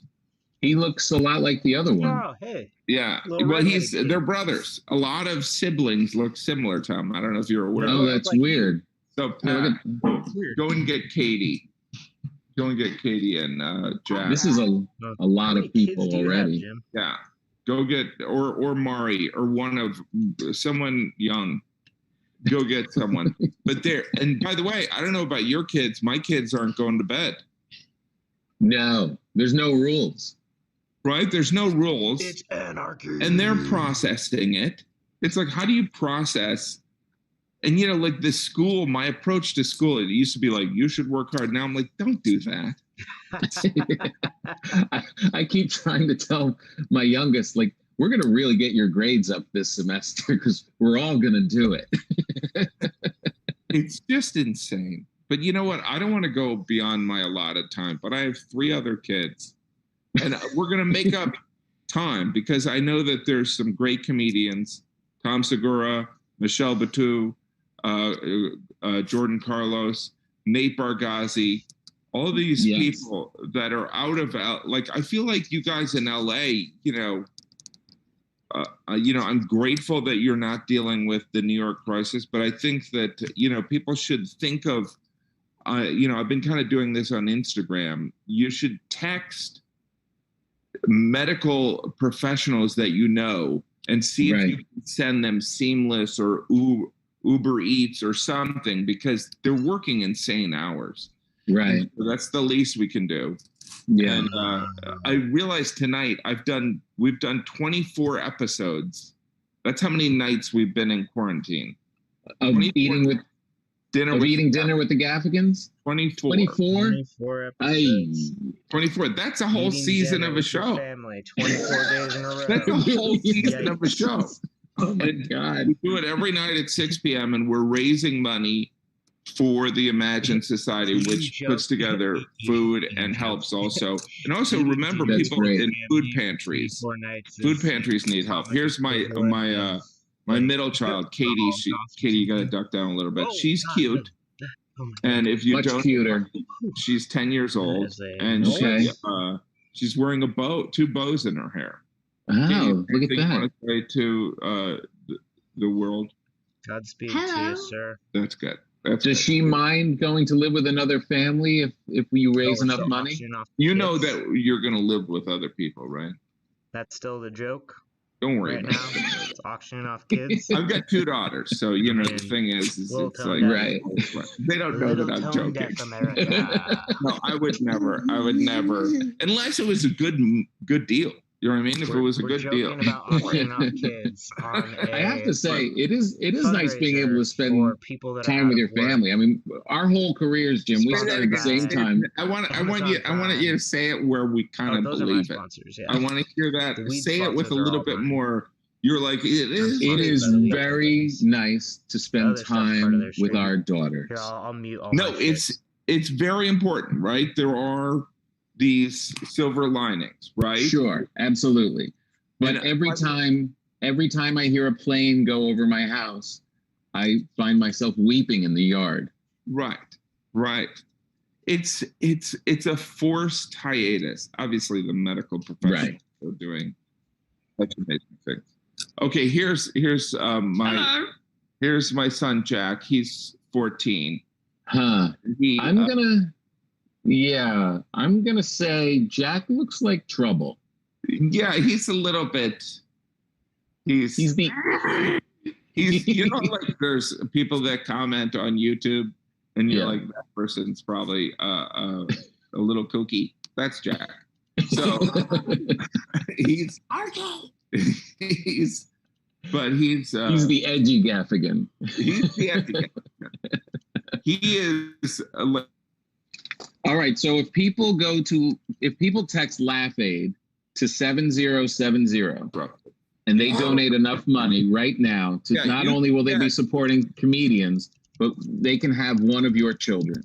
Yes. And also, who doesn't want a teenage boy who only cares about video games living in your house? You know what I mean? Perfect. Perfect. Yeah. Go get Maury, will you? All right. Okay. Well, thank you, Jim. Yeah. Well, thank It's so you. nice- We've been so nice to going see on you. too long, right? But Yeah, you go. Or I we're ready go. to go. What do I do? What you have to do is go on your social media and tell people what you just did and encourage them to text Laugh Aid to 7070 or go to the website and donate money to help these comedians. That's great. That's great. Oh, here's another kid. This is my daughter. She's 15. She's a high school student. She's missing her play. So there's a lot of kids probably watching this. What play was it going to be? Shrek. It's a musical. Shrek. She wasn't That's- playing Shrek. Who were you playing? Shrek's mom. Shrek's. She was playing Shrek's mom. And my here she's other Shrek's daughter. My other daughter was in Annie and she was playing Daddy Warbucks. What is going on? Anyway, all right, so You're we the will best. tell those people to do that thing. Tom, I All right. appreciate you hosting this segment and love you, Jim. Take care, you guys. Okay. All right. See How you do I soon. leave? You fumble around and I bring everybody back. This is going well. This is going well. That was nice. We got a little something from the Gaffigan, and you can get a Gaffigan child. And again, he has 25 of them. So that a lot of you can bring home a Gaffigan child while helping out of work comedians. Next up, we're going to go to Ray Romano's coming on the show. Hey, Ray Romano here. Hello, everybody. Hope everybody's doing okay. I'm here to help out for the charity for Comedy Gives Back. And I was trying to think of what I could do. And what I thought of was, it's a little experimental for me, and it might crash and burn, but that's okay, is I don't have any new comedy to do. I actually did a stand-up special for Netflix, so all that material I can't do. And I haven't been writing a lot, but I've been putting down a lot of ideas, as all comedians do. Put it in your book. You know, that's how it works. You think of it, boom, you put it in your book. And then that's like the incubation period.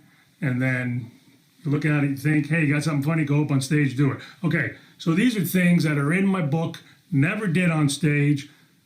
And I'm just going to take my book now and read them and see if there's anything there. And please know there may be nothing here, but that's how you do it. You throw stuff against the wall, and you see if it sticks. By the way, we're in my wife's closet, in case you're wondering. I want to get a shot of the wigs and whatnot. That's my wife. She puts that on when, well, you don't need to know that.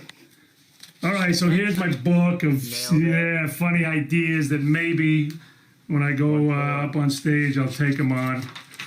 Let's give it a shot. New material. Flashlight. Okay. This is about when I go to bed at night, I carry a little flashlight. I carry a little black flashlight that I read with. It's about the size of this. It's about the size of a pen. Okay, so I carry it, and in my bed, I read with it because my wife doesn't like the lights on. Again, this is a true story. I just wrote the idea down because this is how it happened. I usually, sometimes in the morning, I fall asleep with it. I can't find it. Sometimes I look in the sheets. I look in the pillowcase. I look on the floor. And one morning, couldn't find it. Looked everywhere. Tore the bed upside down. Could not find it. And that drives me crazy. I need answers. And my wife was like, all right, let it go. We'll find it. Blah, blah, blah. I go and brush my teeth. I get a phone call. I'm talking to my agent on the phone. And then I find the flashlight. Why? Because it's in my underwear. Look, flashlight in underwear. It's this big. It was in my underwear. I was awake at least for 45 minutes walking around. No idea. There's a bit there somewhere. How? Why? How did I not know? How did it get in there, first of all? Because you were looking for How did it get in there? I guess, did I fall asleep? Go to scratch? I mean, it's obvious. How did I not know? In your pants. How much space is in there? What could I carry in there and not know for 45 minutes? There's a lot. There's a lot there. There's the bit. Okay. All right. That's a possible. We'll keep it moving. Oh, this is titled "How Many Threesomes?" Okay, so when I was on the show Vinyl, I had a scene where I did a threesome. Great show. And I was very nervous, incredibly nervous when we were getting ready to film it or the days leading up to it. And my buddy, one of the stars of the show, I won't mention his name, kind of a stud. I remember asking, we were talking about it, and I asked him, how many threesomes have you had in your life? And this was his reply. He went, And right away, just that is enough to kill me. The fact that he has to think about it. His answer was like 5 or 6. He didn't know the exact number. That to me, let me tell you something. There's certain questions you have you know exactly the amount. How many threesomes have you had? 3. That's like, how many times did you get struck by lightning? How many times in your life have you fell down a well? 0. How many times have you been mistakenly accused of murder? They all go in the same list. 0. I don't know, 5 or 6. This is kind of I don't know if there's a bit here. It's a little bit gross. But again, all these things happened. It's not gross. It's all good. Q-tip, had a Q-tip cleaning my ears, threw it into the trash can, and it landed standing up. Topical. And someone might think that's gross. Someone else might think it's good luck. Somewhere I'm looking at it as it's good luck. Someone else may think you're a pig. Okay. Little German side, old memory dogs, old memory rejected by. Hold on. There's some of these. You think they're funny. You write them down, and then not so much. Millionaire stand in the closet. Bathroom. This is kind of. And then it just kind of. Again, I wish my daughter wasn't filming this, but I went to the bathroom the other day, and I had my phone in my pocket, and the let's just call it the cleanup. The cleanup. I don't want to say it was difficult, but it took, let's just say this is true, I wrote it down. This is true. There was so much movement that Suri talked to me twice. I'm not kidding. 2 times my phone interrupted, what can I help you with? I didn't hear that. It's true, Allie, I'm sorry. Okay, one more, and then we'll wrap it up. That's a good bit. There's a good bit there. I'll give it up for Ray for working out material. Yeah, this is right now. Like this is spider on the windshield. Well, there's really not a bit here. This is just how it happened. I don't know if this is a bit. Shout out to Ray. But I was driving the other day, and before social distancing, of course, I was driving, and pre-corona. I'm freaked out about spiders, and I saw a spider on the windshield. And I was like, oh, what do I do? And then I said, all right, I'll put the wipers on.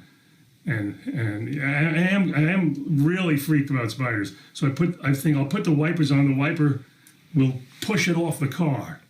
But then I thought, what if it just gets it this far and then it's right there? And then I got to get out of the car. Boom. Or worse, what if it just splatters it and then I got to wipe spider guts off my windshield? And then I sucked it up and I said, you know what, just put the wipers on.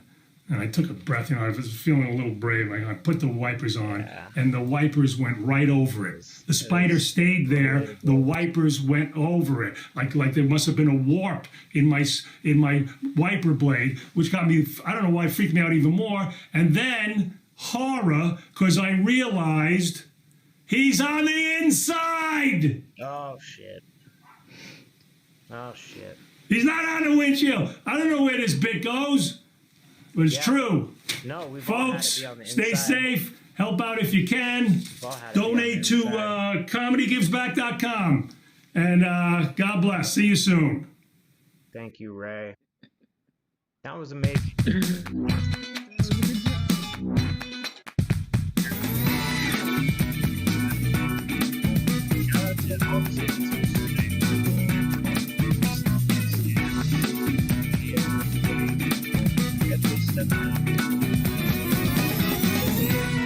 Who no longer has a job, I just want to say thank you. I hope you enjoyed that video and you're enjoying this show. Laugh Aid is trying to bring some much needed relief to comedians who've lost all of their incomes during this global pandemic. Comedy clubs have shut down, TV shows have shut down, and most of us don't have a way to make income. So if you can donate whatever you can at comedygivesback.com, it means more than you know. And as far as this pandemic, we're stronger than this. If we just come together as a planet and be our best selves right now, coronavirus got nothing on us. Let's do it. Ben, there's not a... You can tell that Ben, the last comic, really needs the money, and you can tell that Ray doesn't need the money because Ray filmed inside his closet because he doesn't want you to see the rest of his house, and that was everything that Ben owns. Fair. You're helping really poor comedians. Hey, we have a bright spot right now. You know, touring is a thing that is really, you know, none of us are able to go out and perform right now, and tours have come to a halt for the most part. But two of my favorite comedians, Kyle Kinane and Nate Bargatze, have been together touring, and we want to check in with them because they. Kyle, are you all right? Yeah, it's. You okay? Hey, Tom, how you doing? He's fine. He's fine. Yeah. Tom, how are you, buddy? Good, man. Good to see both of you. Thanks for coming on. This is really nice of you. Yeah, And we fit it in our schedule. We've had a pretty wild, you know. Yeah. Me and Kyle have been on tour together, and we'd love a break, but we don't see where, you know, our dates are full right now. Money never sleeps. You know, money never sleeps. Yeah, I was looking at your schedule. First of all, I didn't know you guys had toured together, and then not only was I looking at your upcoming dates, I went through your whole website. And, you can see it. Don't get jealous. You're getting, you know, yeah, we've been hitting it. We've been hitting it. We've been very interesting stops. Yeah. Started in Wuhan. Well, that's where we got started off. Wuhan. Wuhan. I mean, a lovely place. They we got out there like a week before everything started. Yeah, dude, don't be weird about it. We were fine, and everything was good. We had great shows. We bounced around there. You can hitchhike; is still pretty popular there, so we did a lot of that. You save money on the bus. You don't have to get around, you know, just to get to the different shows. And we did, you know, we ate there a lot. People knock these wet markets, but we went. It was nice weather, so it wasn't. It's not like rain. I don't know why they didn't call it that. Yeah. It's like you go to Subway, you pick out the ingredients you want, and at the end they make it into a sandwich. You go through the line. It's pretty neat. It's a pretty neat place, and that place needed comedy. You know, they needed comedy, and we were happy to give it to them. And I don't know how this routing went, but you went right from there. It says you went to then do a tour of Italy. Right from Wuhan to Italy. Yeah. We went there straight. They have a direct flight and nonstop, and we rode it, set middle seats separately, and it was a fun time. Italy was great. A lot of older. The audiences are older. We did a lot of nursing homes too, because you know you got to get out and like those people deserve comedy. Just because they're cramped together like that doesn't mean they don't deserve a good time. Yeah, dude, that's ridiculous. You know, we don't care what our audience is, young, old. We perform for anybody. Yeah, that's we'll play anywhere. Including cruise ships. It seems. Absolutely. How you gonna make money doing comedy except cruise ships? Those We went people on a can't cruise go ship. anywhere. That's a built-in audience. Like they have to come see you. The hardest part was our ship was out there for a month. That was the hardest. Yeah. The hardest part was coming up with all that material. Like we was like, let's get some new people on. Yeah. I mean, Tom knows like comedy's good when it's a packed room. You want it shoulder to shoulder. You know, that's when the show's the best. You know, open it, people, there's the person next to you's laughing or coughing, and that's when like you catch it, you know? Right. And then you docked, of all places, after multiple cruise ships, you docked and disembarked in Washington State. Yeah. We went, so that's where they let us out. And we did a bunch of shows there. It was starting to, you know, something felt weird just when we were there. I don't know if it was the buzz about our shows or not, but it was, you know, it was a different time, I guess. I don't know. But we did shows. We do meet and greets. What's something that we do that I don't think a lot of comics do? We do meet and greet before and after the show. Yeah. Even if it wasn't people at the show, we'll just go out just to press the flesh. Right. People say they, you know, we hug. We're huggers. We're doing South by Southwest, which we heard was canceled, but we're just going there and we'll play any venue that our show's not canceled. Our show's not canceled. We'll play. We're honoring any ticket that you had, not just to our show, but any show.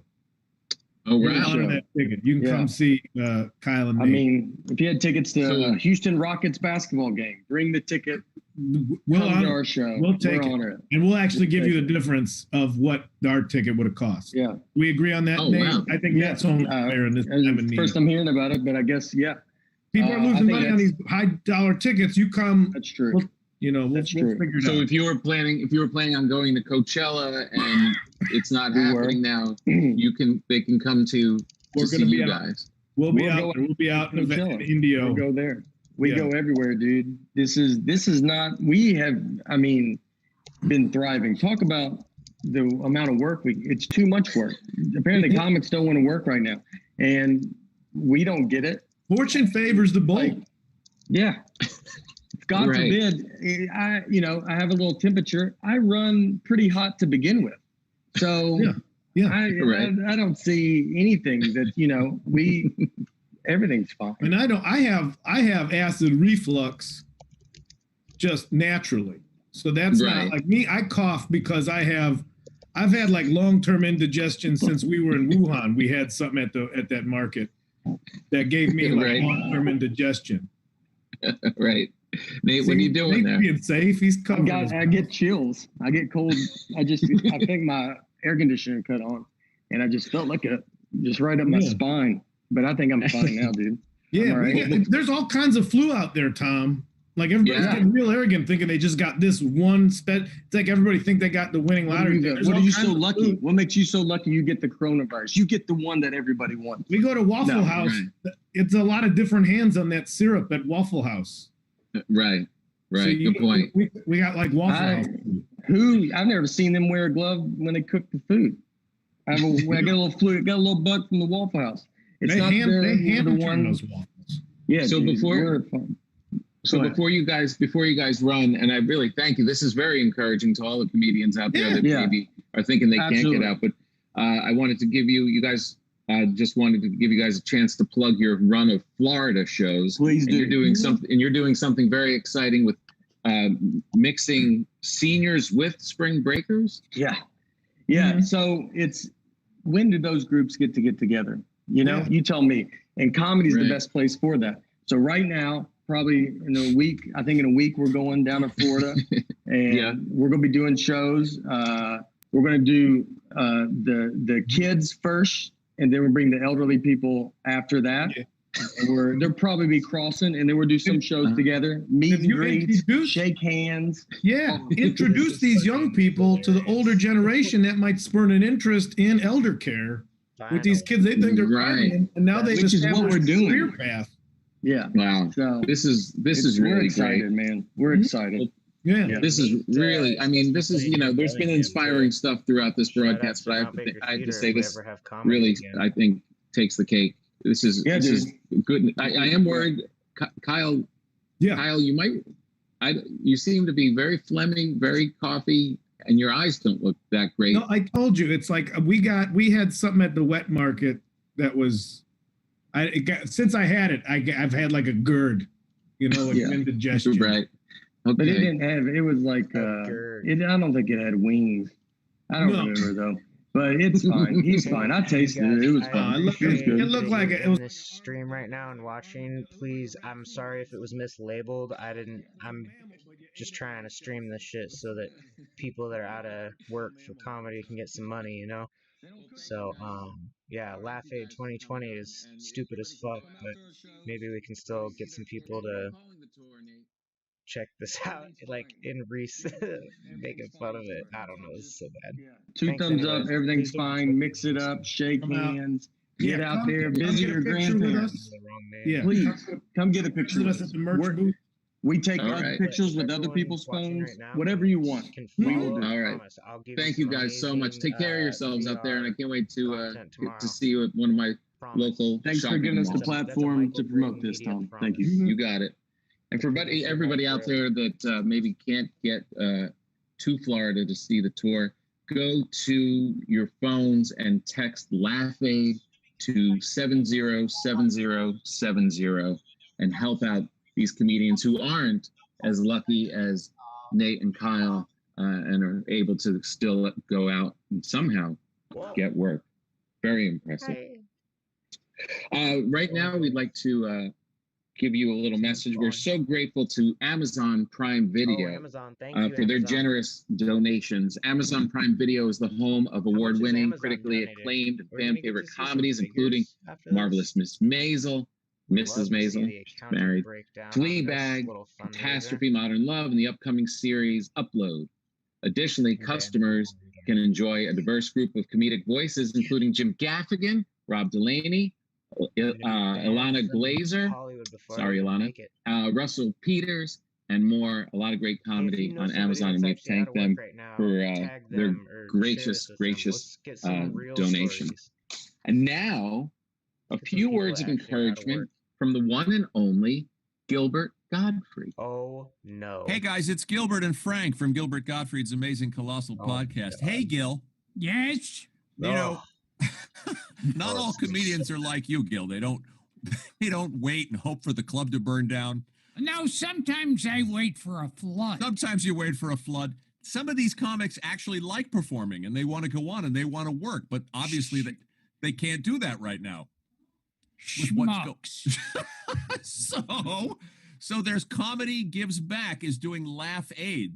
They're doing, these comics are safely ensconced in their homes, and they're performing online. You can get it on Twitch, on Comedy Central, Twitch? / YouTube.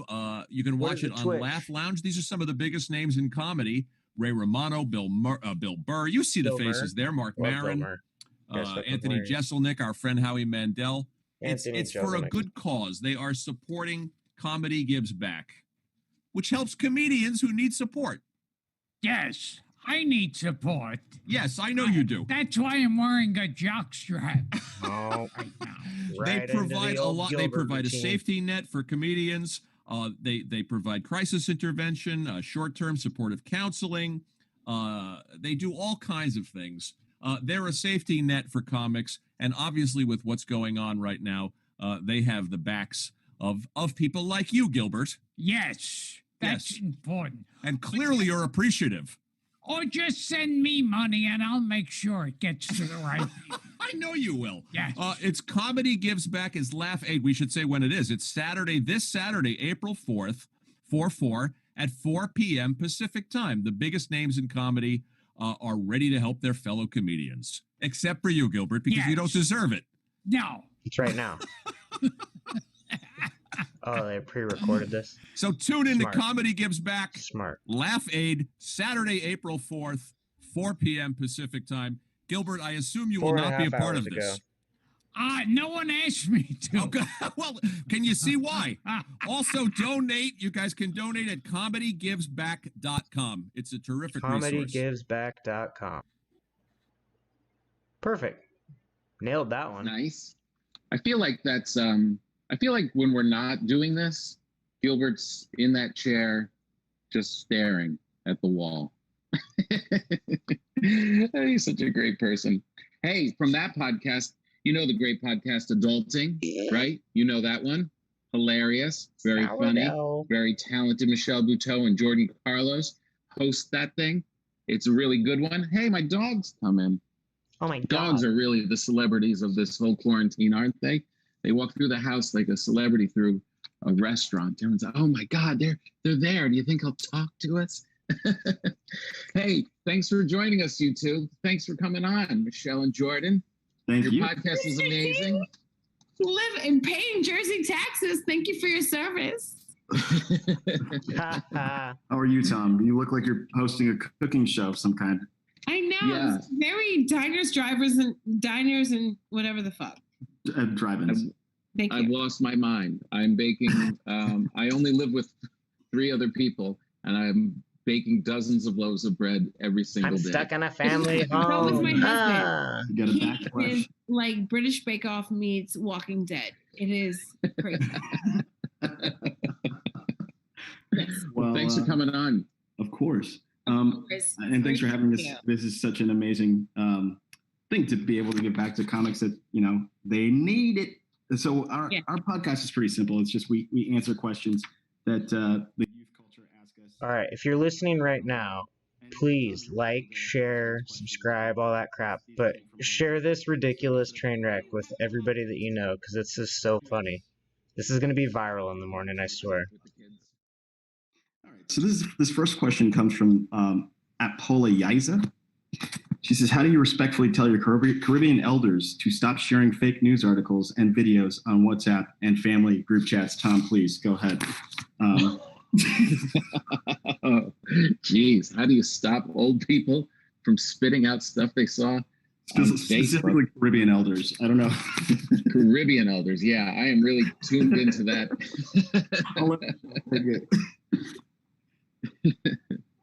Michelle, do you have anything? I'm going to defer that one. Look, I will say that because my uncle is also a archbishop and my family is very Caribbean.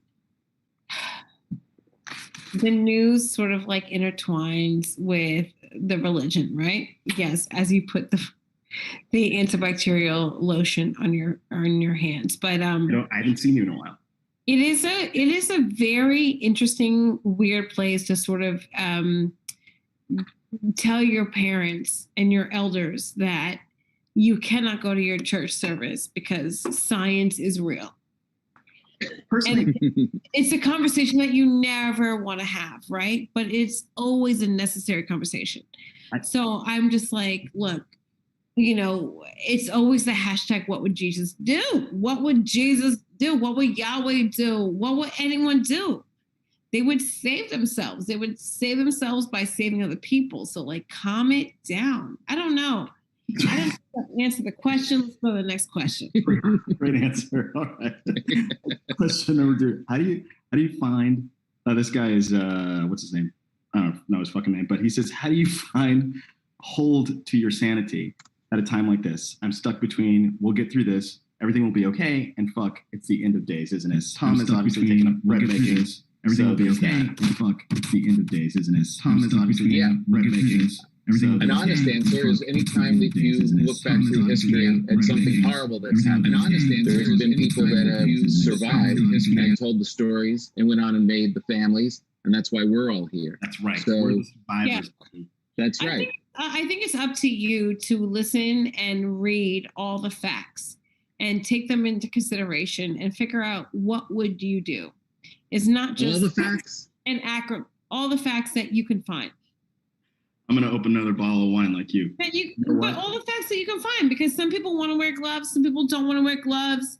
Some people believe in science, some people don't. Some people believe in atoms, some people believe in the atom. We cannot. It's just like, you know, what is your uncertainty? Like how deep do you go if you don't want to affect people?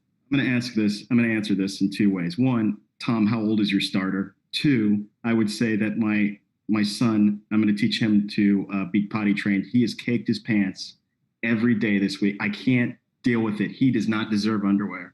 He does not deserve underwear. So we've had to break out the goddamn Huggies again. It's demoralizing. Demoralizing. That's all. Third question. Third question. Is it adulting to wish your spouse had typhoid but doesn't actually die like on the Oregon Trail? Absolutely. If you've ever been a woman with a wish, yes. What's the difference between typhus and typhoid? Is that the one? One's with duty, I think. I don't know. Look, it doesn't matter. It's an emotional disease. Okay. Fourth question. How do you not drink while working from home? Oh my You God. don't not drink working from home. You drink, you just figure it out. You have potato chips in between. Tom, do you have anything to say? I want to drink whatever Michelle's drinking. Thank you for broaching that issue. Number 5. Are you a night owl or an early bird?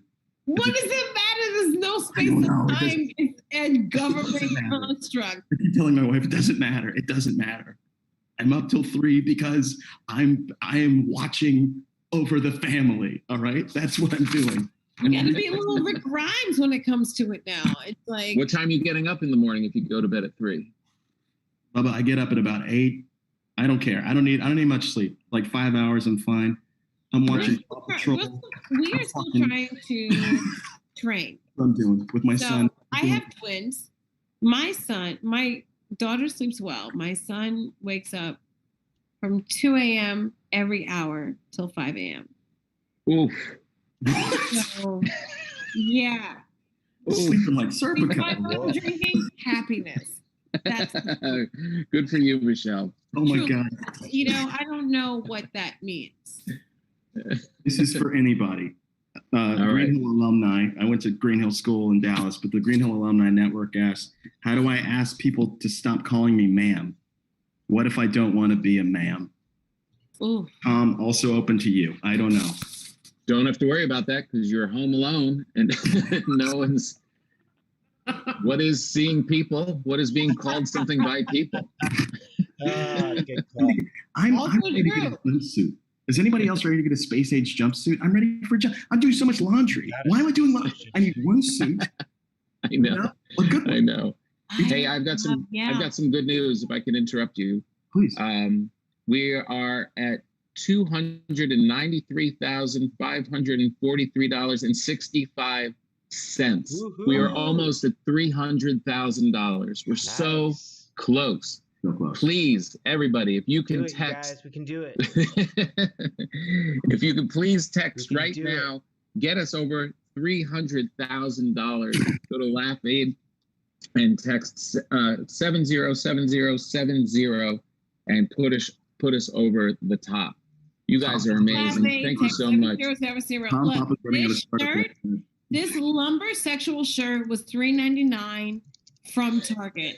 If a plus size 18 size bitch with big old titties can do this tonight, then y'all can donate $5 to the wait staff, the comedians, the security, the bookers, everybody that puts a show together. I mean, really, people think it's just like comedians that show up in the same wrinkled shirt and tired ass jeans from the Gap from 2004, and it's not that, although it is some of that. It's some of it's that. not that. Pretty sexy. Michelle, thank you so much. Get to sleep. Your child's gonna wake you up in about an hour and a half. Thank you, Jordan. You guys are amazing. Adulting is the podcast. Goodbye. See you guys soon. Take care of yourselves. Yeah. And now we have a message from very funny comedian. I love this guy, Dave Ross. Hello there. I'm fucking Dave Ross. That's my name, including the F word. Thank you so much for being a part of Comedy Gives Back, or Laugh Aid 2020, or Alone Together, or honestly, I don't know what it's called. They gave me 3 names. But Laugh Aid 2020, Comedy Gives Back, Alone Together, maybe that's the whole thing. Anyway, thank you. This is a great cause. There are a lot of people who are out of work, and the funds from this are going to be going to entertainers and other people who lost their living because of the quarantine. So thank you. You're great. I will be doing a piece for you this evening entitled being a dick with food in your mouth.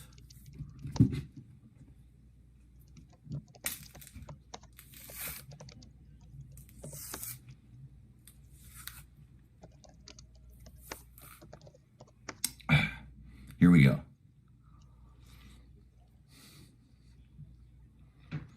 Oh, sir, I'm the asshole. Fuck you, man. I did the fucking dishes last week. Whatever. Coronavirus is a conspiracy. You have to hit your kids. You have to. Okay, well, why don't you park on the fucking street? Otherwise, how are they going to learn? You're a dick. So because I said something racist doesn't mean I'm racist, okay? Whatever. The only people I'm nice to are people I want to fuck. Suck my dick.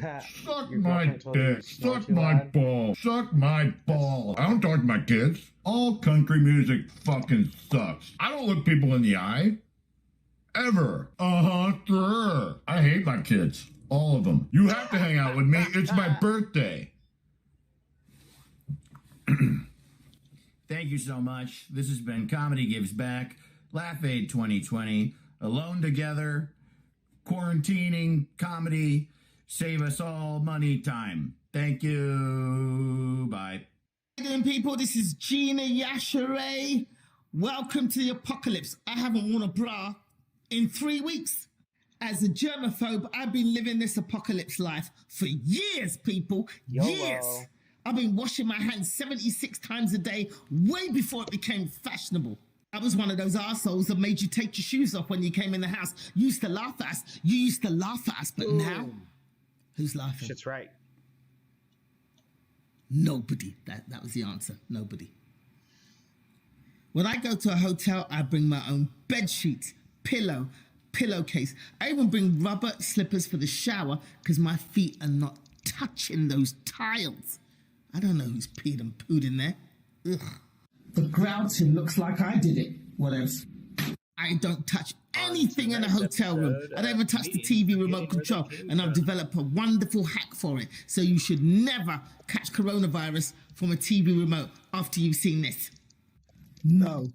Control condom? That's right. I invented the control condom. You're welcome. So stay home, stay safe, and wash your hands, you dirty bastards. Peace. Peace. Come on, this will be fun. This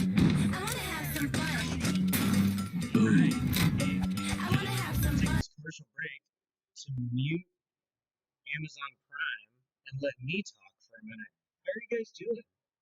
How old am I? How old do you think I am? I'll let you answer that question with a question. I appreciate you guys hopping on this live stream.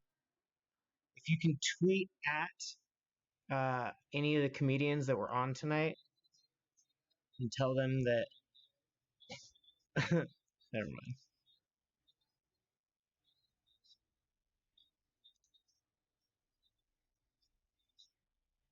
Fortune. Love Fortune.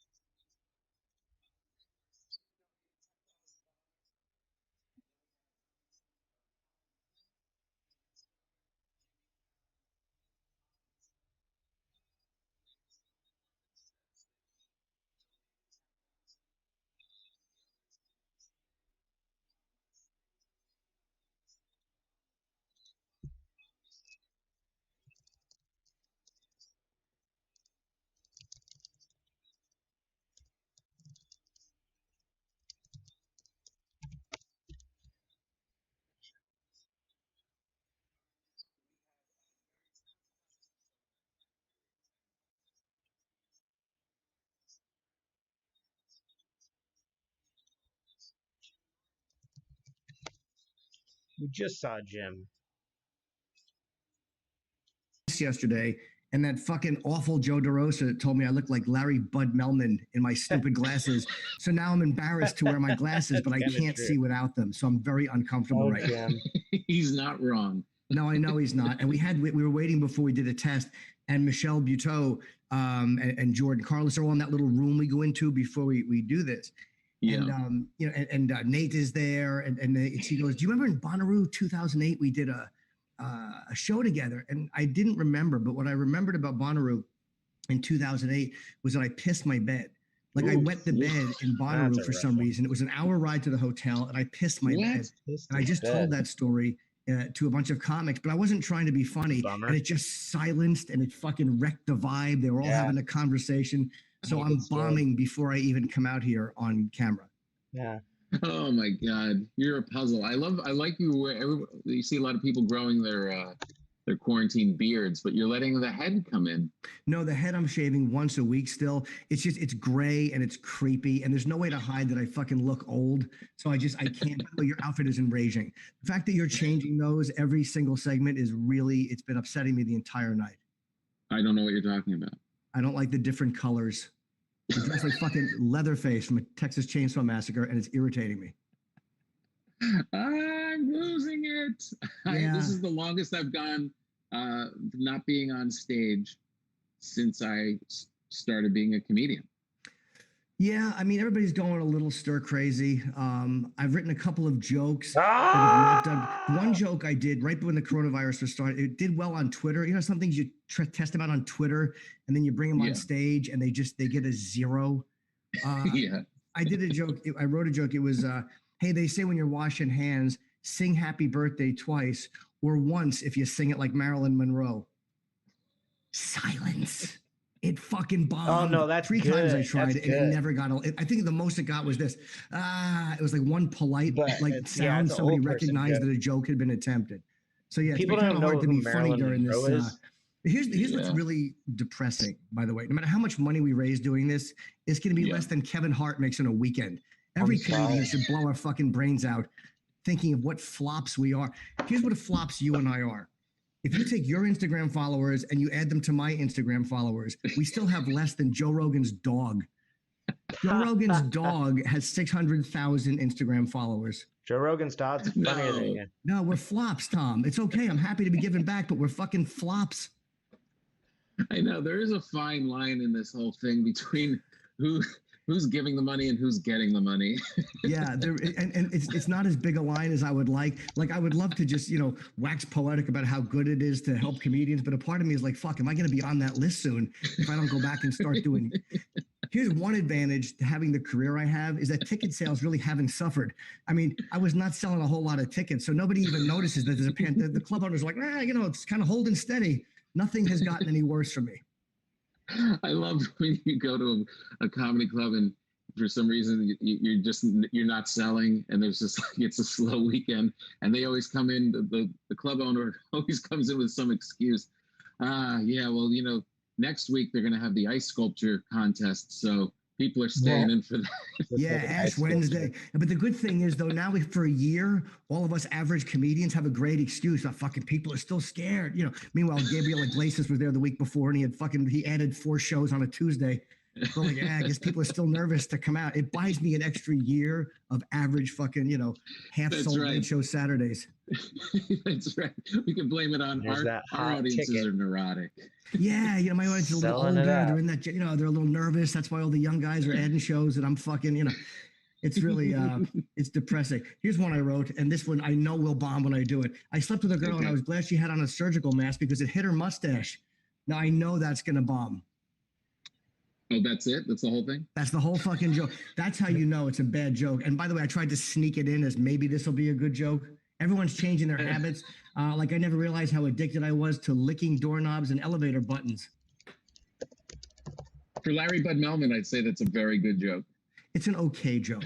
But I was really proud of them when I wrote it. I was kind of loopy and overtired. And then I'm looking at them and I'm like, they're really going nowhere. Like I'm accomplishing nothing during this fucking virus. Nothing. I'm not writing anything. I'm not filming anything worthwhile. Earwolf. Well, you're Comedy distracted. Central, It's hard to write about BBC, stuff when the ground shifted like Stamps.com, this. Prime Video. That's a great thank you. That's somebody co-signing my co-signing my a laziness. shout. It's unfortunate. The coronavirus is great for lazy people because we're like, nothing I can do. All of a sudden my computer's broken and I can't write. I mean, Meanwhile, Joe Coy's cranking out quarantine merch and doing his tour for the whole arena tour as soon as he's done. Are you still doing the radio show? Yeah, doing it Monday through Thursday, and still doing the UFC podcast. So I'm able to do something, which just kind of beats doing nothing. But it still sucks to not be able to go out and get on. And all the people that are kind of not doing anything, like Mark Norman is going out of his fucking mind. It's fun to watch guys like Mark, who's such a pure comic and he's not doing a radio show, so he's just cranking out jokes and trying to do something on Twitter to keep active and feel alive. I mean, that's a good call, Mark Norman. Yeah. Are you? What do you think of? Norman. Who of your good friends do you think is at highest risk for getting the virus, or that would be more dangerous if they got the virus? Because we have a lot of the same friends and. A lot of them aren't that healthy. It would be, well, it'd actually be say, which of my friends in order would I prefer to get the virus? That's the list I've made up. Which comics I would love to catch it in one order and how long I would like them to suffer. How bad I wanted to be for them. I'm not worried about catching it. I mean, my immune system, I haven't worn a condom since I was probably 17 years old. Coronavirus doesn't have a chance. I'm fine. Jim Norton dies of coronavirus. You're the best, Jimmy. Thank you so much for calling in. I mean, all right, seriously. buddy. Yeah, I appreciate it. They told me to keep it tight, and I still tried two of my shitty jokes, and they both did exactly what they should have done. They bombed. Anyway, it was good talking to you, Tom, and you're doing the Lord's work. You look great. All right. you look great. Maybe to bring the glasses down one size smaller. Yeah, I know, but they were free. Somebody gave them to me. What am I going to do? Fucking complain? All right, pal. Jim Norton, everybody. I'll see you really soon, Jimmy. Yes, I can't wait to come to New York. I can't wait. Sweetspot.tv is honored. Well, hold on. My mom just texted when I got that. Is honored to have the opportunity to support the Comedy Gives Back event and keep the world laughing. That's Sweetspot.tv. We've been live streaming events for 10 years and are so proud of Comedy Gives Back and has selected our remote control room service to connect their audience to be entertained by one of their favorite comedians. Ooh. There was a little bit of a we and they in that, but I guess I'm part of the we now. Some other housekeeping stuff we got for you. We have a Access TV commercial. Is that going to just run, or do you want me to pretend that I know what that is? Do you want to pretend like I know what that is? Access TV. All right. Gotcha. We'll keep it going. Okay, I got to move on, so I got to pimp. What? Are we over? We got over 3,000 donations. That's amazing. Are we getting closer to the $300,000 mark? That's what I want to know. Lena, are you here? Go get the mug. We got $300,000. That's amazing. Sincerely, everybody. Sincerely. Thank you for that. Keep it going. We can get a lot more money. We've got more hosts coming up, ending up with Patton Oswalt. So we have a ton of comedy all night long. This is going to keep going. And this has been probably the tightest, best segment, I would say. Best hour. I mean, everybody else was great, but I mean, as far as keeping it going. This came to my house today. I didn't know why. Comedy Gives Back, and there's also a t-shirt with it. You're on it. To show your Laugh Aid pride, go to comedygivesback.com, and I guess you can get one of these and be like me. Pretty good. And also a great t-shirt, but I thought it was just a gift, so my daughter's already wearing it.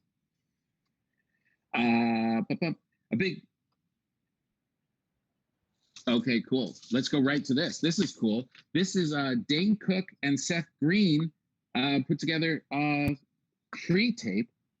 Two young aspiring filmmakers. Dane Cook and Seth Green pre-taped something. Oh, this is going to be. Hello, amazing. everybody. I'm Dane Cook. Hey, what's up? I'm Seth Green. Hope you guys are having a great night. We're excited to be a part of Comedy Gives Back. And we're thrilled to premiere our short American Typecast. It's never been seen before by any audience, so you are the first. Yeah, we hope you enjoy it. And by the way, I'd like to enjoy one of these virtual backgrounds, Seth. That's cool. Oh, yeah, you just click the option and you can make it anything you want. Okay. Like any pictures that you have in your files, you can make anything your background. Like from a vacation picture that I have. That's the first available photo. Hey, let's just roll it. Thanks so much for watching.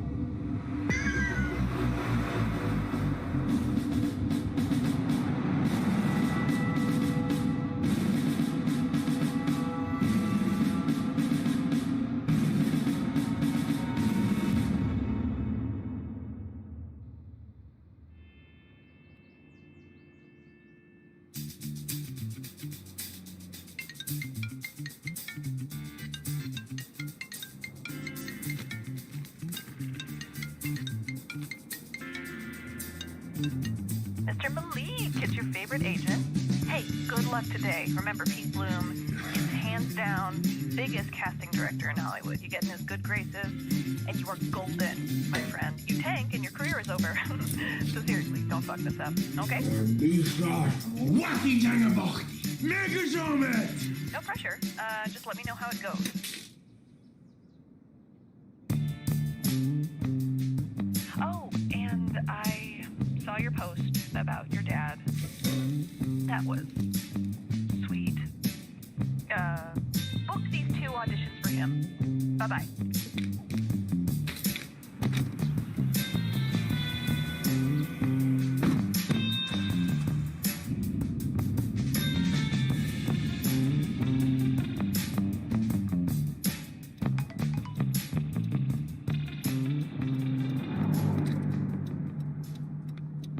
Hi, sweetie. It's Mom. Just wanted to check in. I'm very worried about you. I know you're struggling right now. Okay. Just call me back, my love. I love you. Bye.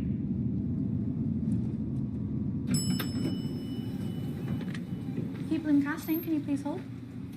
Sign in. We'll wait over there.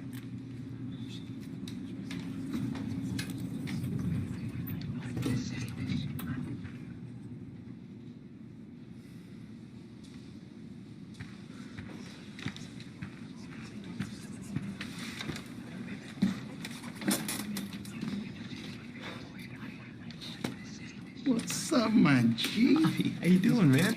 خوبم ولی نبا خوبیه تو. Saw your episode of NCIS. You blew the shit out of that helicopter. It was awesome. Thanks, buddy. What about you, though? I saw you on Prison Break. This shit was scary, dude. Didn't really shoot that in Yemen, did they? Come on, man. It was Bakersfield. Of course. Where are you going in for? Insurgent, you? Amir. Amir? Suicide, bro. Oh, you have that great speech right before you get shot in the head. Love it. Hopefully we finally get to work together on one of these, man. Shalom, my brother. Aren't you Jewish? Jewish? Method acting, bro. Method. It's not even what that means. It works for me. Oh, God. How far behind are they? About an hour. What else you been working on, man? Hopefully this. I haven't booked anything in a little bit. Well, Habibi, that tends to happen when you get killed off of every show. Hey, it's okay. It's usually slow this time of year. You'll be back in the saddle in no time. That's right. We're booking this shit. Damn right we are. Bobak Muzagar? It's showtime, baby. Break a leg, brother.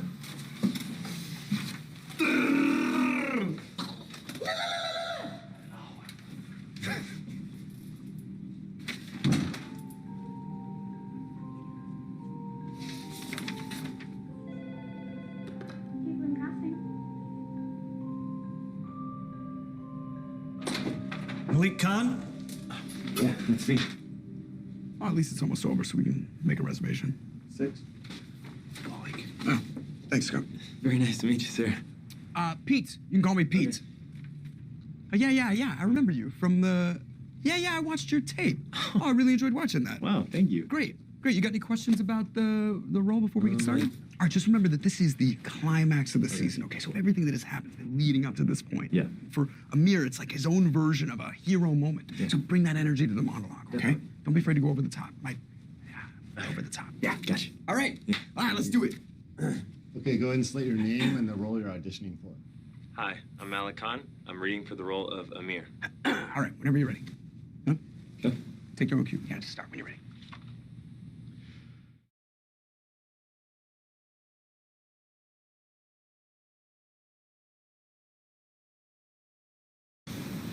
Hi, it's Wendy Liebman, and I'm never going to wear a bra ever again.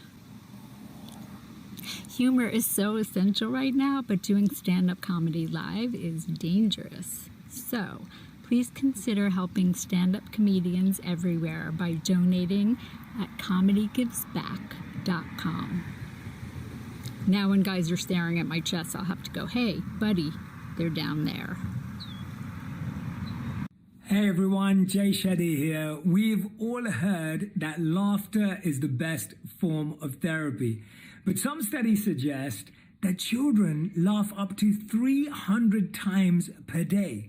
And us adults, Only 17 times per day. Now, whether that's true or not, it's true that we all need to laugh more. We all need to let go more, and especially at times like this. So I'm so grateful to all the incredible artists and talent that have helped us laugh our hearts out today and helped us laugh out loud. And it's incredible that so much good has been achieved through that laughing. We know that laughing boosts our immune system. It boosts our mood and helps us build deep bonds. I hope you've done all of that today. Sending you so much love, prayers, and positive energy. Thank you so much.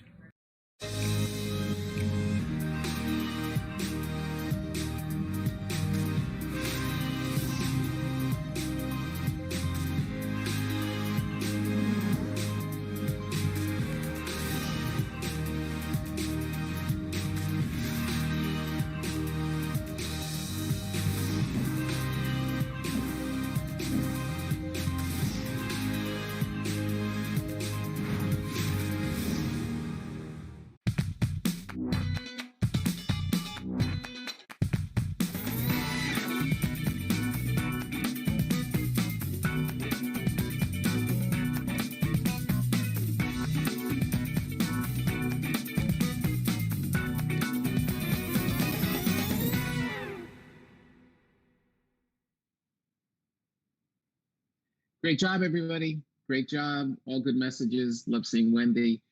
We are over $300,000 and making more. So this is really going to help. There are a lot of comedians out there. This is a great thing.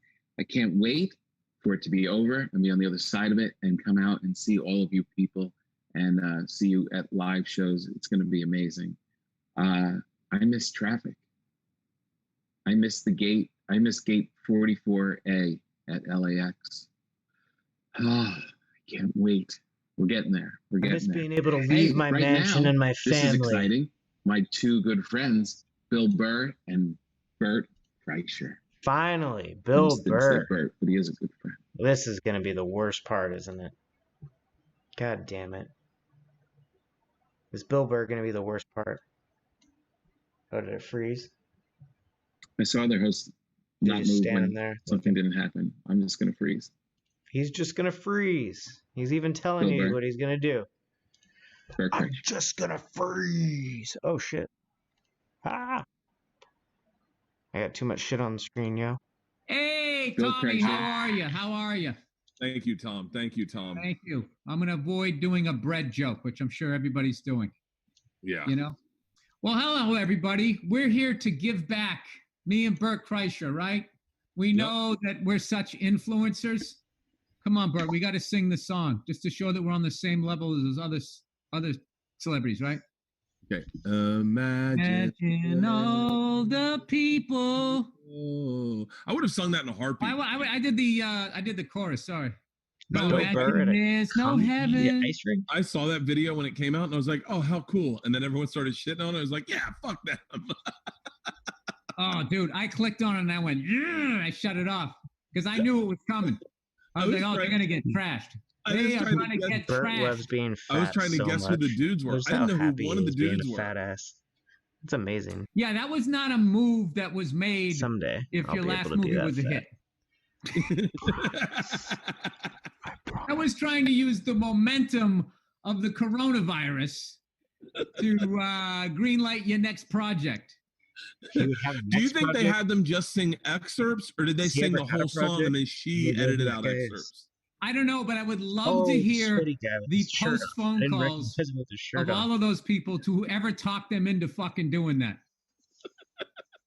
I'm out here getting fucking trashed. You said it was going to be a good thing. I wasn't saying there was no heaven. This is comedy. Fucking John Lennon said it. This is comedy. This is what we do now. It's a great I song. sing row, row, row your boat. You don't have to Row, go row, gently row your down boat. the stream. It's my song. I sent out a text to Dalia and Segura the second I saw that, and I was like, "Yo, we should do one with comedians. Get 26 comedians, and we'll sing the ABC song." That would be funnier It's than just this. comics going, Wait. "Hey." Did you ever see Richard Pryor do the ABCs on Sesame Street? No. He was unbelievable. Brad did the Wait, what did he do? He fucking killed. He was sitting there with a Muppet, and he just started doing the ABCs, that shit. and he just Hold started. He had like this fucking attitude, and each letter Hold was on, a I'll find person. And then here comes K, and you're like, oh shit, what the fuck's going on with K? I was unbelievable. And you know, he just showed up, put out a cigarette. All right, stand over here talking to this fuzzy thing. Oh. He's just the best. He's the greatest there ever was. Sorry, Bert. That's a A. Now, here's a question: if Chappelle had been in And this here's a Gal B. Gadot video, would it have gotten? And nobody care about no C. What's the gal? Is that? And the ain't guy? nobody Yeah, interested man, in if, D. like if they're Right? two, No, Because E's got it all. I don't even think his genius we could shipped have to survived them. that. it would have been hard for comics Hang to up shit with on the it if G. I was involved, though. Huh? Move down to the I H. think young unknown comics would say Jump what to the everybody I. else was thinking. Yeah. The J. Then here come K. You come on, man. You got Walking into place along with L. awareness, right? I You know what I mean? I'm And just M saying, was man, cool. You gotta know. You M gotta said feel to the N. beatdown's coming. You know No, what I mean? no, that's the beauty of being a celebrity is that you're impervious D. you're to it. Everything you say is like so. By the way, Q. you know, if I had gotten a text from Gal R. Gadot that morning Now and S said, "Hey, comes can you sing stepping a up. song?" I would have gotten Right? so fucking excited. T was But mean Gal on Gadot- Richard Pryor on That's crack. a girl's He name. didn't right? take Gal no. Gadot? Fucking Gal Gadot? hilarious. Thank you, Bill. That sounds like an organization. Yeah, she's beautiful, man. She's 6'3". You know that? No, there's a 6'3" woman named Gal Gadot. Is then that her maybe- whole name? No, maybe she's not 6'3". I'm not certain on that. But is that her whole name? Gal Gal Gadot. Gadot? Gal Is it Gadot. Gal Gadot? Or is her G-A-L. last name Gal Gadot? No, G-A-L. New name G-A-D-O-T. Gal. Maybe it's Gal Gadot. I could be fucking that up. Not everyone's best with a Bill Burr. Wait. All right, well, okay. It's a quick name. It's a good name. Good stage name. Billy Burr would have been better.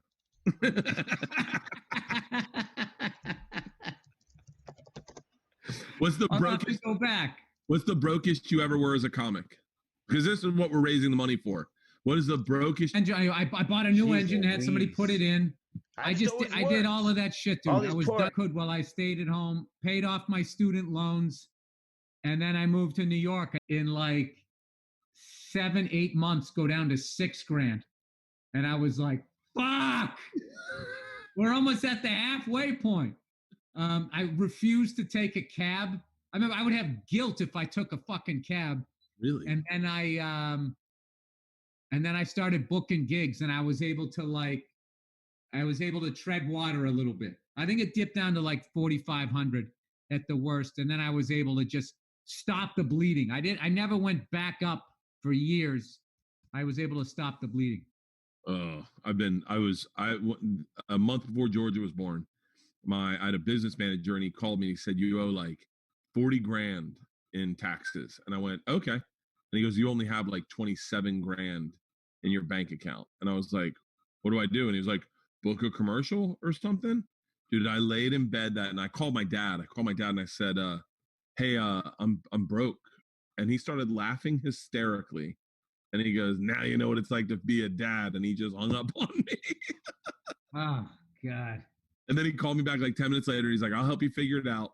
That's funny then. He called back. That's cool. He called back. He goes, "I'll help you figure it out. Get on the road. Get on the road." And I went on the road. George was born June 7th. I went on the road June 9th, worked with Dave Attell. Next weekend, Daniel Tosh. The weekend after that, Louis C.K. I worked every single weekend on the road, just trying to work myself out of a hole. And I Oh man, I just worked so much when I didn't have a job. I'm not wired for that level of stress. Yeah. I can't handle it. That's why I make sure, dude, I flip out over nothing. Forget about something real like that. That's why I made sure, like, you know, I heard all these stories about comics being broke. It's like, I don't want to fucking do that. I don't want to fucking do that. I'm not doing that. So I just made the sacrifices. I mean, it took me like, I don't know, like 3.5 years. I had a full-time job and I started making money as first a host, then a feature. And I would take all of that money and just sock it. I paid down my credit cards, paid off my student loans, and I just socked it away and then moved to New York at 27. I was still living at home at 27. If I met a chick, I had no place to take her. So I made the sacrifice. Dude, that was one of the smartest things I did. That was a really smart thing. So I you know, all of these fucking kids out there, if you're listening, yeah, I would do that. There's no reason to go through that stress where you have to call your parents and be like, hey, you know all that work you did? It didn't work because I'm crawling back to the womb. Can you throw the umbilical back to me? Bro, my dad spanked my youngest daughter, Isla, one time. She was like 3 maybe. She did this game where, you know, when you tell someone's future and you go, you're going to have a swimming pool and you spit in their hand. Well, it's like an old game we played as kids, read your palm. But she did it to my dad, but she didn't do anything. She goes, Pop, I can tell you your future. And he was like, oh, really? And she just spit in his hand. And so he spanked her. And then she was like, Dad, Papa just hit me. I was like, well, stay away from him. And she's like, no, you need to hit him back. And I was like, oh, no, honey, you don't understand. We still borrow money from that guy. Oh, wow. I was like, I'm not touching that guy. Fuck that. He's our lifeline. Yeah, I remember that's an old school thing to spank your grandkid. That's I remember my grandfather on my dad's side got so pissed that we just had free reign to go into the fridge whenever we want. And he took a fucking wooden spoon. We have one of those old school refrigerators open like that, the 70s ones. And he somehow made the spoon go like that. It went in, but we couldn't get it open. This was a grouchy. I remember him yelling one time. I was picking up the Sunday paper. I had just learned numbers. And he started yelling at me because I didn't put the whole fucking Sunday paper in numerical order. He was sitting there with his pipe. See that, son? That's an 8. What comes after 8? 9. Speak up!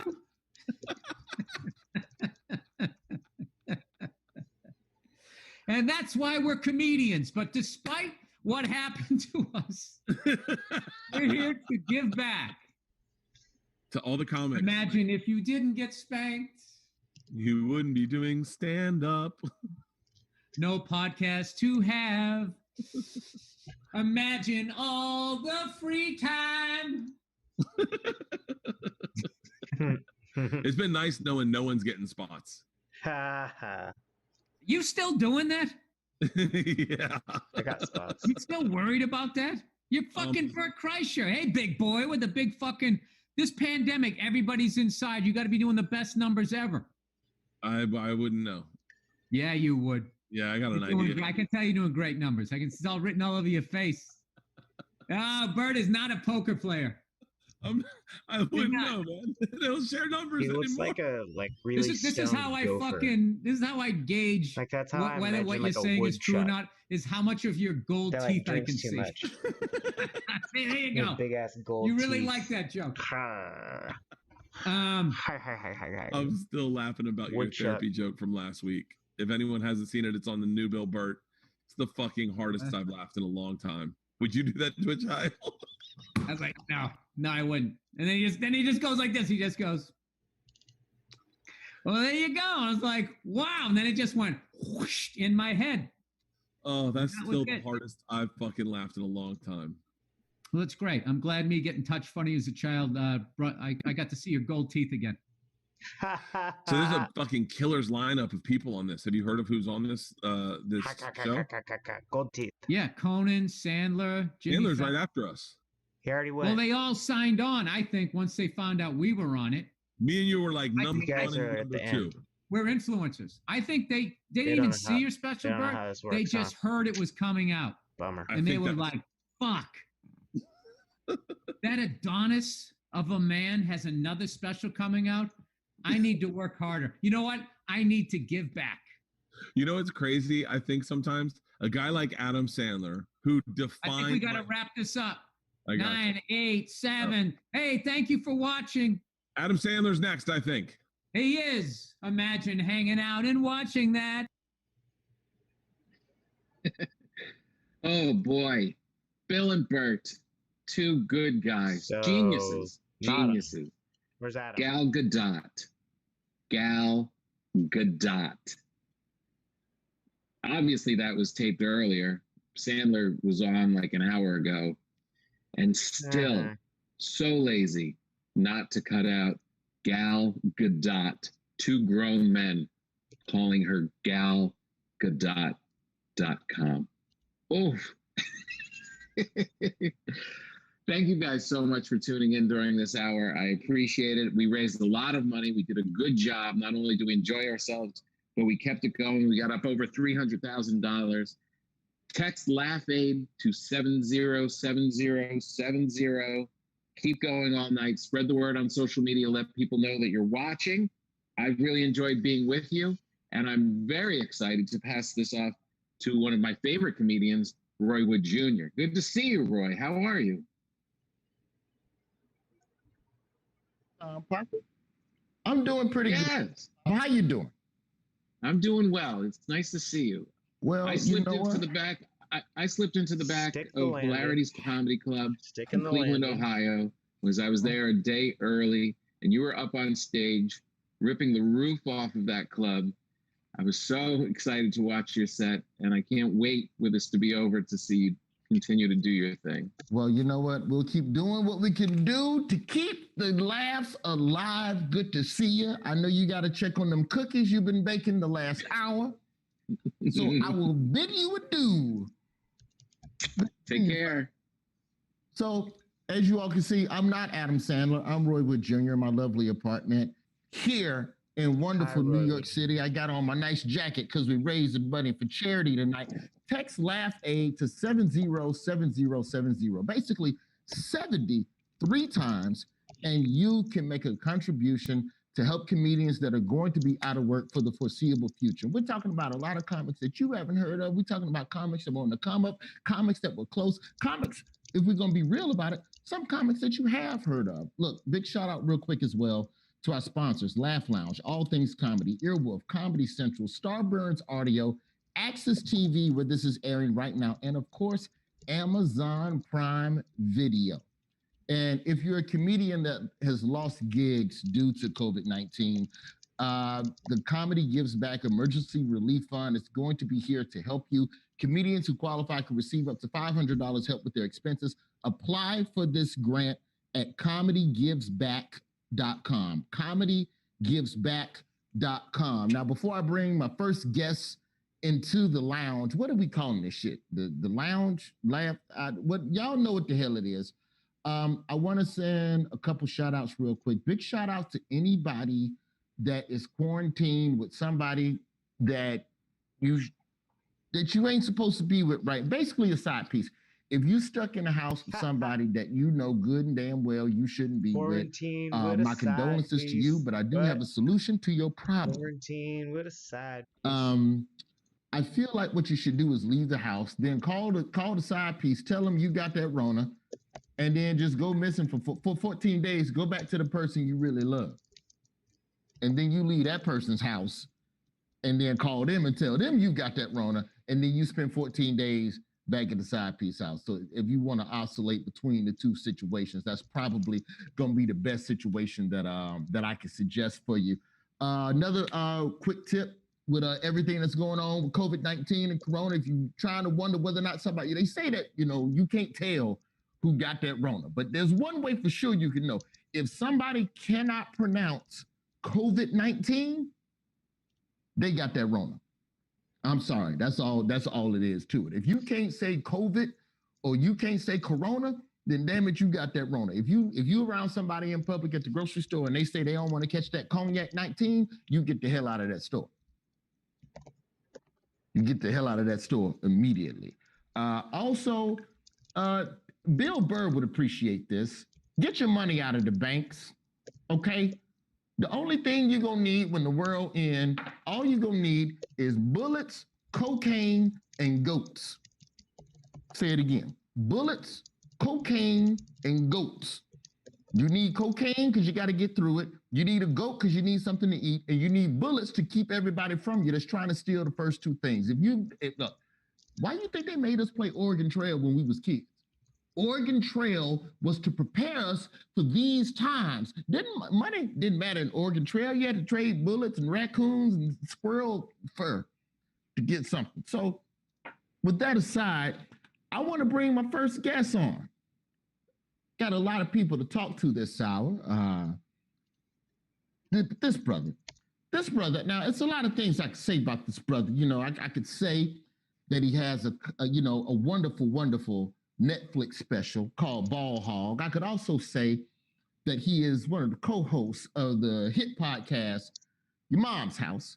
But what I will say about this brother is that one of the most crafty, non-N-word, N-word jokes ever told in the history of stand-up comedy. This man is damn hilarious. Tom Segura. Tom, what the hell is happening? What's up, man? I'm at my side piece house, man. I ain't gonna get that cognac, man. Yeah, man, you don't want to get that cognac 19. You know, once that Kojak get on you, you don't want to get that Kojak. God. Oh my God, you had me falling over in here, man. We're killing it. Man, it's a good time. We're trying to make the best of a bad situation. How are you coping? You're on the west side, right? I'm on the West Coast, man. Yeah, you're in New York.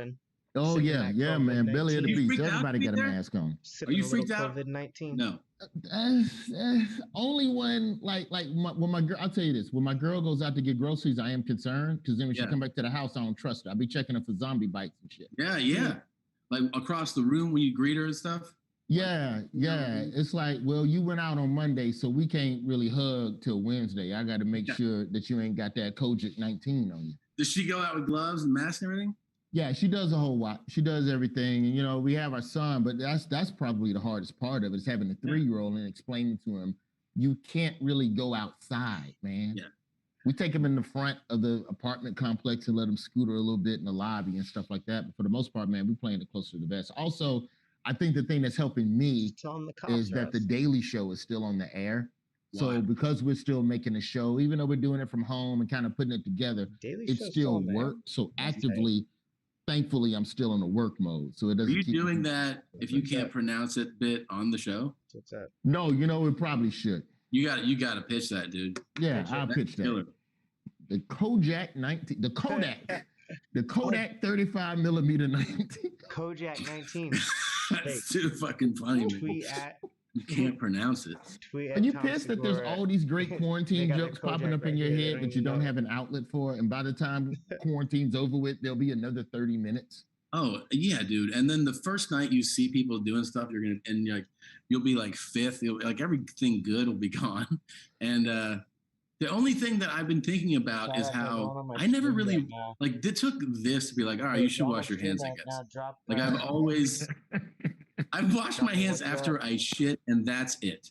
I'm not a fucking I walked into this room, wash my hands guy. Hey, people, man. Like, were you raised in a hand washing house? I mean, yeah, they would be like, you're gonna eat, wash your hands. All right, but then like, I don't always wash my hands. Like, if I'm like, I'm gonna eat, I'm not like seeking out sinks to eat. Right.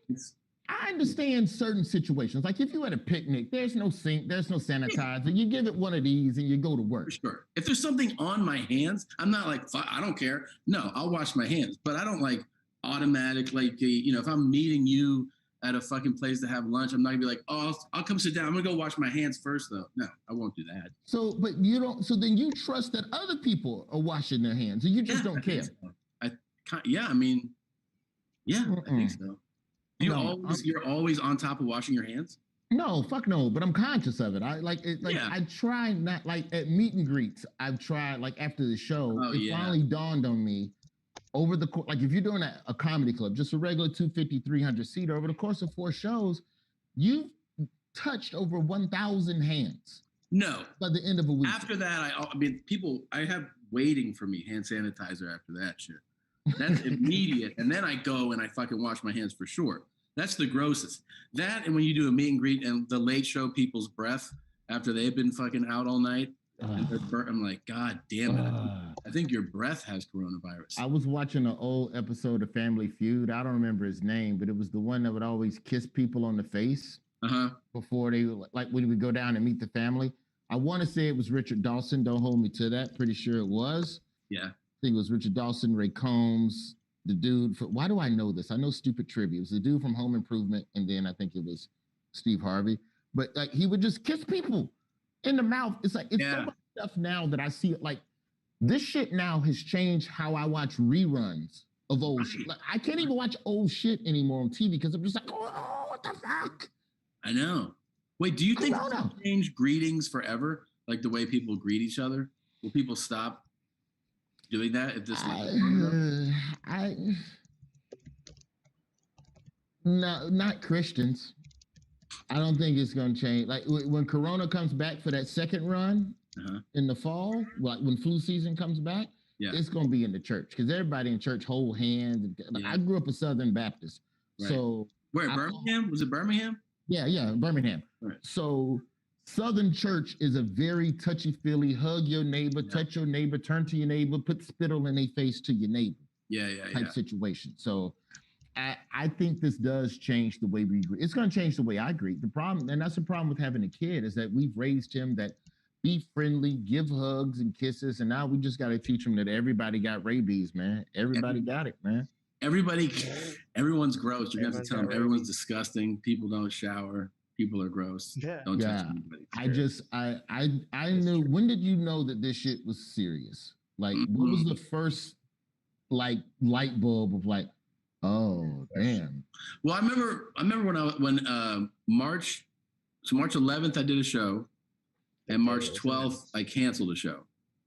So I think Wednesday was like, it was still like, oh, this thing might be a thing, and then the next day they were like, hey, it's actually pretty real. But even then, I remember this. They moved my March stuff to April. Yeah, like, oh, we'll just do it in April. This is some bullshit for this weekend. And then a couple days later, they're like, maybe May. And then after a week, they were like, maybe July. So they just kept pushing it. Pushing. I think last week was when it got super serious. So late February, my son's school had a big, here's what we're doing to stop the virus in the school meeting, right? Yeah. And they're talking to the parents. It was a big parent meeting at like 10 in the morning. And they're talking to all the parents and just let you know, we're washing hands and the workstations. Basically, we're making sure that your kid doesn't contaminate other kids and vice versa. That was the premise of the meeting. Yeah.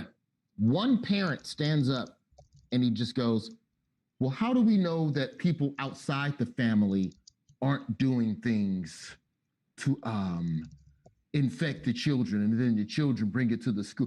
And like this guy was basically Randy Quaid in the first act of Independence Day when nobody believed him that the aliens were coming. And that's when, like, anytime, like, and this is like a guy that, from the look of his attire, pretty well to do. And when I see rich white people nervous, then I'm like, all right, the shit. That was your sign. Real. Yeah. Motherfucker had a tie bar on. I say, if the man with the tie bar is nervous, then maybe I should be concerned. And so that weekend so the next day I go to Pittsburgh to do the improv, and I don't shake hands after the show, which I've never done. I was like, I don't know. I remember Independence Day yesterday, and right. I do feel like rich people get nervous last.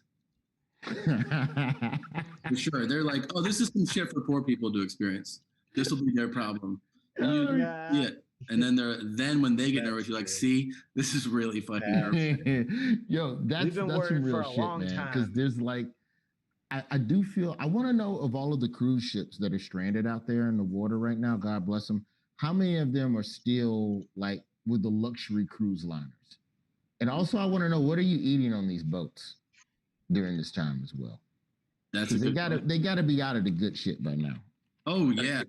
You got to get these people in the port, man. Well, thank you so much, man.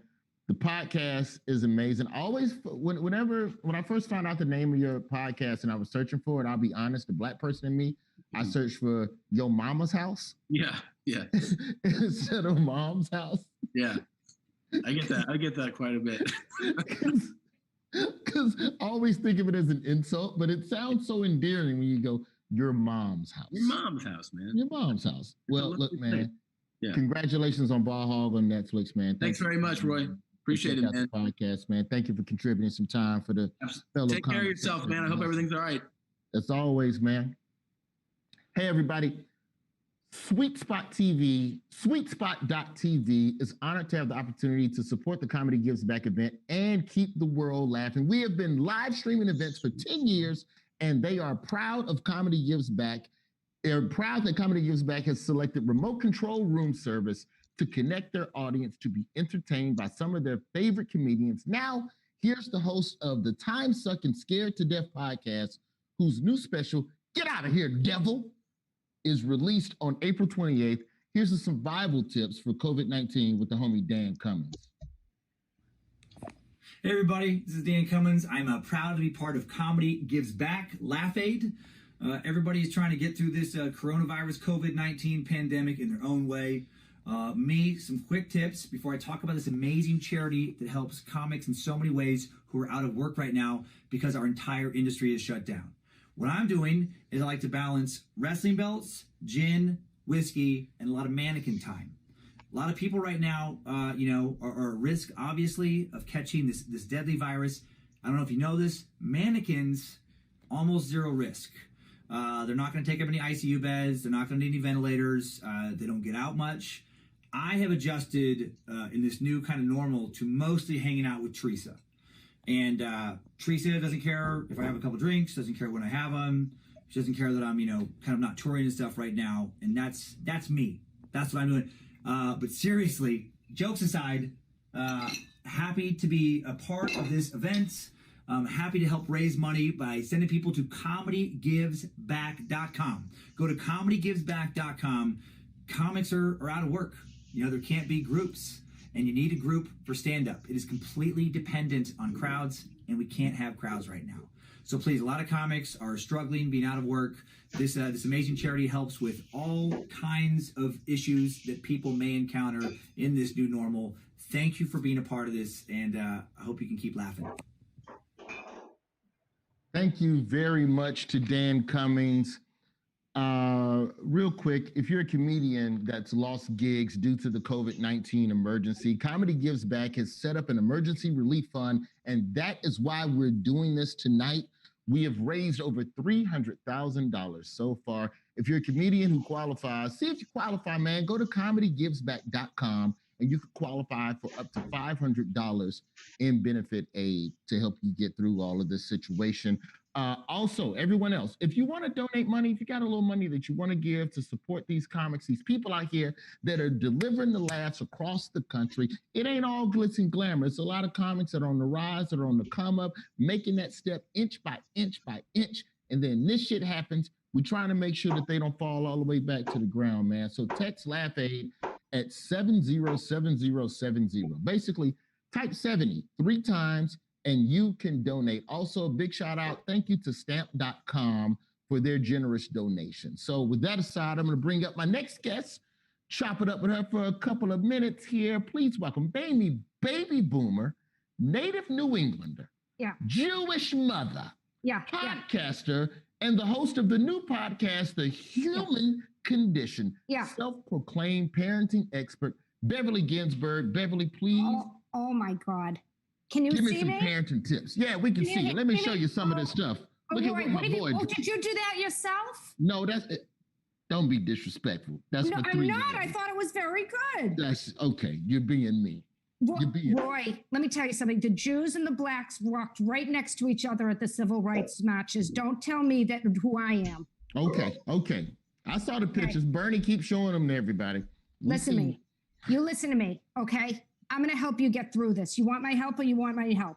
You want my help. Let me tell you something. I'm going to tell you something right now. First of all, yes, I am a parenting expert, and I can tell you right now, I have twin girls. One of them is absolutely gorgeous. They are identical. The other one's a little heavy, but she's thriving in isolation because she doesn't have any friends anyway. Okay? Number one. So don't worry about my children, okay? Number two, I'm not here as a parenting expert today. Okay? I'm here as a pandemic expert. Okay. Pandemic expert. Walk us through it. Yeah. I've had every pandemic that we have had. Okay.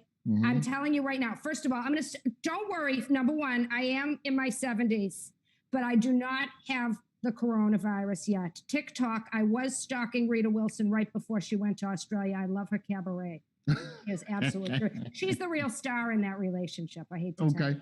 For everyone who's thinking that Mr. Hanks would be the loss, I hate to tell you it's Rita. Okay, that's number one. Number two, I have had SARS. I have had MERS, and I have had H1N1. Okay, and I've lived to tell the tale. Damn, Beverly, you need to stop going outside altogether. Or I'm a super person with an immune system that could absolutely beat up a person. How about that? My immune system is the most wonderful immune system in the world. Can you see me? I can't see. I try to FaceTime with my daughter. She yells at me because she says she can't see me. I'm moving around too much. Anyway, it doesn't matter. Okay. Yeah. So I got SARS. I'm going to tell you about my experience so you'll feel better. I got SARS when I was on the Temple Sharat Hayom organized group tour to Southeast Asia. Okay. We went to a wet market, which I have to tell you, used to be adorable. Okay. The wet market. That's where all the animals for sale that you That's correct. They have bloody animals for sale, and they gave you a catered lunch right there that was like a tapas. You know, tapas are small plates. Yeah. So you had like a bat claw, a raccoon foot. Whatever I ate. Have you ever seen a pangolin? It's like a scaly little armadillo. It's like a big armadillo. It's like a fat armadillo. Tasty like you can't even imagine. I'll I pass. guess that the SARS pathogen jumped right from the pangolin right into my body. I was patient 0 for SARS. How about that? Well, I think you need to say your ass inside for sure. Listen. I'm going to tell you something. It wasn't too terrible. The worst part was I did hallucinate that I was turning into a bat.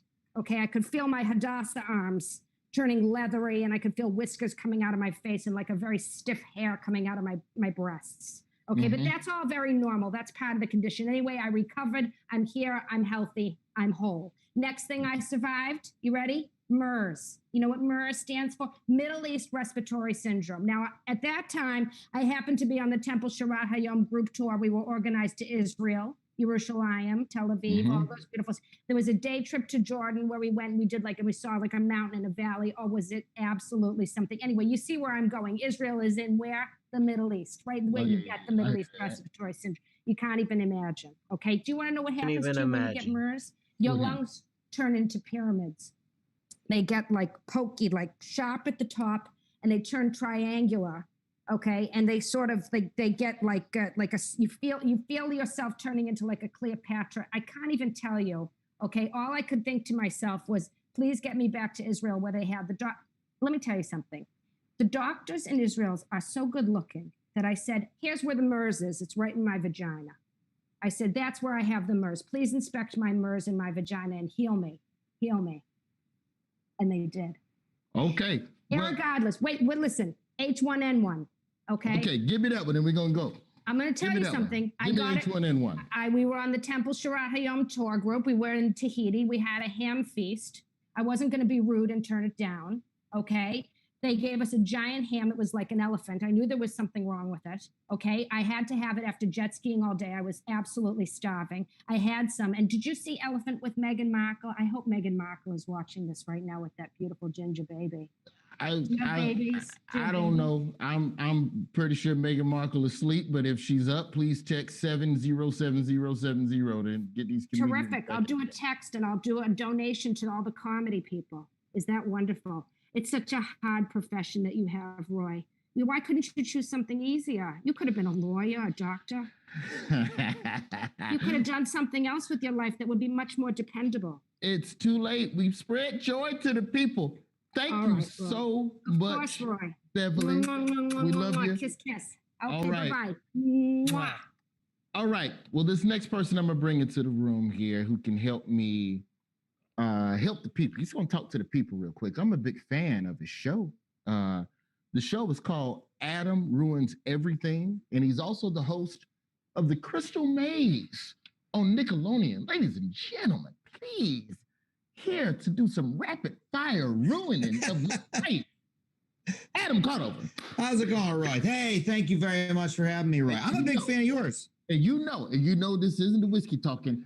I really do respect and love what you do because I told you that in an angry rant at some after party. I don't remember some Comedy Central shit, but that's I really nice. do appreciate what you do, man. That show, man, you take something everybody believe in and then you just decimate that shit on facts. That's what we do. We put the source in the corner. We give it to you as fast as we can, you know. It's tough. I take a lot of heat, but it's a lot of fun. But look, man, this is a tough time. It's really, I worked so hard to become a comedian, you know, and so that means a lot. I've always respected you so much. That means a lot for me to hear.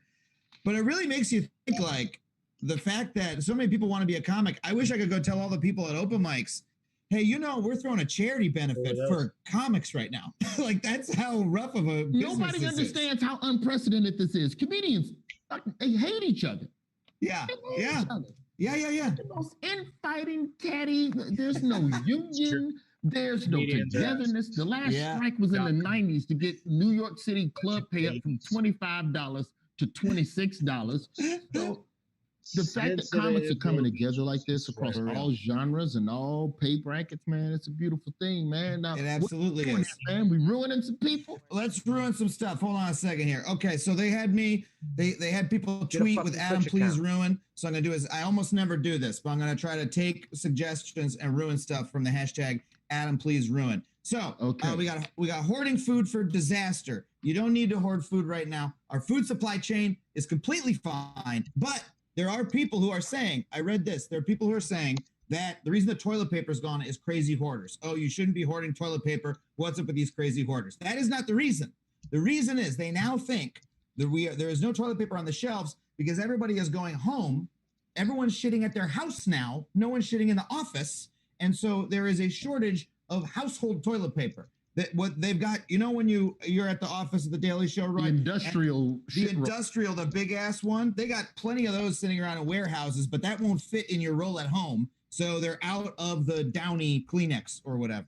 So it is not in fact hoarders who are using up all the toilet paper. But here's the good news I have for you. Okay. Is that it's okay to run out of toilet paper. There's no problem. If you run out of toilet paper. I disagree with you, but continue. Well, look, the worst that'll happen, you're not going to die. The worst that's going to happen is you'll have to take a shower every time you take a shit.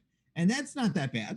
That's wasteful. That's wasteful to the environment. If you really care about the environment, you'll keep shit crumbs in your drawers for 2 days. These are unprecedented times. But continue. I don't know everything. You ruin everything. Okay, I'll do my best. Yoga. Someone said, please ruin yoga. I don't got a problem with people stretching. That's a hater. Yeah, I know. This person hates you. Yoga's fine. It's okay to go stretch. That's fine. Here's what I don't like. I don't like the chanting. And I don't like I go to a yoga studio on occasion. There's one in my neighborhood when I need to stretch. I don't like that they don't warn me which of the teachers are going to do the bullshit chanting before I go. They should be like, this is a normal class where some lady, teaches you how to work on your core strength. And then this is one where a guy in a poncho is going to make you sing for half an hour. I wish they would break that down because only one of those is an exercise I'm interested in. Someone asked me to ruin Animal Crossing, game I'm playing right now. Wonderful video game, very popular. Yeah, Animal Crossing is, I love it. It is bullshit. It is. Roy, do you know this game? No, break this down. I've been playing NBA 2K and MLB The Show. You're playing great. Those are some nice games that you're playing. Well, they're riddled with microtransactions, which is a different problem. But those are pretty good games. Animal Crossing is a game where you're a little person, you live on an island full of animals, and you just have to do chores for them. You got to bring them fish and make furniture for them, and then occasionally so it's like The Sims, but you're a zookeeper. Yes, this is exactly what it is. Exactly what it is. And it's a game where nothing is hard. There's no challenge in it at all. It's just doing chores. It's just white people taking care of an animal. That is the whitest game. Okay, but I'll give it a shot. So you're doing a better job ruining than I am. Someone says ruin some of the mask usage nonsense. Okay, look. So we got to follow the experts here, everybody. This is all. I'm not a smart person. I'm just a guy who reads magazines and I listen to experts. And so the experts were saying a couple of weeks ago, hey, don't wear masks. We need those for the primary care providers, for the nurses and stuff. Yeah. Now they're saying, hey, you know what? Tie a scarf around your mouth and that'll be better. Sure. So now I'll go do that. Now that's what the CDC is telling me to do. Now, is it an issue that the CDC is giving us conflicting advice on a day-to-day basis? Fuck yeah, it is, because we need reliable experts that we can listen to. And that's a broader problem with the administration. But all we can do until then is we got to say, hey, I mean, these are the best. Because let me tell you something. You just gotta act like the CDC knows what they're talking about. Because if you go around trying to second guess everything they do, we're all sunk if we lose our trust in these people entirely, which is why it's so important that they do a good job. That's why I feel like, though, like they said, don't wear a mask. Now they said, you should wear a mask, but not a mask, just wear a piece of cloth. Bitch, you also told me I didn't need all the toilet paper. So you know what? You kiss my ass and I'm buying all the Charmin because I don't know who to trust. I mean, I can't argue with that, man. Flip-flop. Too much flip-flop. We got time for a couple more. Let's ruin 2 more. Can we ruin 2 more? We absolutely can. Let's see. Zoom. We can ruin Zoom. Zoom is selling all of your information about all your meetings to Facebook. They're selling the information to Facebook so Facebook can connect Facebook knows that we're talking right now, Roy. And if Facebook knows, then anybody can get it because Facebook's like a leaky sieve. So you're saying that if I have a Zoom meeting with 4 or 5 people, it's not private. That video footage is going to the Facebook, or they taking like they're taking the data about who you're talking to. The other thing is, are they taking the transcriptions of the meetings or whatever? I'm not sure about that, but I'll tell you something else that's happening. Hackers have figured out that Zooms are generally unprotected, and they all have this little meeting code. Like our meeting code is, I shouldn't read it out loud, but there's like a it's like a PIN number. Yeah, there's a 10-digit meeting code, and so hackers have just started like randomly putting in meeting codes, just like like you're dialing from the phone book 11111 1111112 like that, and they've managed to like work out a way to just break into people's Zooms and fill them with porn and stuff like that. It's an incredibly insecure company that everybody is using to conduct all of their important business right now, including probably like the White House is probably using Zoom at this point. I'm making a whole TV show on Zoom. So you're saying that the coronavirus was created by the man as a way to observe our secret private conversations, as a way to justify digital surveillance of the people? I'm not saying that. I'm not saying that, right? We did a whole episode on conspiracy theories. That's conspiratorial. That's just what you said. All right, last one. Adam ruins the last thing. Ruin one more thing for people right here. Oh my God, I gotta find one more here. Let's see here. Okay. Someone said trickle-down economics. Trickle-down economics is transparently bullshit. We've known this since the 80s, that if you give tax cuts to rich people, it's going to make its way to the poor people. No, it isn't. That's what a ridiculous thing for a rich guy to be like, give me some money and eventually it'll reach all the poor people. Yeah, of course it will. Yeah, just put it in my big sack right here and it'll make its way to the peasants. Nonsense. Not topical, but it was one that somebody asked. Very well. I know that's very topical because there's a very serious war on the rich that's about to start as unemployment continues to rise. That's why I've been very selective about the background that I've been doing on this Laugh Aid 2020. That's why I make sure you see my refrigerator, see my boy's drawings. I got a boy. Don't y'all come for me. Dude, look, coronavirus, the actual effect of it, this is just going to cause the revolution. Is it not? It's going to cause people to rise up. You've got like workers unionizing and going on strike and shit at like grocery stores and things. People are not going to take it anymore. People are saying cancel our rent and put eviction moratoriums. We need that shit. If anybody's listening, we need that shit in LA. We need that in New York. We need it across the country.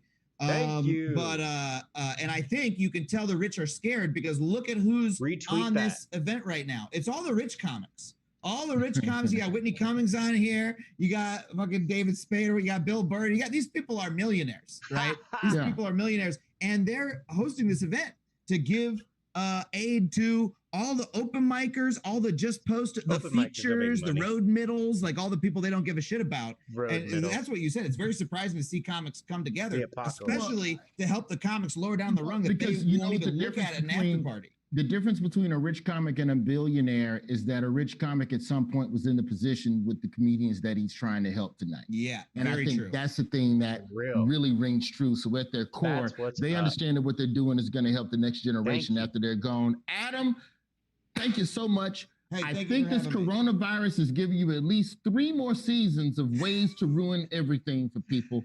Good luck to you. Much Thank you, respect Roy. to you and the work Hope everybody donates. Yes, please do donate, man. Thank you. That's Adam Conover, everybody. Adam Conover. Before we get into our next guest, these 2 young women are amazing. I was on their podcast before. But first, let me just let's talk serious for a second, people. Listen, being in quarantine doesn't have to be a drag unless you want it to be. So here with some quarantine tips is the host of Ghosted, where she talks to celebrities, psychic comedians, and anyone willing. Ladies and gentlemen, Roz Dresfalez. Hi there, my name is Roz Dresfalez, or as my neighbors like to call me, the fuck? I used a Burger King napkin as toilet paper today. I hope you're enjoying Laugh Aid 2020 with Comedy Gives Back and Starburns Audio. I mean, how great are all these comedians that are streaming right now on Comedy Central's YouTube channel and Twitch? I mean, that last comedian, I don't know the lineup, but he, she, or they, so funny. You remember gender, right? I started this quarantine as a man. Well, I mean, sort of a man. I have a penis, but her name is Susan, so I've just sort of been sitting around in my home, eating Luna bars and pondering this great quote from the famous Mark Twain. No, actually, it was his sister Shania. The quote is, "Man, I feel like a woman." So, like most of you fellas out there, I've just been lounging around my home in a wig and 6-inch stilettos and duct tape where you don't want duct tape. It's painful. Now, I myself, I'm a drag queen, but no, I haven't been on that one competition reality show that all drag queens have been on. When you're a drag queen that hasn't been on the one reality show that all drag queens are known for being on, well, I'll just say I'm pretty sure I know what it would feel like to be one of the other psychic mediums on Long Island. Heck, I'm sure there's people in America right now that own tiger farms thinking, hey, wait a minute, where's my television show? Oh. But I'm used to being alone, and right now, we are all #alone together. Well, anyway, I gotta keep this moving, because I've got to get a tire rotation on June 7th, so very busy. Enjoy the show. Thank you very much to Roz Dressfilez. We're raising money for comedians, y'all. That's what we're doing. We're raising money right here on ComedyGivesBack.com, Access TV, all the other various channels. I am Roy Wood Jr., a.k.a. King Jaffe Joffa. Quick shout out to the sponsors, you all. Laugh Lounge, All Things Comedy, Earwolf, Comedy Central, Starburns Audio, Access TV, Amazon Prime Video, and a very special shout out to Stamps.com.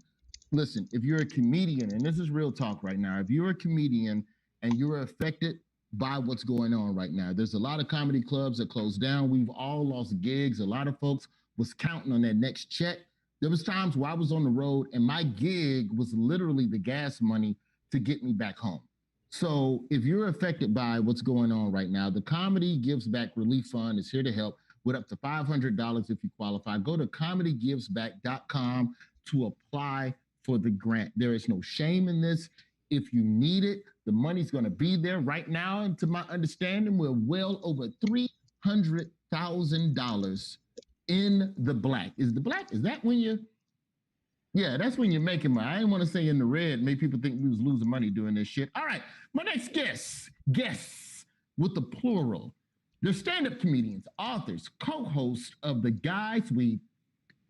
Oh wait, no, the thing just came up, said mature language. They're co-hosts of the Guys We Fucked podcast. The anti-slut shaming podcast on Luminary. Tonight, they're debuting their new party game, Dumb Bitch. Please welcome Corinne Fisher and Christina Hutchison. And Corinne, before we start, I just want to jump to Corinne real quick.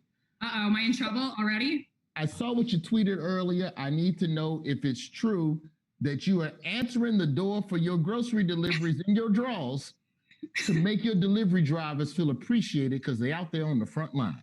This is true. I mean, I have pants on or leggings, which a lot of people would argue aren't pants, but yeah, just a bra. When you have an A cup, that's like a privilege that you can use because it's not enough for anyone to say anything, but it's enough for someone to feel like thanked.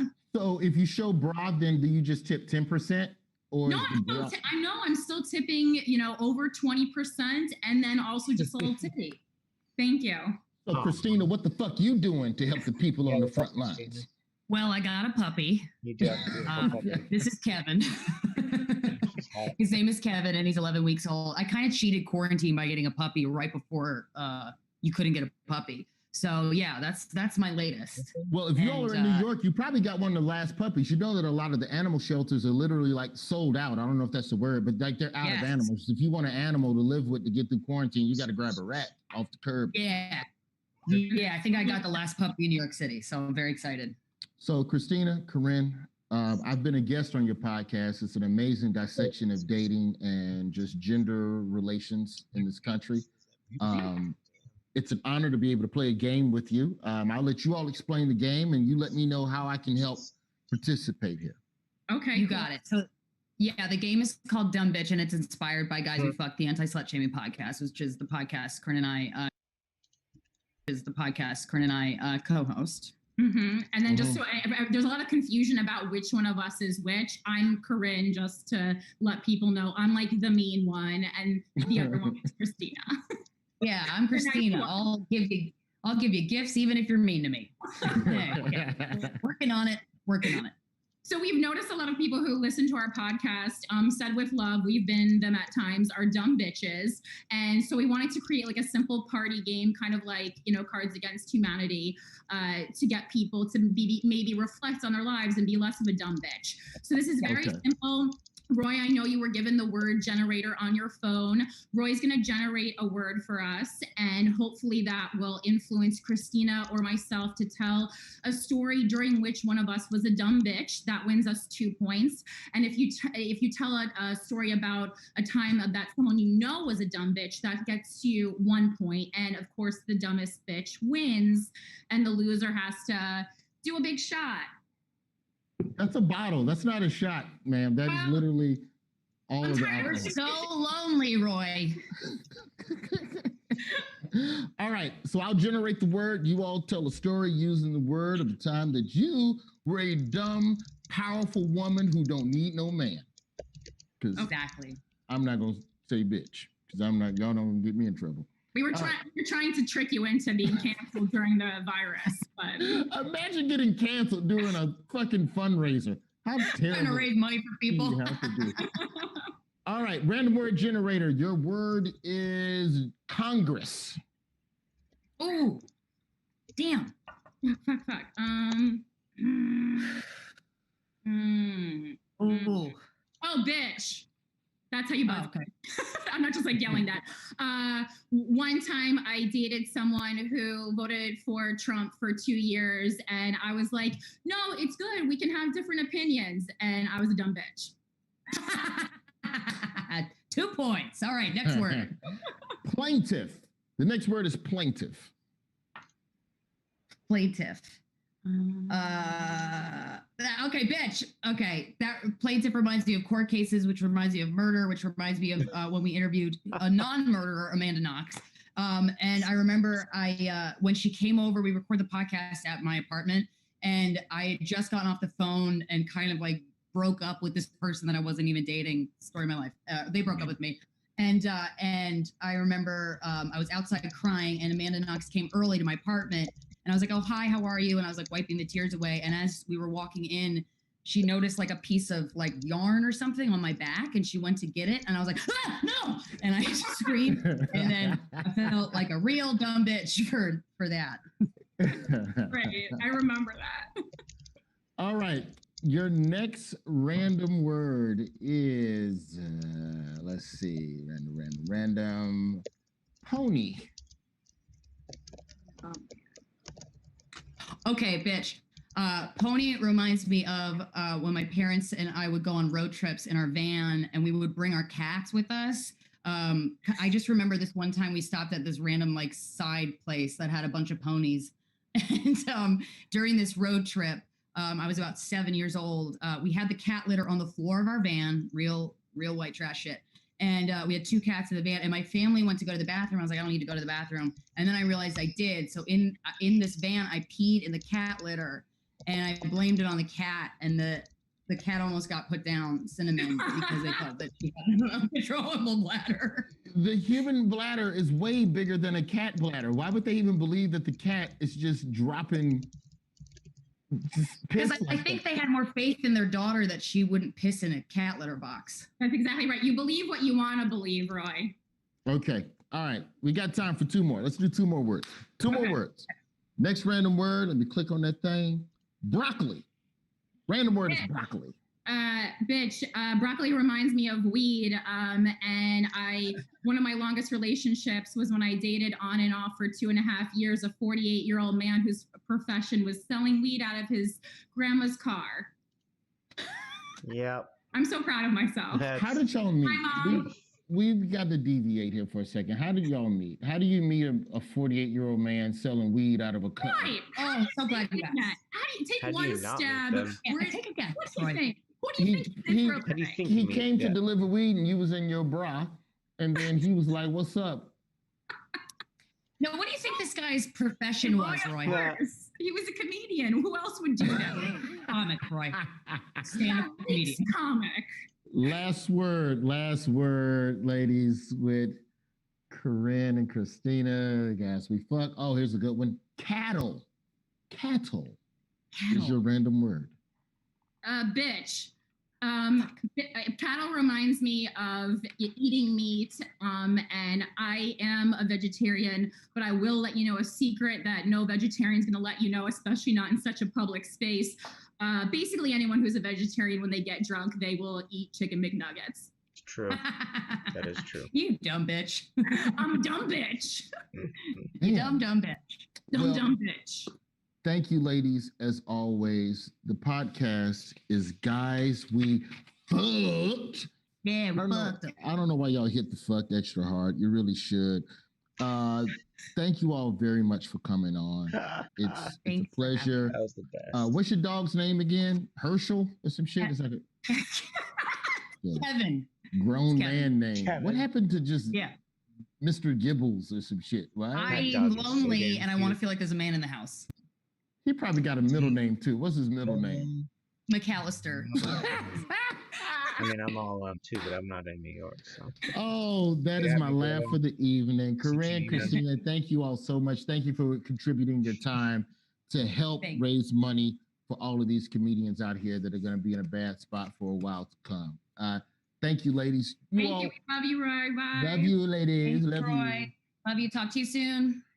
Hey, real quick, let's do some sponsorship shit real quick, man. We're grateful to Amazon Prime Video for their generous donation. Amazon Prime Video is the home of award-winning, critically acclaimed, and fan-favorite comedies, including The Marvelous Miss Maisel, Fleabag, Catastrophe, shout out Rob Delaney, Modern Love, and the upcoming series Upload. Additionally, customers can enjoy a diverse group of comedic voices, including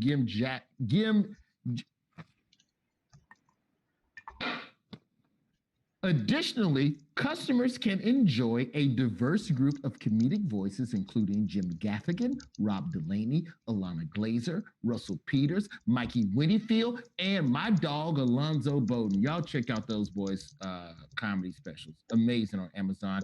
In the meantime, enjoy this video.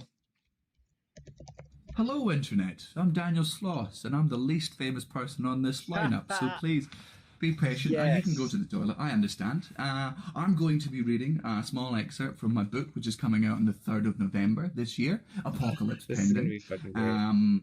I've been told to point out that the book's title was decided in November of last year, but considering everything that's going on, the title now does seem in bad taste. But it's technically too late to change it. So you kind of just have to deal with the book title.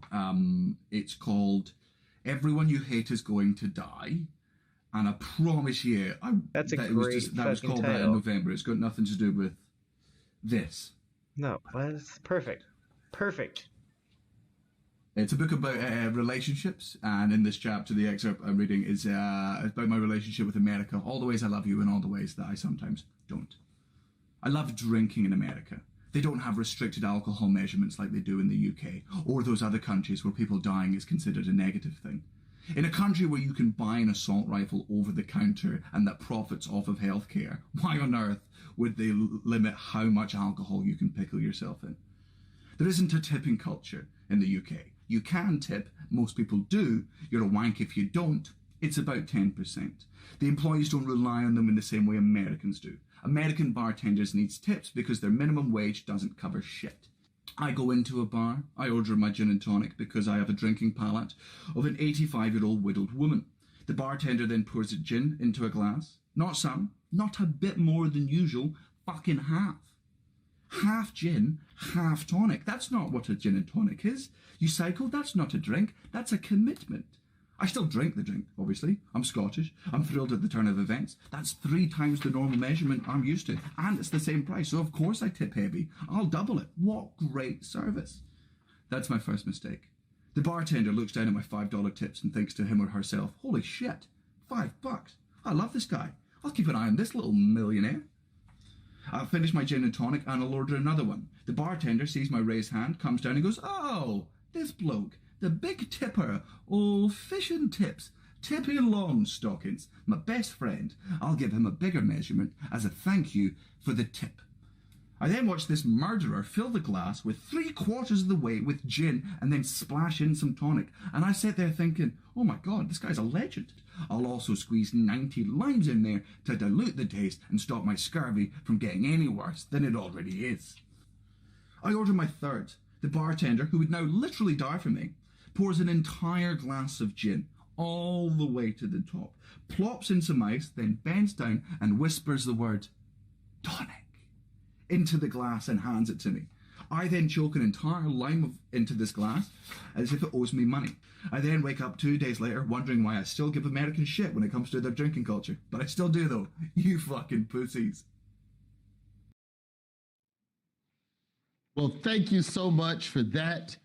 I am honored to bring this next woman into the room. We about to get black. We about to get real. We about to get honest. Her hair is flowing. I can see her hair right now. Y'all can't see it because I see it in the preview box. She is one of the new hosts of The Real that airs every single day. You can catch her on the podcast, Small Doses. The live show is called Smart, Funny, and Black, and she keeps it real because she be knowing. From the Starburns Audio Network, ladies and gentlemen, Miss Amanda Seales. Amanda, let me just give you one of those beautiful black women. Yes, ma'am, I can see you. We can all see Okay, I didn't know if I'm doing this right. All right. You on that thing. What's that? On that thing. How are you? Happy quarantine to you and yours. Happy quarantine. Happy quarantine to you and yours, Mr. Wood Jr. I'm going to ask you the question I've been asking most of my partners all week. Okay. When did you know this shit was, oh shit, this real? Because you know, like every year there's some sickness overseas that might come here. Listen, I'm not gonna lie to you. I was one of them. I was the doubter. But not full blown conspiracy. You're just like, oh, y'all doing the most. Why y'all? But like, definitely half blown conspiracy. Okay. Like, okay, like this is kind of conspiracy-ish. It still is. I'll still argue that it is when you look at the stocks and the fact that the government knew what was going down before it went down. Yes, indeed. Exactly. So I was definitely one of those people that are like, why are people out here in masks? This is crazy. Real. And then I saw the interview with Dr. Fauci and Trevor Noah. And I was like, this motherfucker spin. Like, you was like 2 weeks into quarantine, still like, I don't know about. I was like, I see what you, now I see what you hitting on. Okay. I was like, oh, so this is like a virus. Yeah. Oh, y'all for real? People dying? Oh, okay. Something going on. And then I let myself, you know what? And I also had given myself about a good 10 days of denial. Just a solid, just like nice 10-day denial of just like, I mean, it's like, whatever, you know, because remember like so long ago when we thought April 1st was going to be the end of this? Remember that? Yeah, back in January. Yeah. Because, you know. No, I mean, like back in March when people were like, it'll be done in 2 weeks. Part of why I feel like we didn't take this seriously is because we were still shell-shocked from Kobe. When all of the words came in, front end of February, we were still, nah, man, chill, Kobe. Then the Kobe Memorial was on the 24th, and it's like, it's coming. We like, chill, man, Kobe. Just went from Kobe to Kobe. And the next thing you know, we got snuck. But they were also still on some like, it's over there, though. It's over Kobe to Kobe. Like, over there. So I understand that sentiment. You know, I was like, I mean, that's crazy that it's over there. That is crazy, but it ain't over here. And then it got over here. So like, even when The Real decided to suspend production, because we were already on hiatus. I already got the COVID. So you didn't even have that. So we had the Daily Show. We had that email go around. Like, all right, look, there's some shit going around. Oh, y'all got it. We gonna do this show with no audience. All right. And then the next night they was like, all right, look, everybody go home. Trevor gonna do this shit on FaceTime. Yeah. And we just gonna upload it. Yeah. So we were already, I was in Belize. So you weren't scared about not being able to get back in the, you could have been one of the people that was fucked up and been left over My there. mom, I was about to stay in Belize. I had talked to the hotel. They were like, we're fine with you staying here as long as you keep posting. And I was like, shit, I might just be over here and be Belizean, because in Belize is a whole different level of just, it's beautiful. There's a different, the fineness that takes place in Belize is of a meter I'd never experienced. You're seeing like Mayan men with Jamaican accents. And it's like, that's a combo I'm not accustomed to. It's like bacon ice cream. You didn't know that these two things could come together and be so good, so delicious. And so I was really over there just hanging out. And then my mom was like, I don't know, because this crazy man could make it so you can't come back. Is she right? And then I was like, yeah. And so if your mama never calls you right now, you still down in Central America sipping hot cocoa with some. I would have stayed an extra week. I would have stayed an extra week. I would have been in the lagoon with the manatees. Yes, I was set. But then I ended up coming to Orlando, where my mom lives, instead of LA, because LA, I heard, was very eerie. Yeah, no traffic. You saw the photos? No traffic, no toilet paper, no food, but of course, like, bread was lining the shelves because it's LA. They're like, it's a quarantine, but no carbs. I don't want to get that. Nah. All I need is to get out of a quarantine with no bank account and a whole list of things I need to do with my trainer. I just can't. So you have pets. How were you able to get with your pets during the quarantine? Once you knew it was time to really lock it down. So my opener, comedian Reg Thomas, had happened. Reg. Shout out to Reg. He had just moved to LA. He was like, I'm done with New York. I'm out. He moved to LA. That was like February. Literally. Yeah. And since I was going to be on hiatus, we had already talked about him house sitting. So it just ended up being like, damn. So Reg just lives in my house now.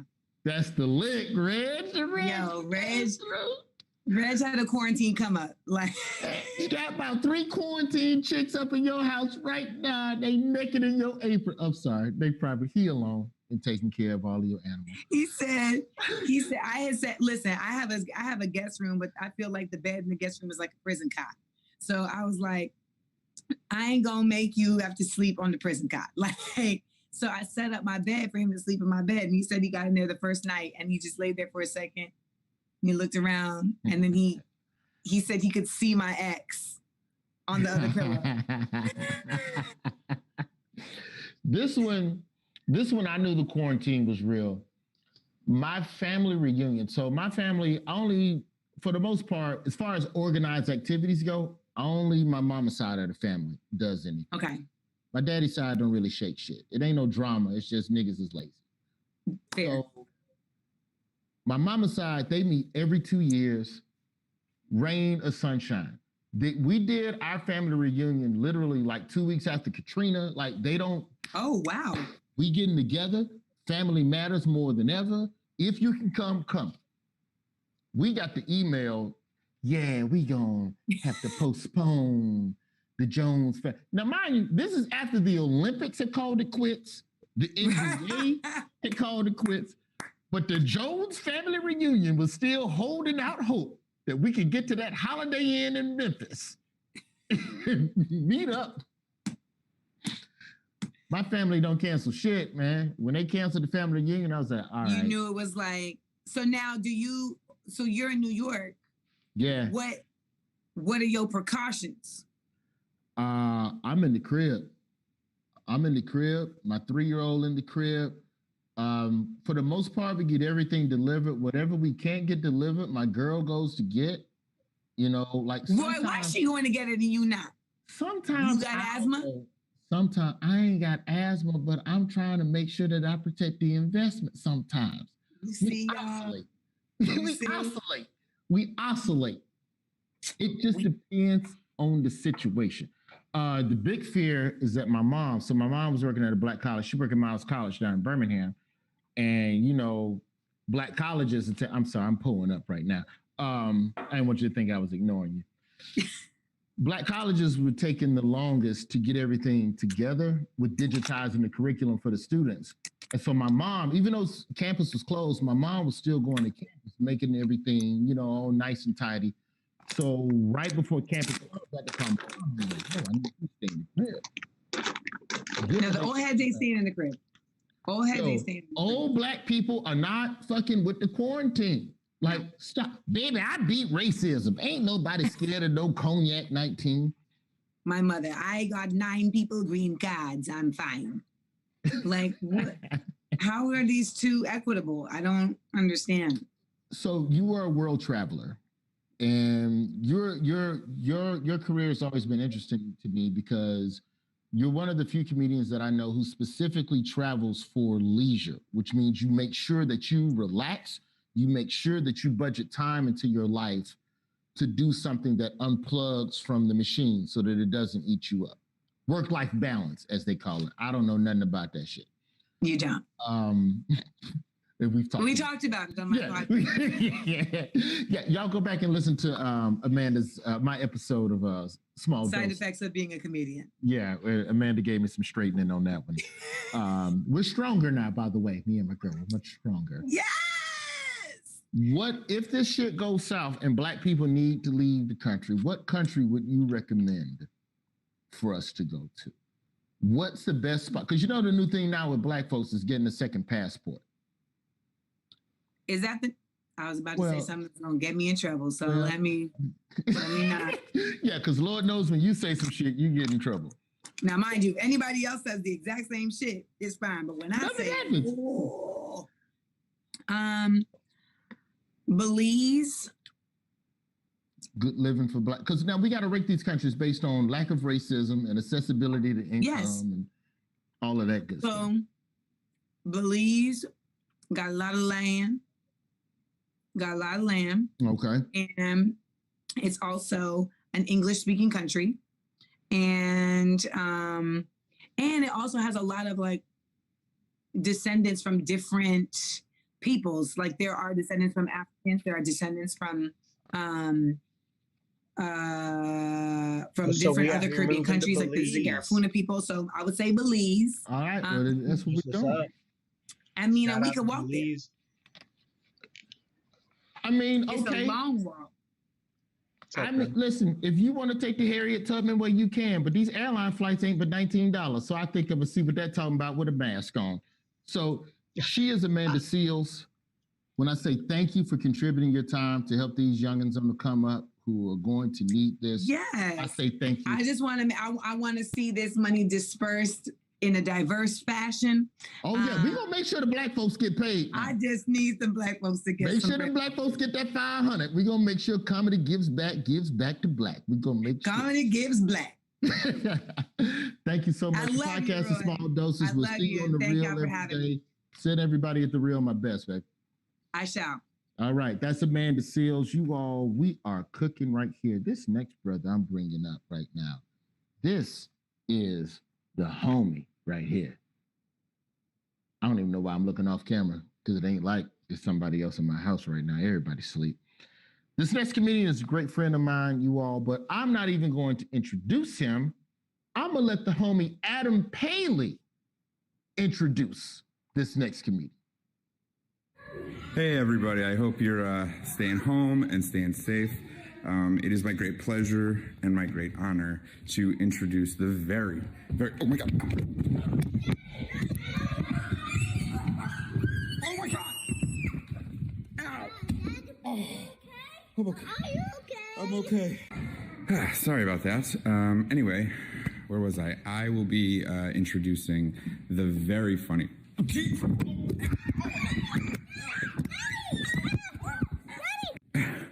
I apologize. I don't know why I keep falling downstairs. Anyway, I'm doing this one from the bottom floor, and it is with my great honor and privilege and pleasure to introduce the very funny Hannibal. Oh my God! Ow! Ow! What's wrong with you? Okay, there's not a stair in sight. So again, it is my great honor and great. Oh.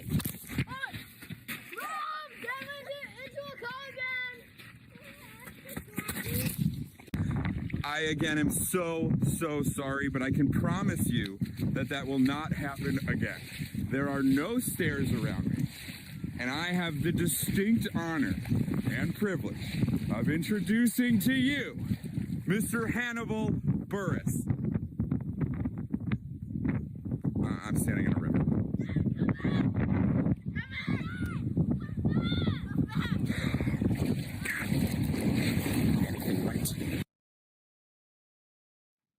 Hannibal Buress, ladies and gentlemen.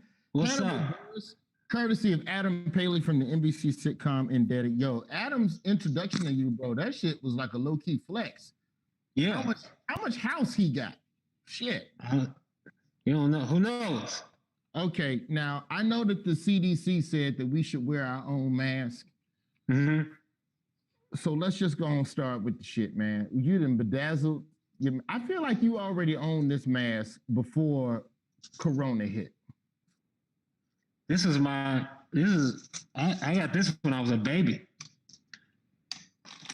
What the hell is going on in Chicago? When you got that when I was a baby. That wasn't really a Corona mask. It was more just because of what Adam Conover said about Zoom giving all the stuff away. Yeah, that's got me scared, man. So yeah, man.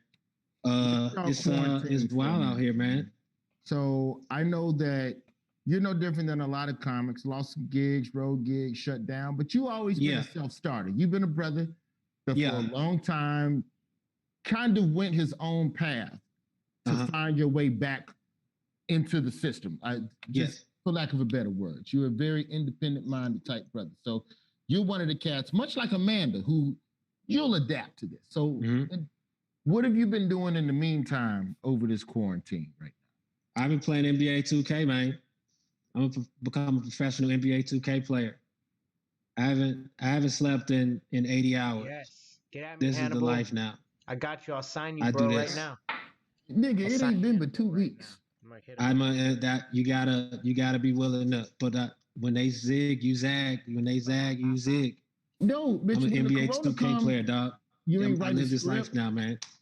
This is how I live now, dog. You don't write a This script. is what I do now. A This is movie what I do idea. now. You don't have any type of sitcom in your head, no sketch. You just No, I play video games. This is what I've always wanted to do, and now this quarantine gives me the opportunity to pursue my dreams of being a video gamer, and so I live this life, and that's what I do now. Pandemic is a blessing for you. That's what you're saying. This is a blessing. This is my new. I've been playing 2K. My character, he growing. It's going good. Things are popping. I go to the park. Stuff is great. For the people who don't play NBA 2K, you can create your own character and take him on a journey to work his way to the NBA. Yes, he works his way to the NBA, and he also plays in the park. So you play in the park with other people. So you're inside just doing shit you wish you could have done outside had you had more focus on your goals. Yeah, it's great escapism. See, look, that's my character right there. Look, he's doing his thing. He's chilling. He in the store. Is he in a shop? Where is he? Yeah, I'm about to buy some clothes. What the game that you just shop? What happened to just playing basketball? See, that's why they you gotta have outfits for the park and for media. Nigga, I'm 40. They need to bring back double dribble. Yes, listen, man. Straight to playing. This is this life. You need to get on this too, man. I can guide you. If you wanna go to the park, I can help you. So how does your character get better? How do you like? Because like when you create a character, because I play MLB the show. I'm a baseball guy. Right. And I imagine it's the same concept. You trash it first, but you practice and practice, and then you get man. Practice. You grind. You shoot. Late nights in the gym. Early mornings in the gym. Afternoons in the gym. And you just spend the time shooting, stealing, rebounding, doing different drills, bonding with teammates. And you just focus, and then one day I'm gonna be there, man, and it's gonna happen. But by the time that shit happens, the next NBA 2K gonna drop, and you have to do it all over again. Like, I don't understand how you can have all of this time. Like, you're an established comedian. I know you have ideas. I know you're trying to build concepts, right? What? Yeah, this is the concept. Take a comedian out of his world and put him into the video game world and see how he does, and then give him, hey man, I got you. Listen. Why are you holding controllers like they're guns? Listen, Roy. This is serious. So, as I go on, I got a jaywalking ticket in Montreal. I couldn't believe. Not your judgment in this NBA 2K life, because it is not an easy life. Have you taken a bath yet in quarantine? Because you sound like a nigga that ain't take a bath. But define bath. Balls and underarms. Listen, man, this is a gig. It doesn't. If I'm gonna really grind this player, that's wasted time. Anytime I'm spent showering could be spent getting my player to a 99 rating overall. That's true. And so once I get that when I go to the park, when I'm at the park, it's crazy, man. Listen, dog, we out here. So you are not handling quarantine well, is what I'm understanding. I think I'm handling quarantine perfectly. I don't you're think you're not handling quarantine. I'm handling quarantine wonderfully. I'm in a nice tuxedo jacket in my living room. I'm drinking whiskey. You're wearing an event blazer at your computer. Bitch, you ain't bathed. Huh? Your house smells like dick and balls. Prove it.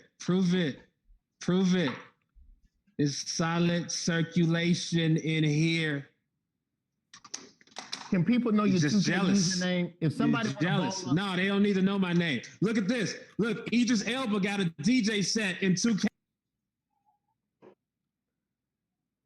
Why is Idris Elba? All right, his audio dropped. That's Hannibal Buress, everybody. Respect to you, Hannibal.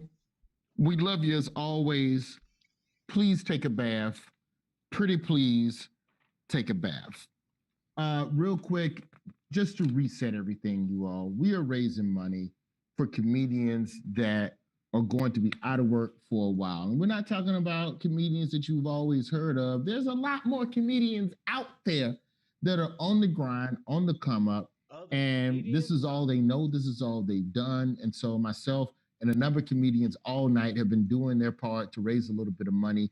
Please go to comedygivesback.com if you see it in your heart to give, or text 707070 73 times, 707070 3 times. I just found out we have raised, how much is that right there? $325,000. $325,000 to help comedians. If you're a comedian that is in need, please go to comedygivesback.com and please apply for the grant to see if you qualify for up to $500. Real quick, up next, some of the funniest people from my favorite podcast, where all they do, they shit on movies that I love. I love these films. And then they take these movies and shit on them and make me feel bad. How did this get made? Is the podcast. He's Paul Scheer. She's June, Diane Raphael, and Jason Mantzoukas. Did I hit that, Jason? That's right. You goddamn right. I hit that Greek shit in spite of it. How y'all doing? Thank you so much. We're doing good. How's your kitchen there? I love your backdrop. Yeah, my son drew some shit. I put that on there to make people feel emotional about giving money. Here's the question. How long do you keep that artwork up? That's a debate that I'm always kind of having. Like, how long do you trash it? I feel like until he draws something else, but if we're going to be real about this, if we punch in, it's not really front of the fridge quality. I forget. Yeah, that's kind of, it looks like the Rams logo. It's a bus and a rainbow. It should be side of the fridge, but the fridge is in one of those compartment situations, man. I don't have kids, but I'm wondering how long can I have kids stuff on my fridge if I'm a childless man? You shouldn't have that at all. No, you can get it on eBay. You can get tons of it on eBay. It's so clean. It's so fresh. June is right. Don't do that. Oh. Hey, Roy, they wanted me to tell you, and this is actually big news, we are 1/4 of the way there for the show tonight. We have a bunch more acts going on, but the show is going on for another 8 hours. And I just want to get everyone psyched up on the East Coast that we're going to keep on going. We're just not going to stop. I knew I was fucked when Bob Saget was talking slow 4 hours ago. I was watching Bob Saget 4 hours ago. I go, this nigga is talking too slow. We're going to run late. You know we're going to be late. They just were in the green room saying he's coming back. He's going to be the spine of the show. Beginning, middle, end, baby. He doesn't even know that he's not on right now. He's still doing the show in the green room. Oh, yeah. We're doing a Saget drop-in. We're going to just check out where he is. What's the one place you wish you could go during quarantine that you can't go? Oh, wow. The one place I'd like to go. Honestly, I would take hanging out with terrible people as long as it was in a public place. I feel like I just would love to be around other people. I feel like that's really you choose a Greyhound station over like your favorite food spot or something. I'm sorry, my favorite food spot is a Greyhound station, right? So I don't know where this judgment is coming from. There's some great steaks in a Greyhound place. You get really high quality stuff. Ooh, a really thin steak. Good hot dogs too. Bus steak. I don't know. I'd love to go to a nice restaurant and sit and feel like a person and just have a glass of wine somewhere. I mean, to me, that sounds lovely. Speaking of kids, I would love to leave my kids for like an hour. Like that would be lovely. Yeah, and just like go for a walk. Just leave them alone somewhere out in the world? Yes, and just see what happens. You know how back in the day they had like the chicken pox parties where if one kid had chicken pox, I'm a Southerner, so I don't know if they did it where you're from, but if one kid had chicken pox, you'd call up all your friends and go, bring the kids, he's got the disease. Right. I hope that we can get to that point with COVID where my son is 3 and I can go, good news, guys. Yes. We have a 3-year-old too. Yeah. Get them infected. Like, let's see some people. It would be fun. I know. What are you all doing to keep the kid engaged? Because my son, this preschool is way too ambitious. They're putting 9 3-year-olds on FaceTime. No, we've let go of. Our older son is in kindergarten. He is joining some of those Zoom classes, but we've completely let go of preschool Zoom. I mean, that's just a scam. Like they're just trying to keep tuition checks coming in, but they cannot expect. That's what it feels like. Of course. Well, that's what it is, of course. But they cannot. Parents like you guys, though, are allowing for open spots for adults like me to now be in preschool.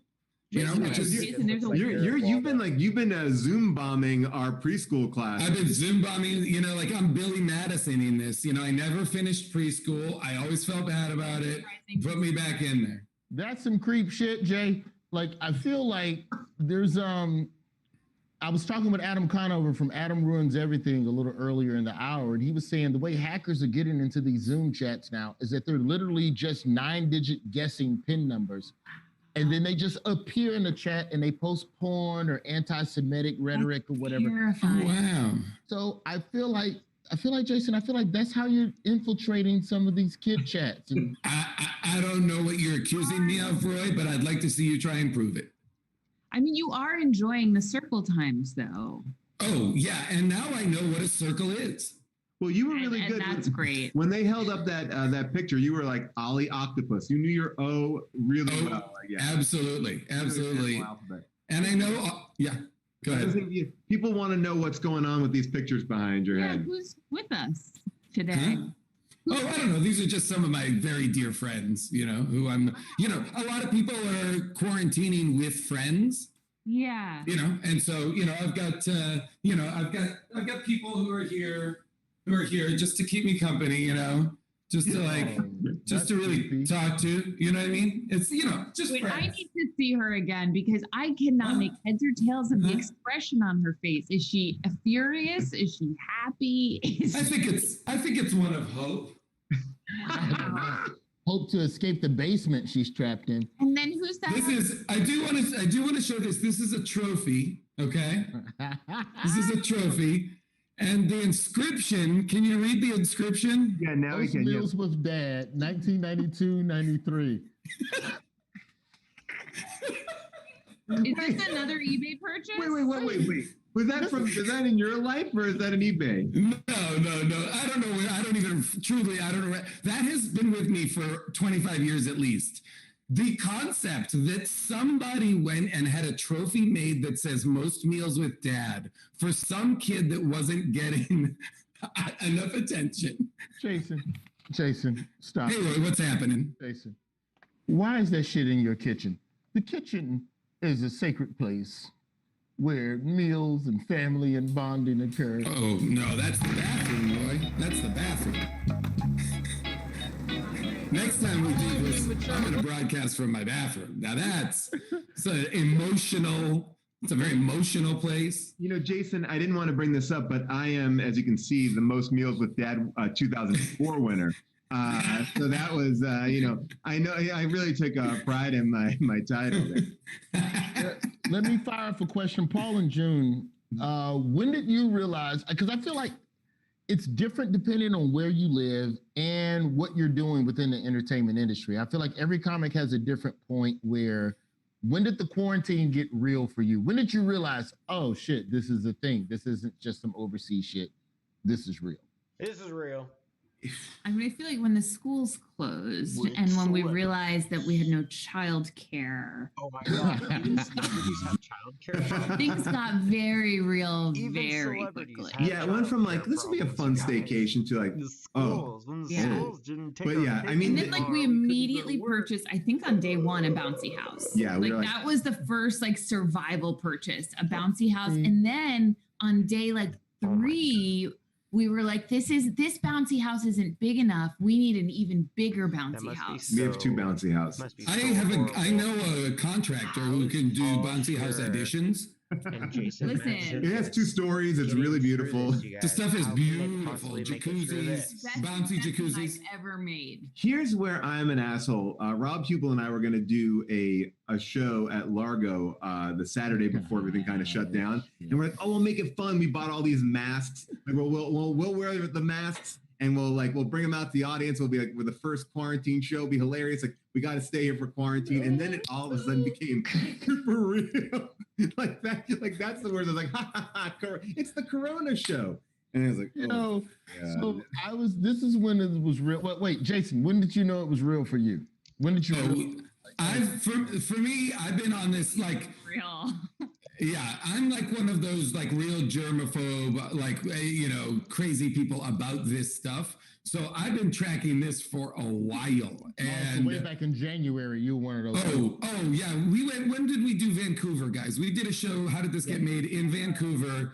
And I was like, no more travel after this. I almost didn't want to do that show because I was like, it's already spreading to too many other places. And this was well before we were really getting impacted. I tried to tweet about coronavirus the first week of February. I was like, hey, y'all, you need to get this shit together.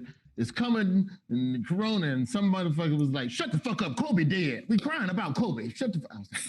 I was like, they're not listening. Everybody's sad about Kobe. They're not going to listen to me. And, that's where we are. I just want to say one thing about Jason. I was thinking about you this week because you were away shooting a movie, and we were talking in Vancouver, and you're like, oh, yeah, I have an automatic paper towel delivery at my house. And you're like, I got so stocked up on paper towels. I'm like, now I'm so envious of that you actually have paper towels and toilet paper just because it came on a month. Because it was a subscribe thing. I have so much paper towels. I have 42 gallons of distilled water, and I'm not sure why I need that, but I feel like it's a good thing to need. You got it. I'm in New York. I'm in Manhattan. I'm in an apartment building. They could just cut the water. They could just go, hey, that Rona in the water, and then what we gonna drink? That's a lot of water. That's a lot of water. It's problematic in terms of storage space in a New York City apartment. I have 6 55-gallon drums of orange Gatorade.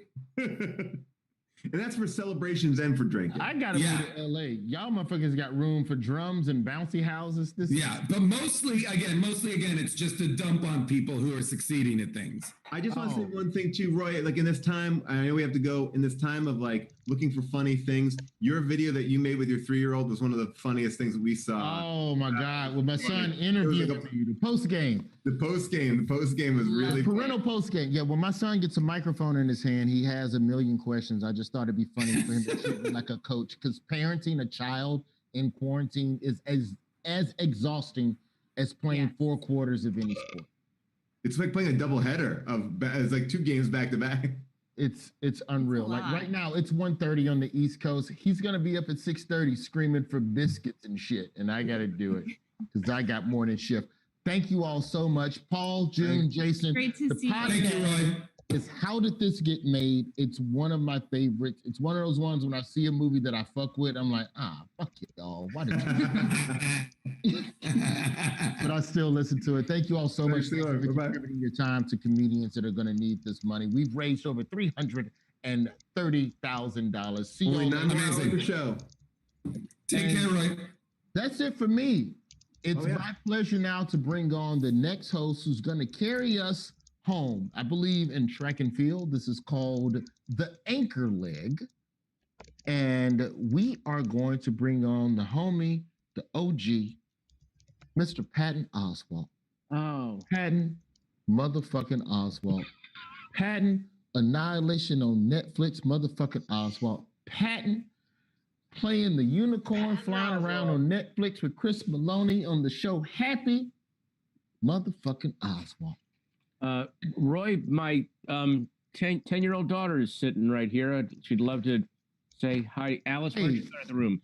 I apologize for that. Wow. There's a lot of language. She shouldn't be up, Patton. It's what time is it? It's 11:30. Well, I'm West Coast, but yeah, this is very okay. She should be up. It's no, she should not be. How are you? You have how many gallons of water in your apartment? 42 gallons of distilled water. In like a month. Was going for tissue. I was like, nah, man, you can't eat that shit. You need water. Water. In a month, you're going to be like Immortan Joe in Fury Road, like dumping it out to the other residents on your street. I know it's probably overkill, but just when I went in the store, and I started stocking up in the store early in February, I was like, I'm going to get my week and a half worth of shit now. Right. So that if nothing else goes right, we have this stocked away. And my girl thought I was crazy. And just, I don't know why, but just water and beans. That's what, water, beans, and batteries. Yeah. Oh my God. I bought one of those big zippered things. Remember, they look like the things you used to have put CDs in, but it's all full of batteries. A Case Logic? Yes, it's a Case Logic but for batteries. Oh God. So like my paranoia is letting me strut a little bit right now. You know? I've been happy to wear masks out in public. For the most part, I stay home. My son's 3. He's got to get the energy out somehow. So we let him scooter up and down the sidewalk in front of the building, and we go back inside. That's fine. But it's been weird to really realize, how little I was really prepared, and I don't have prepper friends. That's the one thing that entertainment, I think, gets you far away from, is that when you're in entertainment, you don't have a lot of friends that are ready for the apocalypse. I don't have any friends with a bunker. I literally, out of everybody in my iPhone, I probably only know 3 gun owners, and most of them only got 4 bullets. They're not prepared. I don't know anybody with a bunker, no pantries, no nothing. Well, you know what's really sad is the thing that makes people really successful in our business is being present and living in the moment.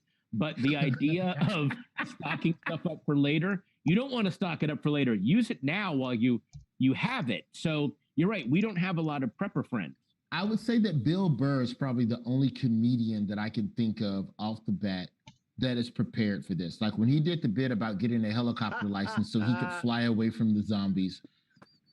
I think that is a real thing that Bill Burr is really connecting. Do you think he's secretly happy right now?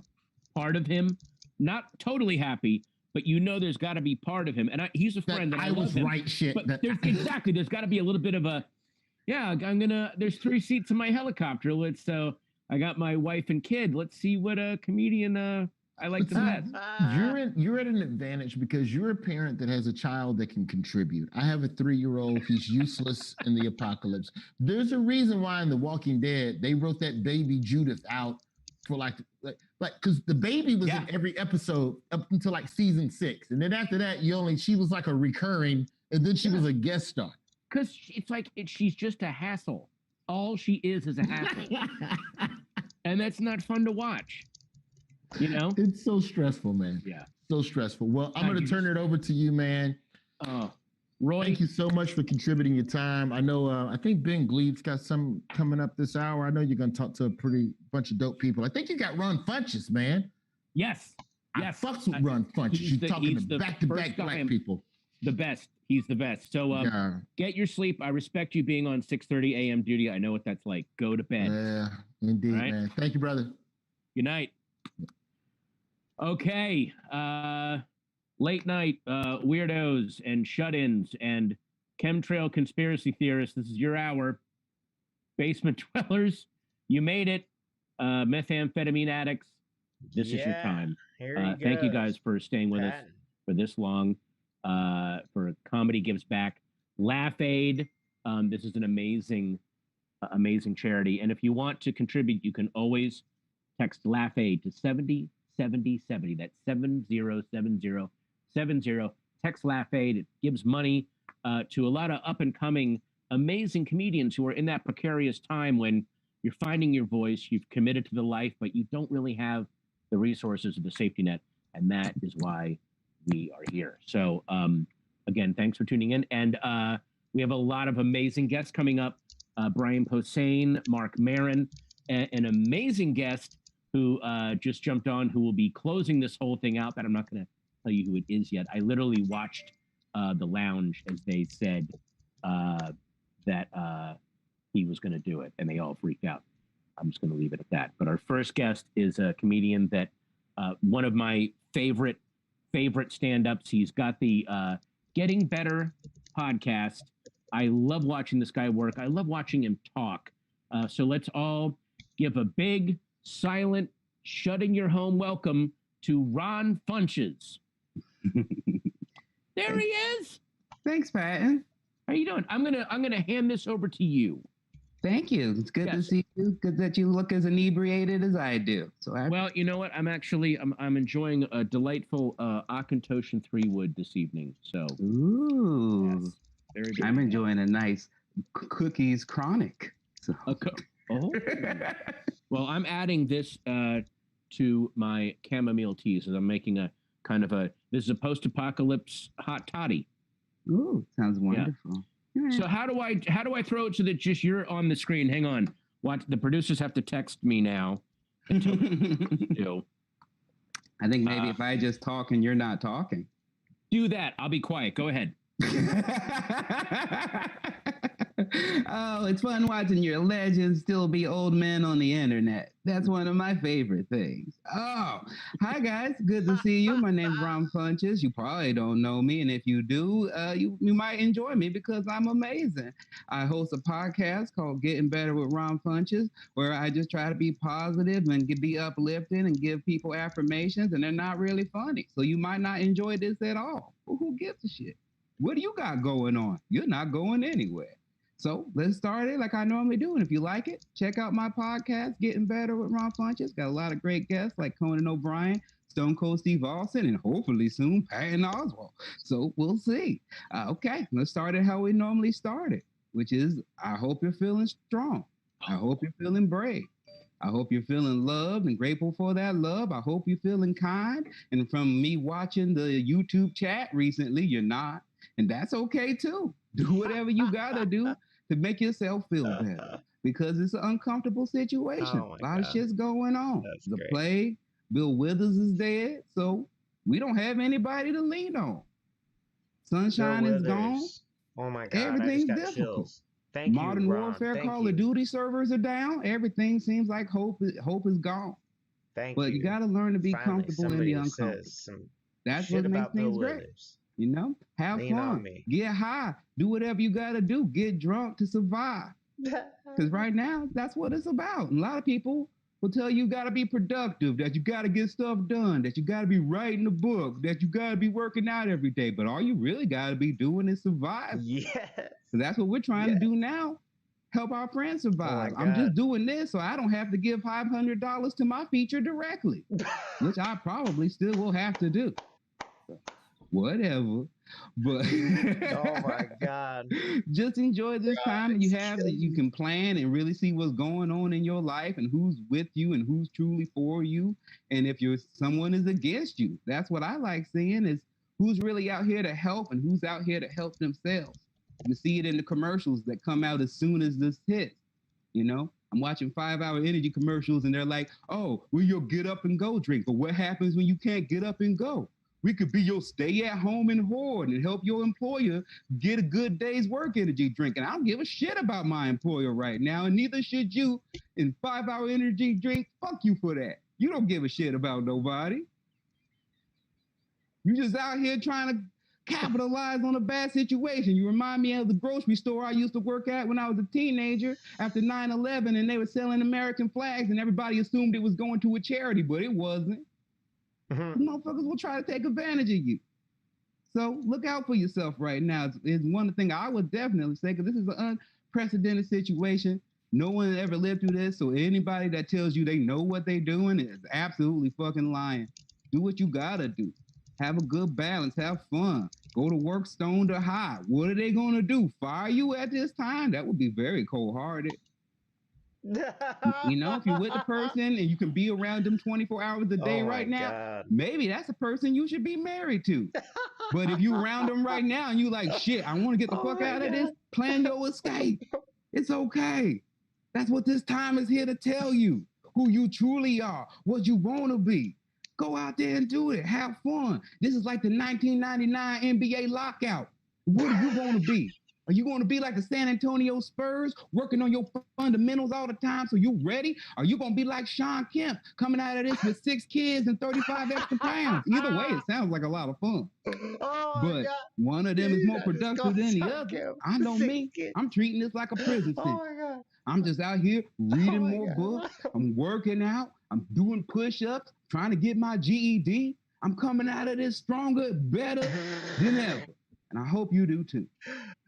And that's your affirmation for today. Oh my God. Tell me you guys got that. Tell me you guys got that. Oh my goodness.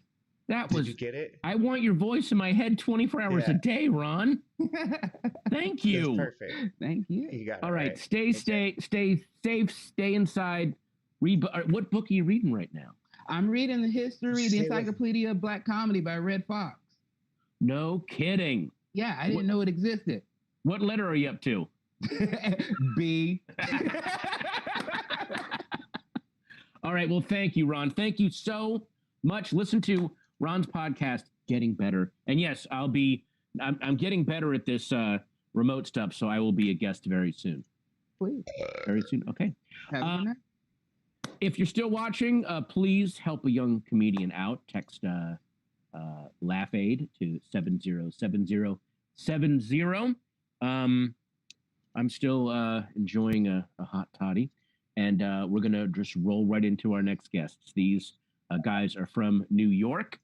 Joel Kim Booster and Joe Firestone are about to join us from, they're at Ground Zero. They are literally coming in live from John Carpenter's Escape from New York to play a couple of games. Yeah. I actually would like to say for posterity, I'm in LA, so. Oh, okay. You're in LA, but Joe is in LA. I'm in New York. Yeah, Joe, I'm in hell. Yes, hello. All right. Thanks for staying up late. Seriously. We love to do it here. It's a city that stays up late. Get her to bed before 4 a.m. She's wild. Yeah. Okay, good. All right. Play on. Enjoy. I've got to apparently have to finish this bottle in the next hour, so I'm working on it. Okay, great. So, Joe, let's just dive in. My game is very simple. The rules are very simple. I'm going to read you a quote, and you have to tell me if the quote is from the YouTube's comment section of one of my stand-up clips or a comment on Kim Jong-un riding a horse, okay? And it sounds very easy, but some of them are a little tough. We'll start with this softball. Unfunny, narcissistic Asian sodomite with an entitlement complex. This is America. Was that from one of my stand-up clips, or was that from a video of Kim Jong-un riding a horse? I mean, if you're gonna have haters, why not have poets? I'd say that's you. Yeah, I know. I actually really love this comment, and that's why I loaded that one up first. Okay, this next one. He sounds and talks like Trump. I'm gonna go with it. That's a Jong-un. Unfortunately, that is also one of my YouTube comments. Forgive me on this one, folks. I find this hilarious. That's a Jong-un. Yes, that is somebody, and I have to admit, watching him ride a horse is hilarious. This man has a point. Here's another one. At least he has his shirt on! Exclamation point! Exclamation point! Exclamation point! Oh, 3? Yeah. Okay, that's a Jong-un.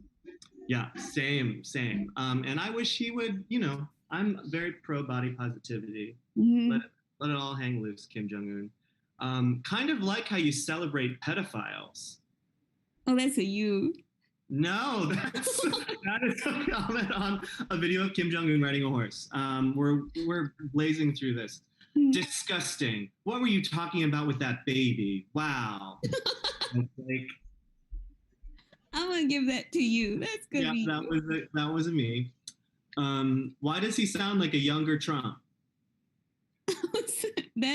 Is that you again? Unfortunately, it is. Apparently, and this is a common thread of my YouTube comments, is many people think I have the same cadence and voice as a young Trump, which it's really, really hurtful. Can't wait to show this to my kids. Can you tell us more about this Kim person? He seems so huggable. Oh, that's so tricky. I'm gonna go with you. No, that's Kim Jong-un. I think they're being sarcastic.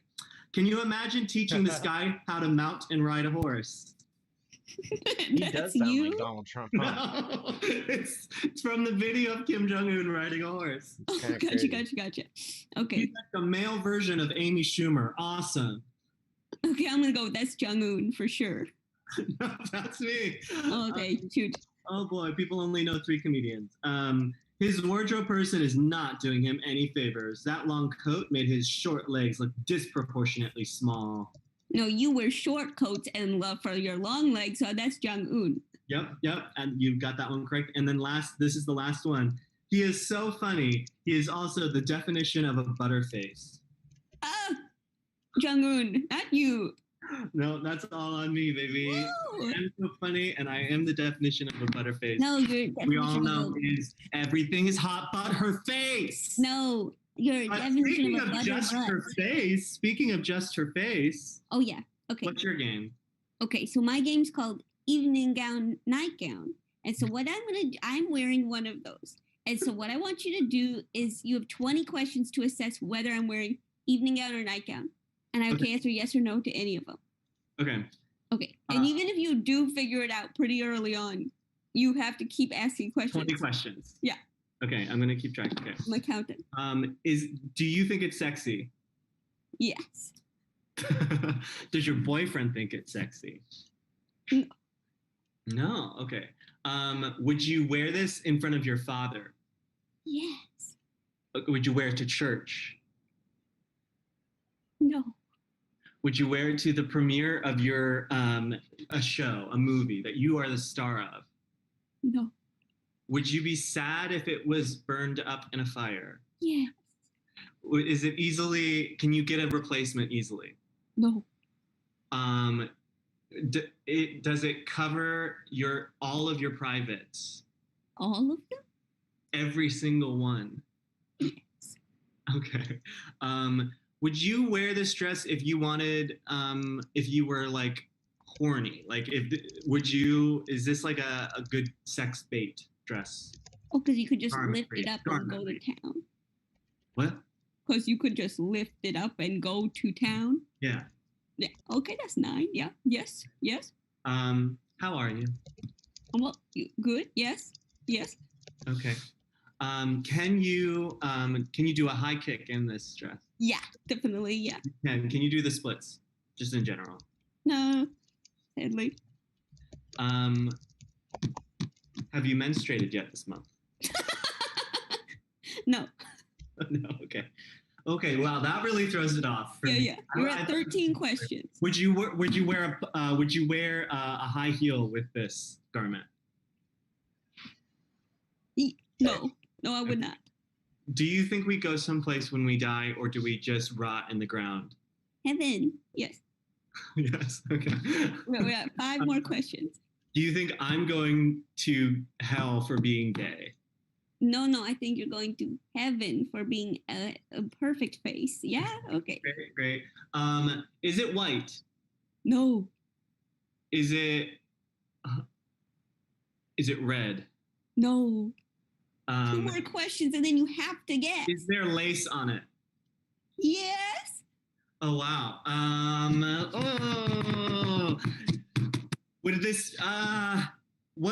Did it cost more than $100? No. Okay, it's a nightgown. It is a nightgown. Great job, Joel. Yes. Oh, thank God. We get to be done. Well, we both won each other's games. That was a good one. Oh, that's good. Nice. What a nice way to end the night for both. Yeah, we did really good. Patton, we did Beautiful good. nightgown. Wait, that is so good. Patton, we did good. I guess we just tell them we did good until we have to convince ourselves. I don't think anyone needs us to keep going. I'm like clicking on things to come back. That was delightful. You held the audience in suspense. What were you wearing? All of those. It got kind of dark at the end, but the camera happens. Yeah. Sure. Okay. Well, guys, thank you so much for helping out. You were great. Thank you. What the heck's wrong with me? Thank you guys both. Seriously, that was hilarious. Thank you. Thank you guys. All right. Goodbye. So bye. Okay. We're just gonna keep this rolling right along. Oh, you know what? I have not been checking out the comments on this. Let me open the comments bar. I love to hear back from the fans, from the people that are watching, all the wonderful comments. I'm sure that they're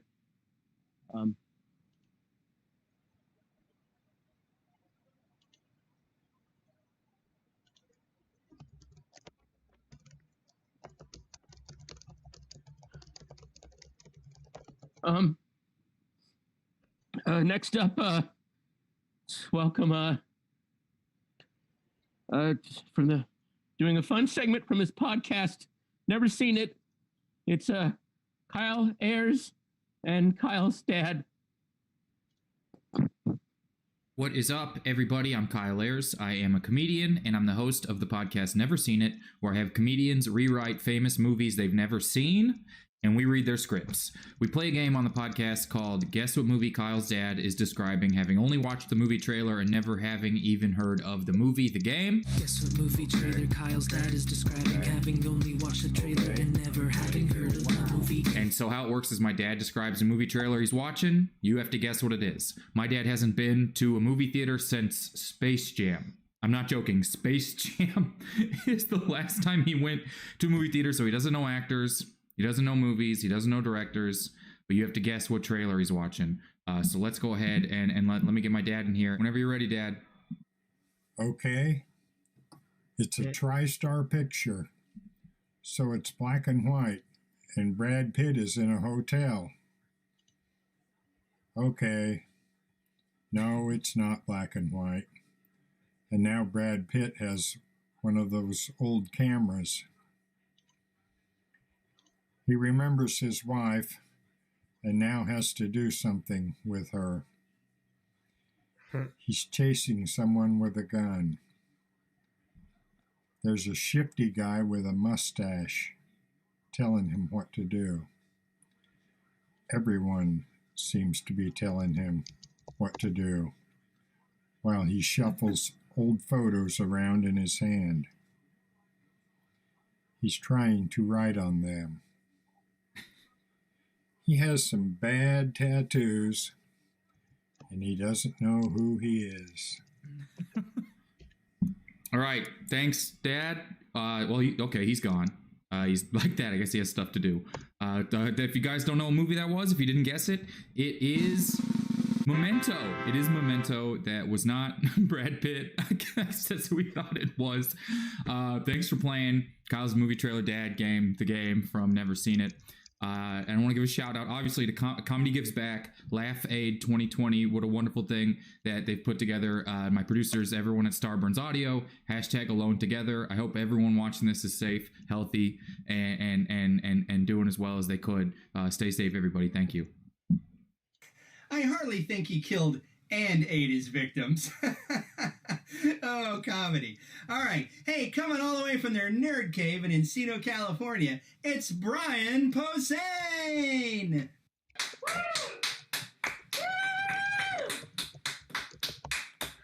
Hey, everybody. Hot crowd. One more time for Derek Sheen all the way from Seattle in his crappy apartment.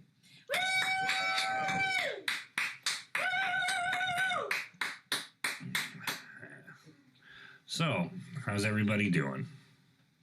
Don't answer that. That would be weird. Things are weird, right? Things are so weird. You know, it's hard to do comedy with things weird, you know, like my comedy comes from, you know, my life.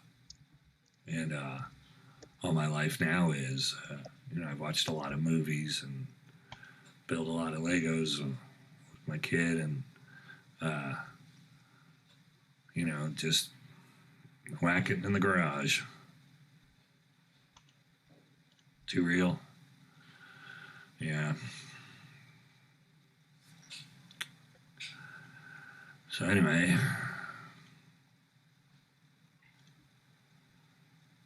you know, it's weird being home for 2 months. My last gig was in Florida, so it could be worse. I could be in Florida. Oh, man, what the fuck? Where's my audience? I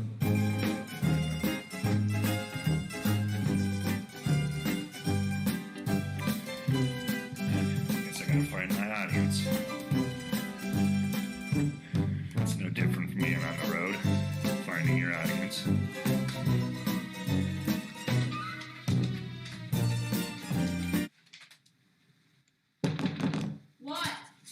Nice attitude. Where'd you go, buddy? Why'd you leave? Mom said I didn't have to do your stupid video. Your jokes are inappropriate.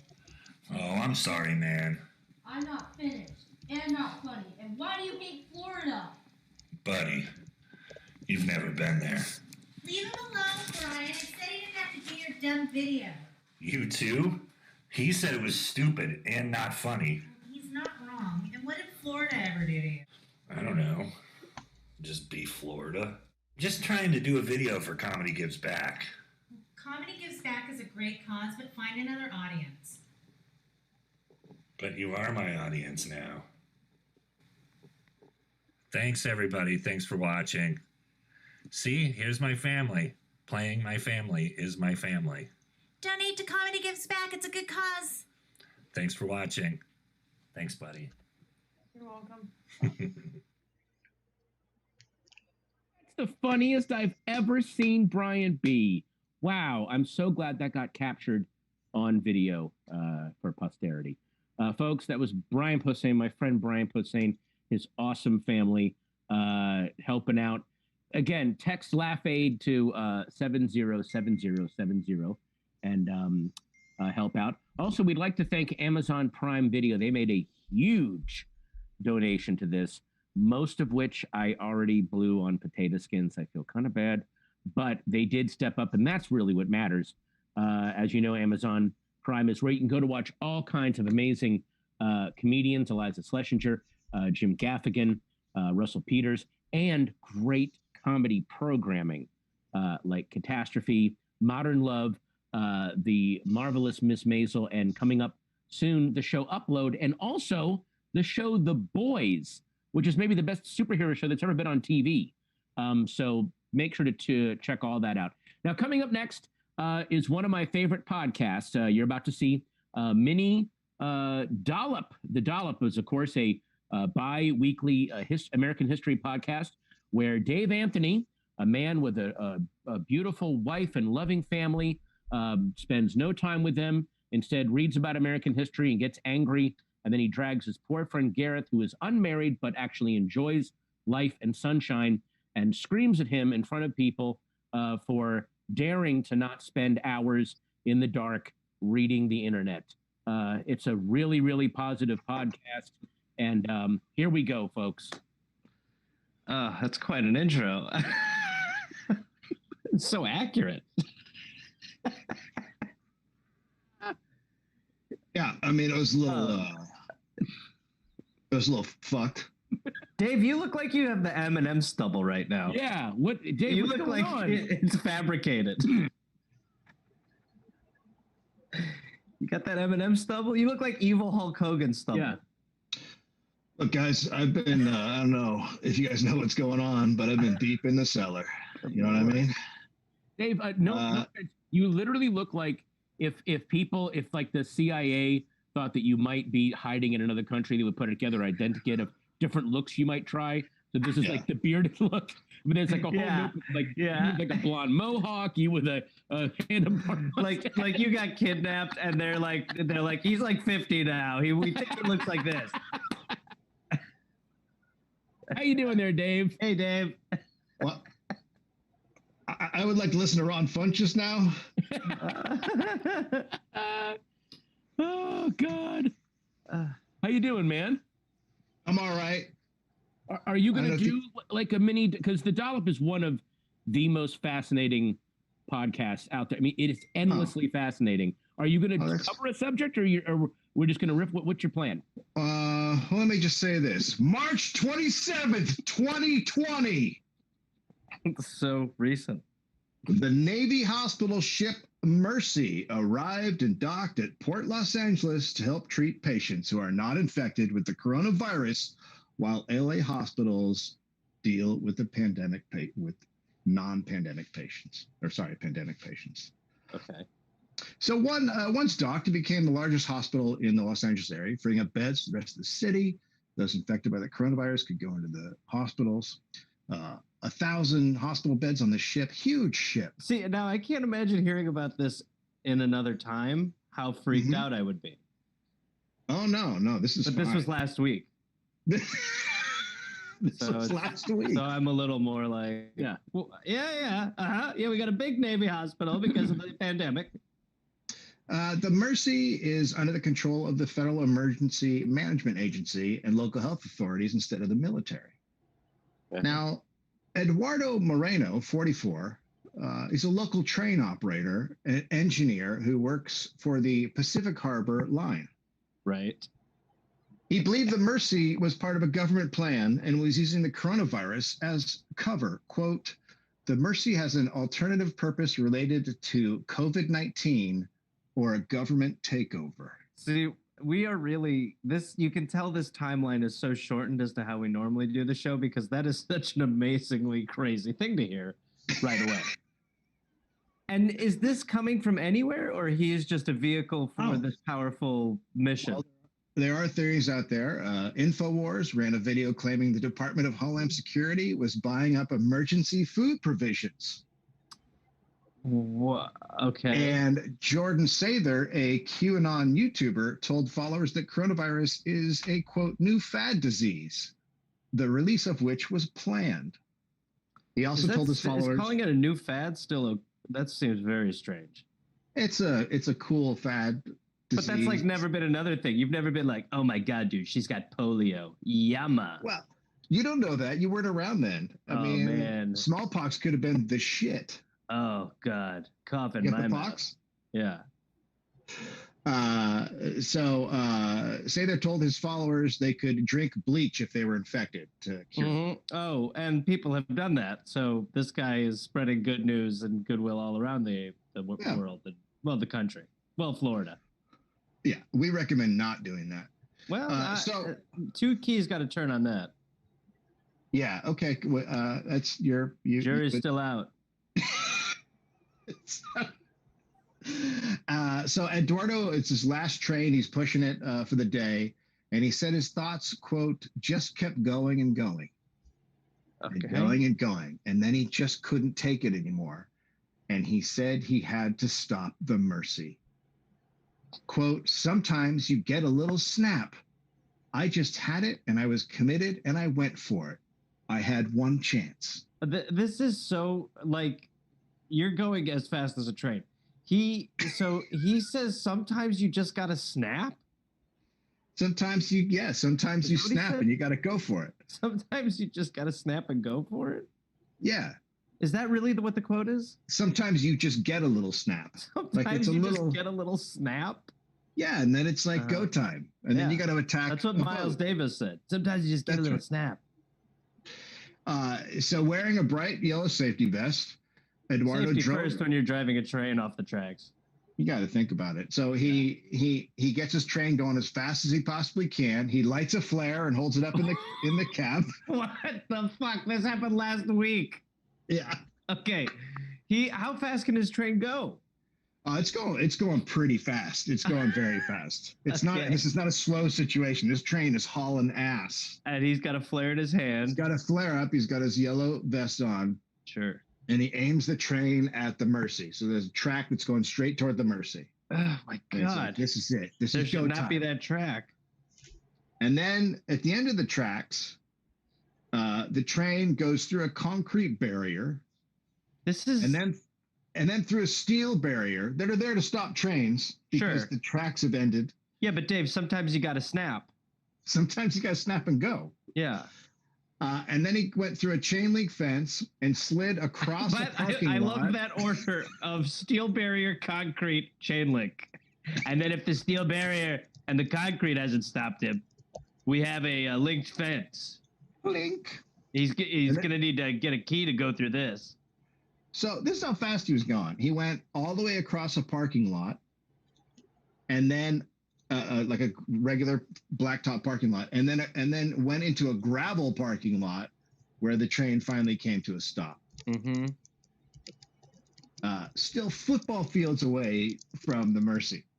He's literally nowhere near the Mercy. So this is like the guy that slides halfway to second and like is 10 feet shy, and everyone's like, just touch him. And I was just like, Jesus, dude, this is sad. Slid way too early. There was a highway patrol officer nearby, and he was just sitting there, and he watched the whole thing happen. He was just like, "What movie are you guys making?" And then Eduardo climbed out of the cab and started to try to run away, but the cop arrested him. My God! But he's running like at this point? He's not running towards the ship. He's just like, my plan. No, he's running away. The plan didn't work. Clearly, he can't. By a long shot, the plan didn't work. Look, it was a great idea. Yeah, no, for sure. There are a couple Good thing of he flaws. lit that flare. Alert people that a train's coming. So the cop then arrested him, and the cop said Eduardo made a series of, quote, spontaneous statements. Sure, by the way, that's a lot of statements. That is a lot of statements. One of which was, quote, "You only get this chance once. The whole world is watching. I had to. People don't know what's going on here, and This now guy, they will." I guarantee you, he watched 8 Mile the night before. He's like, you just get one shot. You got to nail it. Oh my God! I hope he was playing that song. Oh, boom, boom, boom, boom, boom, boom, boom, boom, boom, boom, boom, boom. Starting the fucking train. Boom, boom, boom. Sometimes you just gotta get a train. Sometimes you just get a snap and you gotta go. So Eduardo admitted he crashed the train. He was like, "Yeah, that was me. You guys saw me." I'll step up and admit it. I'm the guy. He said he hoped it would get media attention because he was very suspicious of the Mercy. By the way, did not get a lot of media attention, really. No.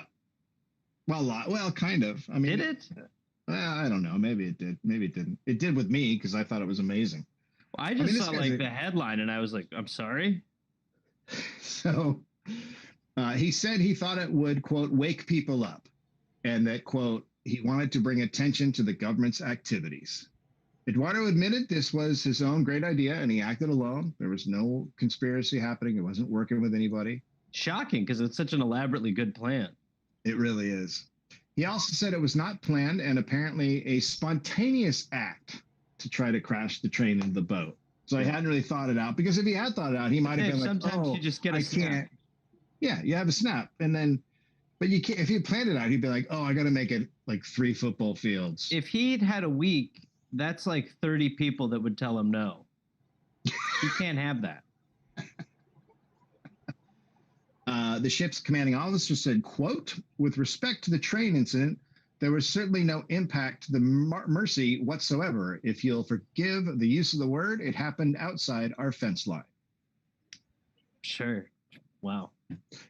To say Eduardo did not get close to the ship is an understatement. The Port of Los Angeles spokesman said, quote, "It would have to have had gone several hundred yards through a parking lot and across a water channel to reach the ship." Oh my God. So he was banking on like a submarine session. He was banking on the train floating as well. Going under, right. Sure. Or no, you could. Does right? he think it's like a ghost train or something? I don't know. I mean, it seems like, I know he'd been in charge of trains for like 10 years, so he should know how they work. Well, apparently that's pretty easy to not know. Now, Eduardo was charged with 1 count of train wrecking, which is an actual charge. Wow, that's like when the referee in football didn't know what to call once, and he was giving him the business. Like, you don't know what to do. You're like, he's just train wrecking. He's a train wreckery. Hey guys, I got charged for that when the law saw how I spent my 20s. Because it carries train wrecking carries a maximum penalty of 20 years. He was held. What? He was You turned. only get 20 years for trying to drive your train into a hospital boat? Pretty ridiculous. Yeah, I mean, it's train. That's a lot of time. More than that. But he tried to do something very crazy. Yeah, he did. That's mass murder. Yes, he was attempting. I'm with Patton Oswald on this one. Think boat hospital. Can I just say, I mean, again, it's a tragedy what we're living through right now. However, you guys have to be a little bit excited in that you're going to be given a free new episode of The Dollop pretty much every week based on insane stories that are coming out, right? Yeah, no, we've been rooting for this for ages. Hey, can I say the last thing about Eduardo? It started investigating him. They're checking him for terrorist links, but they found out that he is a member of a Facebook group that is into train crashes. Oh my God! No. Wait. like erotic stuff, or just like they're all fans? I couldn't find anything else about it. It's just that it's a train group and they're into train crashes. This could be Crash for Trains. He could have had a big heart on running away. Like what if? Don't know.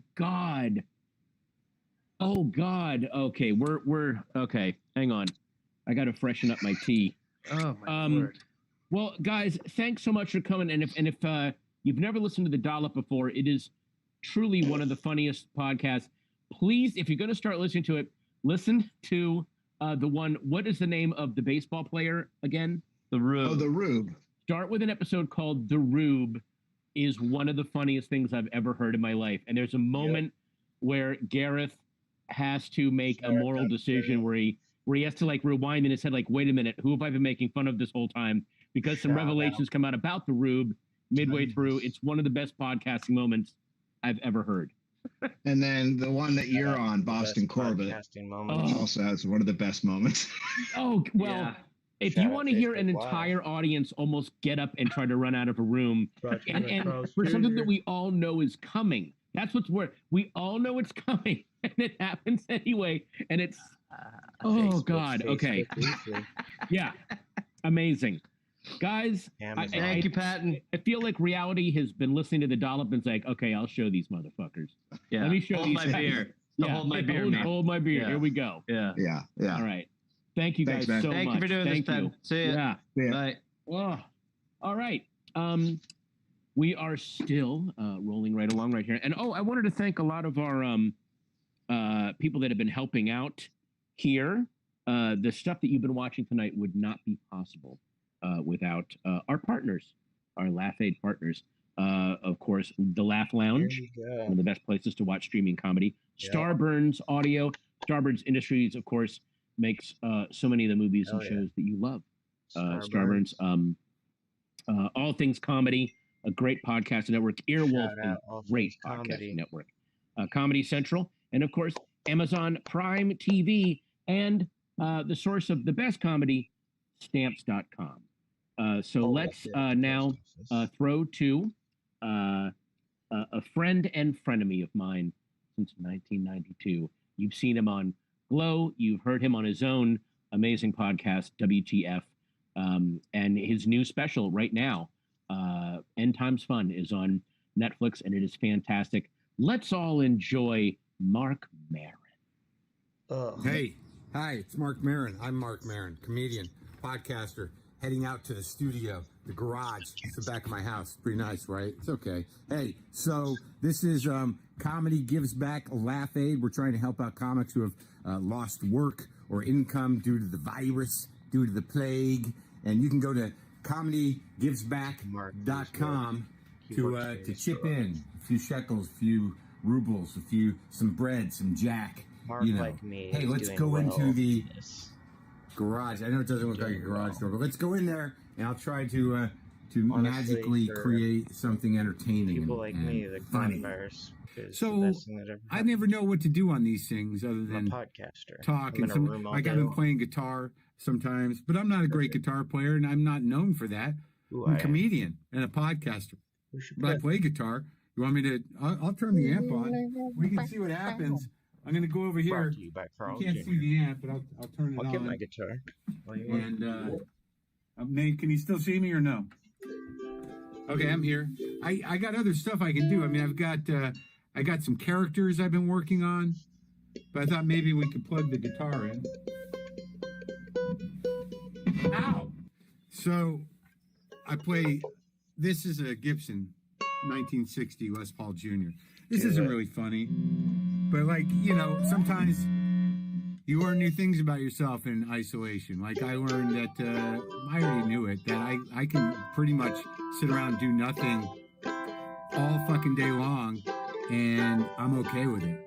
Because oddly, I don't know how much you know about comedians. That's a lot of what we all did starting out. At least I did, my generation. Maybe there were people more motivated than me, but I used to get up around 9:30, 10, smoke about a half pack of cigarettes and drink a pot of coffee, get my notebook and just head out into the streets of New York City and wander around for a while. Maybe hook up with Todd Barry, another comic, and we'd wander around and talk about why we weren't getting opportunities that other comics were getting. And then we'd eat lunch, and then maybe I'll smoke more cigarettes, you know, and then Todd would go to his place.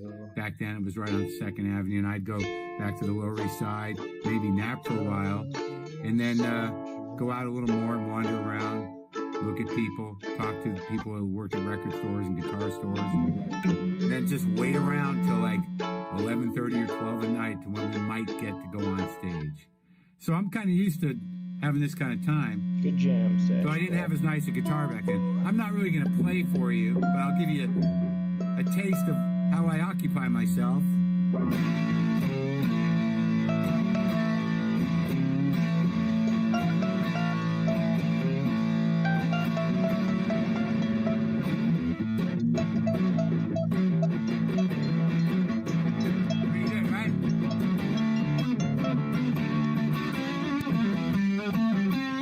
Yeah, Mark Maron's good at guitar. Some of that. So I do some of that. I'm not a big improviser. I don't do a lot of improvising. I'm not that kind of comic. But I found when I was doing IG Instagram Live that, you know, I was just sort of going Such a young through the stuff hipster. on my desk, and I found this knife. Brought And to you you know, by I did Ethan. develop a couple characters. This is a character I devised while doing Instagram Live. It's called this guy's called Old Guy with a Knife. Hey, what are you looking at, man? I'll cut you. I'll cut you with the knife. Come on, you punk. Come a little closer. I'll cut you. I'll cut you right up. Yeah, that's right. Walk away. Walk away. This guy's called Beanie Guy. I just made this guy up. Hey, man, maybe this is just the Earth's way of, you know, getting rid of humans. I mean, maybe this is the beginning of it. Maybe, you know, the Earth is not going to die. I mean, just That's because me. humans don't live anymore. It's going to go on. Maybe even better Nailed off it. without us. Maybe other Nailed forms it. of life will that are more peaceful at heart and mind, right, more Mark. spiritually connected and less destructive will take our place. Maybe this coronavirus is the beginning of that evolution of the who wants that guy at a party, man? That's rough. This guy's called The Real Deal, all right? Hey, man, I'm the real deal, man. I'm not fucking around. There's no one like me, man. There's no one like me. I'm it. I'm the real deal. I'm not fucking around, man. I mean, you may like me, you may not like me, you may judge me. I may be erratic, inconsistent, seemingly bipolar, perhaps emotionally abusive, but hey, man, that's who I am. There's nobody like me. If you don't like it, that's your problem. I'm the real deal. I'm the real deal. You get it? This is my hat. I'm one of a kind, man. I'm one of a kind. I'm the real deal. You ever met anyone like me? One of a kind. I'm sorry if, I'm not your cup of tea, you don't like me, or you find me distressing or hostile or emotionally abusive. I mean, hey, what are you going to do? That's on you. I'm one of a kind. There's nobody like me. I can't, confine myself to your expectations of me. See, now I think that character I should explore a little more, because I found something out about him just then, that he's emotionally abusive sometimes. So that requires some more exploration. I hope you're eating well and taking care of yourself and getting a little exercise and all those things that you sit around with in your heart and your mind, and you say, like, I fucking suck, that those things, the reason you say that to yourself, aren't being amplified during this downtime, that maybe they're being quelled a bit. Maybe you don't suck. Maybe you should find there's some sort of weird kind of cynical relief in the fact that nobody's fucking doing anything right now. You can't even go like, well, that guy's sitting at home. Well, how come he gets to sit at home? Well, if I were him, I would be sitting at home. Yeah. Why don't you enjoy that? Huh? Bitter person? But also, if you're the kind of person that's been sitting around for decades saying, like, yeah, I'm going to do it, but it's hard to find the time. You have the time, whatever that is. You now have the time. And if you don't do it, it's time to let that fucking go. You're not going to do it.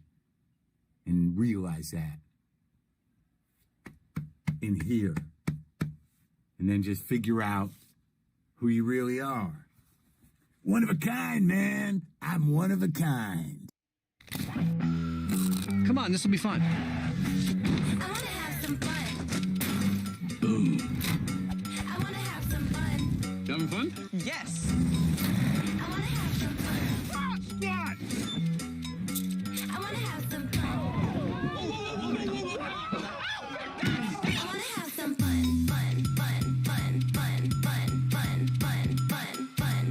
Fun. So fun. I want to have some fun. Oh, that was Mark Maron. He did not realize that was being taped, but it was so good for him to send that over, or his attendant sent that over.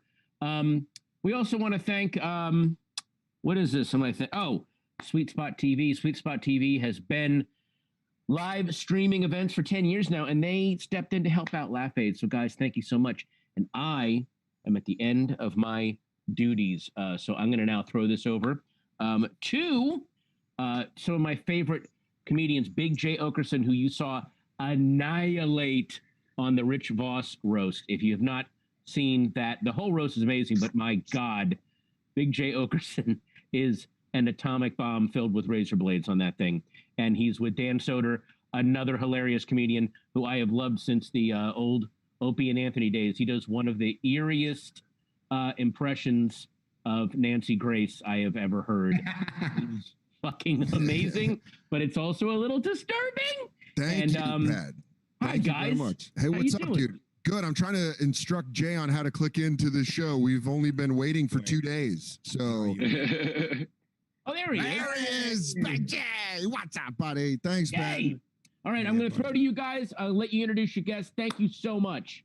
Thank you very much. It's wonderful to be part of day 2 of Laugh Aid. So great to be second day. Day number 2. Day number 2. Joining us. First off, hi, I'm Dan Soder from The Bonfire. With me, Big J. Okerson. Comedy Central Radio, Sirius XM 95. Fucking A. And joining us, Joe DeRosa, Sal Volcano. We just got Hey, basically. guys.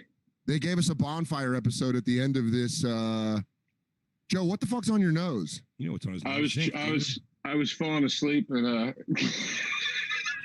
it's a dumb cheap cocaine joke. I thought it'd be funny to put powder on my nose to make it be like I was having a hard time staying awake. I want to break quarantine to come over and slap you in the mouth. I know it was a dumb joke. It's cream of tartar. It was a bad joke. I thought it'd be funny. And you wasted your cream of tartar. Do you have all your comedy records behind you, Joe? Are you keeping? You know what? Are you keeping all of the comedy of history safe? Dan, I was I'm usually in a deep, vast abyss depression sleep at this point during the quarantine. So it was I'm not, my bits are going to be what my bits are at this point. Guys, we were told we were going to be on this thing so many hours ago. Yeah. Our hands off on Sal Volcano won the Intercontinental Championship while we were waiting. He had a WrestleMania moment. I'll tell you what, when Howie Mandel started this whole thing hours ago, I shaved my balls and now they itch. That's pretty How long crazy. it's been. I got ball stubble itch. Hey, everybody watching still at 2:30 in the morning Eastern. Wasn't it fun to see all your favorite millionaire comics in the first 2 hours? Hey guys, hope you guys are enjoying your quarantine in your fucking mansion pool. Yeah. Damn, dog, they didn't even give us a host. They shut us off by ourselves. They toss us the keys and they go, "Hey, lock up when you're done." I don't know. Ratatouille just dipped out. There you guys go. They're like, "Hey, the new guys seem cool. Let them walk up." Yeah. He goes, "You guys know the security codes? All right, I gotta head out." Okay. Steve Harvey's been asleep for 5.5 hours. Dude, Steve Harvey had to go do it in his garage like he was calling a secret girlfriend. All right, now I can. I went to bed for the night. I went to bed like 5 hours ago. I set an alarm and got back up. Dude, you missed so much, Sal. There was so much going on. Bert Kreischer humiliated himself in front of Adam Sandler for the better part of 10 minutes. he said everything wrong you could possibly say to Adam Sandler. He fell one question short of asking, "Why do your movies suck now?" Adam Sandler, who everyone could agree was already less than interested in being here to begin with, had to endure Bert Kreischer call all of his movies the wrong title. He called it Happy Madison. Yeah. He said he's going to watch with his kids Precious Gems. Yeah. Dude, and you know a guy at Comedy Central put in a major favor to get Sandler on this fucking thing. And he's like, come on and say Dude, hi. you could see sweat plinkoing through his chest beef. By the end of that, Kreischer sounded like an Adam Sandler character. He was like, we met one time. Mama said that.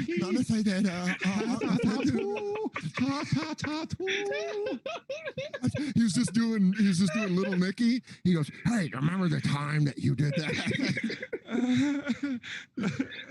By the Sal, way, thanks for waking up. Thanks, Sal, for waking up. Here's how decent. Do I need headphones? No, let it rip, dude. Yeah, you can get This guy's got mics and headphones. Yeah, we're trying to do the bonfire. Sal, this is how strong our support group is through this quarantine. I texted Sal an hour and a half ago. I go, "Hey, dude, can we do a FaceTime shot? I'm falling asleep. I need to have this up." Nothing. No response. We watched that entire WrestleMania texting each other about how that final fight looked like a Cinemax action sequence. Yeah, that was absolutely that crazy. was hours ago. I watched that because I was afraid I wouldn't be prepped for the discussion tonight. Little did I know we'd be at the eve of the next WrestleMania by the time we got onto this. Yeah, quarantine has broke by the time we got on. They're like, "Hey, everyone's outside. Everyone's outside. This whole thing's solved." There's only 4,000 people watching. I don't know what it's up to. Well, that's so many people. That is a lot of people. And, they have collected a lot of money. I'm pretty convinced. I got a whole conspiracy theory. I've been following the paper trail. Yeah. I think, turns out that Laugh Aid is connected to Road to Art Foundation, which turns out is a shell company for GE, which is owned by pharmaceutical company Pfizer, which then also created the COVID-19. So, guys, we're just basically in a rat wheel right now. You got to follow the money. I gotta be honest. This is 2:30 bonfire. You're getting 2:30 in the morning bonfire. Right? Yeah, you should have got me. You should have got me less stoned and more awake before I'd start questioning things like, how are we divvying up this money amongst the comics, and who do we decide what comics get it? 7,000 broke comics have opened up for me over the past 3 years. We're getting all of them a slice of this pie. Dude, how do we make that fucking humanly possible? They should have to have a photo show. They should have to do like presentations at Comedy Central where this money is. They go, as you can see in the second quarter, my shirts that say your booty is juicy. That sells every show. I average. I gotta see your merch paper. I gotta see your merch receipts. Dude, I'm pumping out muff magnets that put Before we approve the grant, why don't you run by us that celebrities working at 7-Eleven closure? Let's see it. Are you still doing an Obama? I don't think you can write that off. If you're still doing an Obama, I was turning over about $700 a week in "Shut Up and Get Me a Beer" t-shirts. I close with a man cave bit that I sell my man cave rules. When the doors close, it means the game's on. Leave me alone. Yeah. Oh, dude, by the way, we missed timing to actually, all the campers that are listening, by the way, crackle, crackle, we see you guys in the comment section. Crackle, crackle. Wait, you guys got a comment section? Oh, yeah, on YouTube, dude. It's fun. Buddy, we've been dominating, man. Yeah, it's been Nation of Dominant. We're going to bring this into contract negotiations. We're just going to show them screen grabs. I feel woefully underprepared. I'm like yelling to the screen like I'm freaking beers. Can you guys see me? Yeah, so you look like a hostage, dude. Yeah, they're treating me well. They're treating me well here. Yeah, I'm at the embassy. We almost got to get on the air at 2:22. We were almost on at 2:22. So righteous. You know, I believe in numerology. Yeah, dude, that would have been amazing. Corey Feldman's special number. Corey Feldman, by the way, out of the fucking country. Is that crazy? What? Corey Feldman left the country. And I don't think it's for Corona. I think it is for Corona, but he's going to say it's because the people are after him. Well, I found out from a camper on Twitter that Corey Feldman on an Instagram live stream said that if you see anything with the bonfire, crackle, crackle, it means that they're pedo protectors. You're like, what the fuck are you talking about? He called us pedophile protectors. Oh, wow. Which brings me to my new merch. It's a T-shirt. It says pedo protectors. Yeah, and you guys... Dude, what if we just found out that? What if we found out that all this money just goes into Daniel Tosh's bottled water fund? And this is just it's just say it's for Joe Coy's pool cleaning. No, all this money is going to reboot Drawn Together. It's coming back strong, guys. It didn't get the shot it deserved. Half this money is going. Do you guys know how many award show suits we're going to buy Trevor Noah with all this money? Like 5. Most of this money's going to Sebastian Maniscalco's Brigitte Fund. Hey, I can't get through a quarantine unless I have my Brigitte. Why would I do that? Shout out to Sebastian's latest hashtag. Why don't you stay inside? Why are you outside? Are you outside without a bandana? Why? I'm sorry. Oh my God, this is I so walked much to better the than supermarket the other day. A lady had a phlegm on me.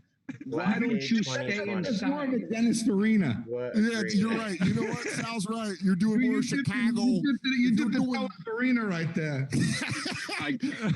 I got to be honest, Sal. The teddy bear audience I've been doing shows for in my apartment they've been telling me my Farina and Maniscalco are bleeding together. The quarantine's starting to get you, dude. You have a Wilson, but it's just 4 teddy bears. Oh, dude. Have a conversation. Have like a double-sided conversation. You and Dennis Farina. Go ahead, do it right now. Go in and out of it. Hey, Dennis. Oh God. The teddy bear said he wanted 2 lumps in his tea, and you only gave him 1. Now I'm turning because now it's. Joe's too drunk to realize he shouldn't be doing this. Yeah, dude, you just did a Dennis Farina one-man show on a stream that's going. Let me switch sides. Yeah. This side's Maniscalco. He is Farina. All right, just honestly, whoever's editing this, I need you to really. This is when I'm over here, I'm Farina. When I'm here, I'm Maniscalco. Dude, I'm hammered. The odds of any of these 4,000 people knowing who Dennis Farina is, bro. Dude, one guy just said R.I.P. Dennis Farina in the chat. So you're wrong. That's right. Jay. You're right. I keep thinking he did a little show called Crime Story back in the day. Get Shorty. Farina's. Yeah, that's where people are going to know him from. One of the kings, Farina. Farina was one of the kings. People are going to know him from that. For sure. Your Chicago accent's coming along, Joe. It is. It's really ramped up, dude. This was funny watching them. How this starts, where they were like, "Yeah, you guys are gonna just fucking pop on at like 9:45 Eastern. Say hello, kiss some babies, shake some hands, and then it's like 12:30, and they go, "All right, guys, listen, you're on the graveyard shift." Dude,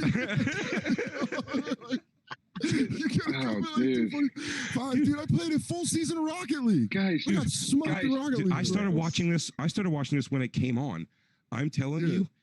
It's been a goddamn nightmare, dude. Uncomfortable conversation upon uncomfortable conversation upon pre-recorded segment that people in their head were like, I gotta do this for this thing. It's gonna be, but this is pretty funny. At least no other comics will be watching it and judging it for the horse shit that it's become. And here we stand. Sal, why are you drinking Snapple like you're training the box? Are you foxy boxing? Are you foxy boxing this weekend? We got bumped. Guys, we got bumped on a fucking comedy charity event tonight. We got bumped. Yeah. Wait, what did that thing just say to us? How long do we have left? I don't know. I think we just got the light. I think 10 minutes. We got 10 more minutes. Do we have 10 more minutes? I didn't hear it. I didn't hear. Say it again. Say it again, moderator. Break the fourth wall. Say in our ear. How much? Oh, we're good. We're good to roll? He just hit Hell the yeah. talk button. He's like, these fucking idiots are just rambling on. And like, wow, that fucking stung. Yeah, It's not. yeah. The producer goes, shit, I leaned on the talk button by accident. Dude, it was just great. It was just great to check in and just see another awkward Skype interaction between two comedians I follow on Twitter that I didn't think knew each other. Dude, Tom Papa and Jim Gaffigan couldn't hear each other, and 5 of It was 10 minutes delayed. was them going, I don't hear you. I can't, Tom. And Well, Tom's that's- like, and then we Tom hear going you, like this. buddy. Hey, there he is. And then you could hear it through Gaffigan's speaker like 2 minutes later. Yeah. Hey, Hey, we he got is. you. Yeah, I can't hear you over here. Over here in New York. Oh my god! What did everybody this is the do? best part The, ever.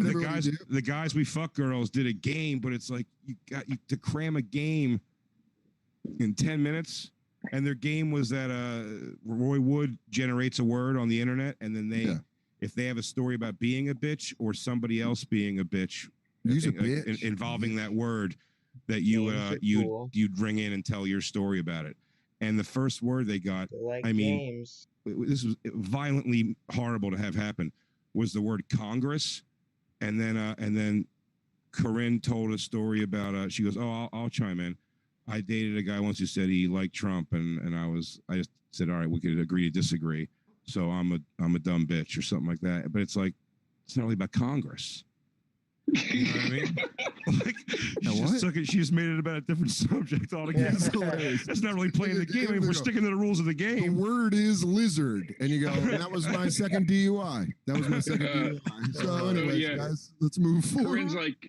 Corinne's like, Congress. There is a street in Austin, Texas called Congress. Now, speaking about Texas, have you ever had barbecue? She really 6 degrees of Kevin Bacon into whatever she wanted to talk about. I would probably say a majority of this laugh aid was like watching your uncle FaceTime you from a family party. And everyone's like, hey, hi, I'm in my kitchen. Where are you? How's college? Hannibal came out wearing like a studded mask, like a skull mask. Yeah. At first. And Roy Wood was like, so everyone's got to wear the masks. Is that your mask, Hannibal? And it was just like I guess the time delays, but he was like, nah, I just had this. And he just took it off. It was just a time delay of like, oh, so that ain't That ain't about the virus. Nah. SH Games is right that these are the comedy stars. Hey, SH Games, it's 2:45 in the morning, you fucking idiot. Dude, where is he? Where is he, dude? Let me tell you, what's his name? Is it you can push his button and find his whole thing? Oh, I want to look at SH. Go to his channel, dude. Let me tell you what he's got going on. Oh, he's got 3,000 plus subscribers. Well, you know what? I'll be honest with you. I thought we were gonna be able to take a little more of a dump on him. Turns out Guys. SH Games, he's got a fucking pretty viable following. You know what he is? Sal. Yo, How do I'm you getting see sponsored now. Google? I'll tell you what's going on. I have the chat right here on my goddamn phone, and if you push the name of the person who writes something shitty about you, you can go to their page. And I'll tell you what this guy does.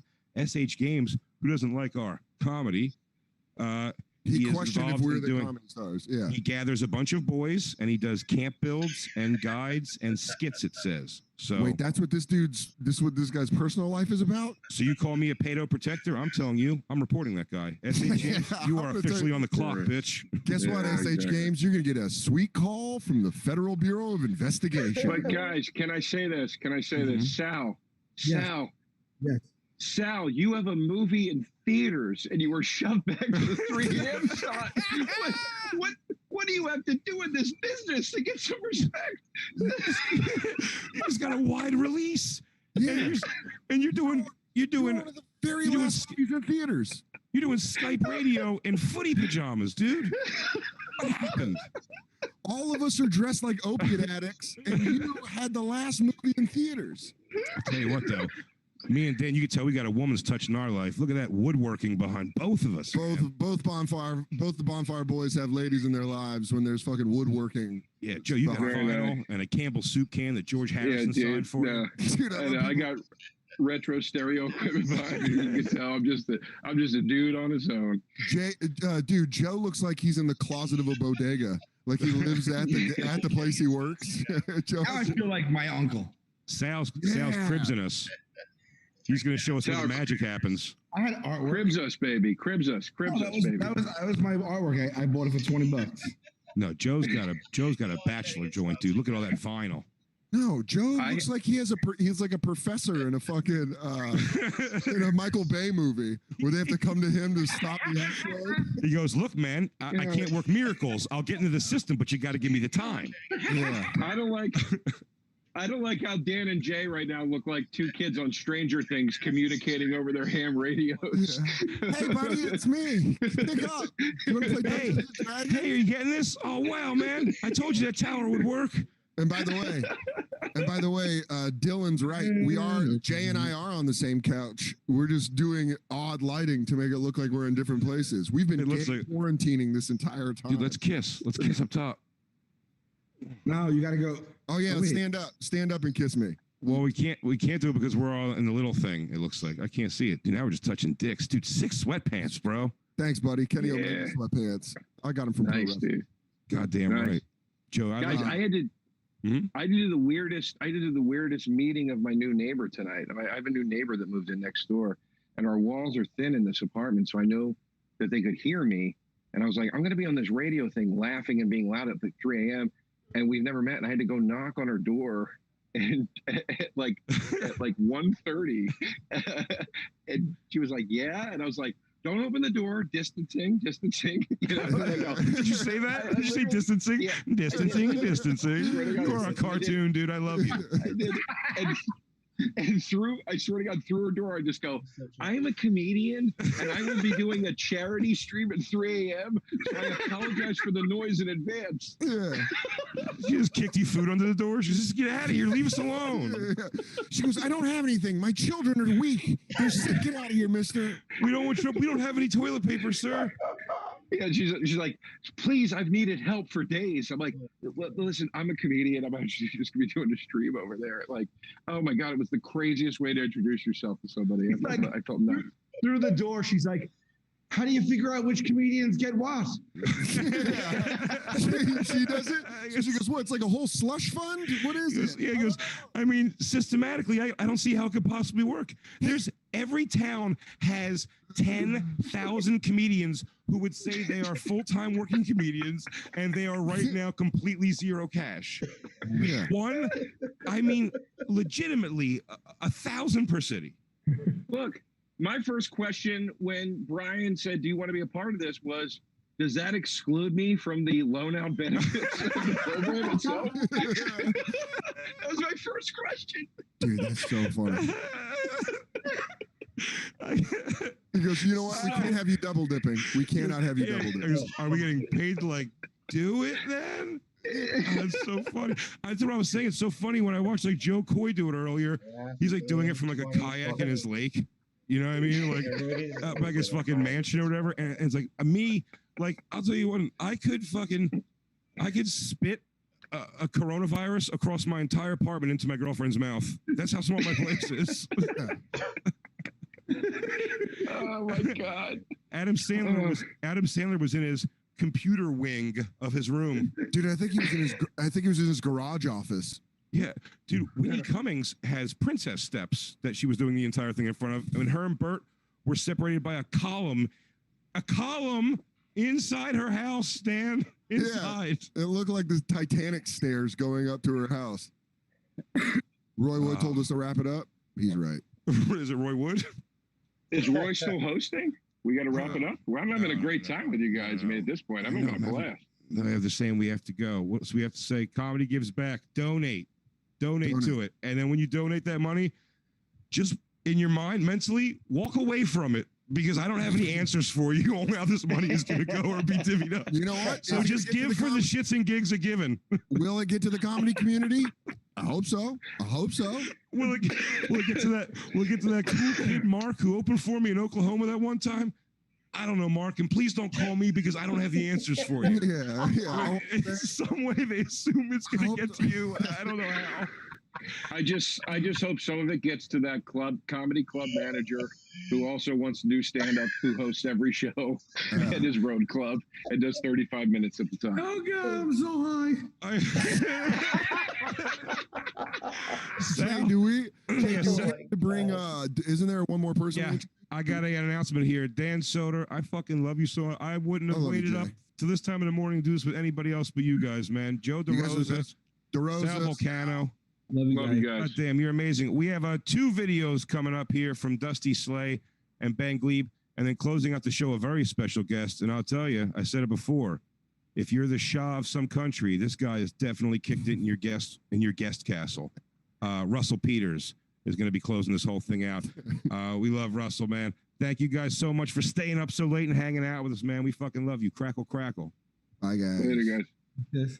All right, welcome to Car Guys. My name's Dusty Slay, and with me, as always, is Aaron Weber. Absolutely. We're taking all calls today about your car questions. We know it all, so you don't have to. Call in with your vehicle-related questions. And only vehicle-related questions. Let's get to our first guy, Jeff from Kentucky. Take it away, Jeff. Hey, Dusty and Aaron. Jeff here, longtime listener. And I got a question for y'all. R.I.P. Dale Earnhardt, but if he was around, would you guys think that he would outrun the coronavirus? I'll just hang up and listen. Okay. Thanks, fellas. Okay, Jeff. Well, I'm glad you called because that is an important question and also lets us know that is not a car-related question. Don't call in with that stuff. We can't help you. But to answer the question, of course he could outrun the coronavirus. Dale Earnhardt Sr. could outrun it. I don't know about Junior. Junior probably has coronavirus right now. That's for sure. So here we go. Sally from North Carolina has a car-related question. Hey, excited to be here. Long-time listener, first-time caller. This question is about a 96 Chevy Beretta. I was at my house, and I heard that alcohol will kill the coronavirus. So I got in my car and went to the bar, had a few drinks, was watching the TV. Turns out we're supposed to stay at our house. So here's my question. What's the likelihood that I'm going to get a DUI during a pandemic? Okay, not a car-related question once again. And Sally, you knew that, you had the coronavirus and you're trying to run down to the bar and kill the virus? Sally, if you need a place to drink, you can come on by my place. We'll take care of it. You know what I mean? All right, but not a car-related question. We have a caller, Huck, from Georgia. Now, Huck has what it seems like a car-related question, so I'm very excited. Hey, Dusty and Aaron, I was just calling y'all because I need to get my oil changed. Okay. Normally, I get my grandpa to do it, but he's got this nasty cough, and I don't know if it's that coronavirus or if it's been all them turkeys he's been smoking, but anyway, I'm afraid to go down to the dealership. I just want to know how y'all recommend, I handle this. I mean, can the Rona live in 10W40? That's what I just need y'all to help me out. Okay, well, let me go ahead and take this. First off, Huck, your grandfather, what are you, 78? Your grandfather changed, what is he, 112? He changes your oil? Dude, learn to change your own oil, Huck. And if you're so concerned about coronavirus right now, living in your oil, whatever that means, don't change the oil right now. Yeah, can we? I don't know who's screening the calls. This is a car show. We got one last call. This is coming from Winston from South Carolina. Here we go. Hey guys, love the show. I have some car related questions, but good. First I have to ask you, I haven't really been practicing social distancing, been seeing a lady from the neighborhood, and also I've been sitting on a lot of random toilet seats. And what does that mean? Do you know if a symptom of the coronavirus is a big lesion on the top of my lip? Okay. No. Well, that is probably a herpes. Just one, at least. At least one. I mean, either that or you've been sticking your face in an exhaust pipe. Well, thanks for your call, Winston. Not car related at all. But hey, this has been Car Talk. I'm Dusty Slay. He's Aaron Weber. Tune in tomorrow. Hopefully, we'll get car related questions.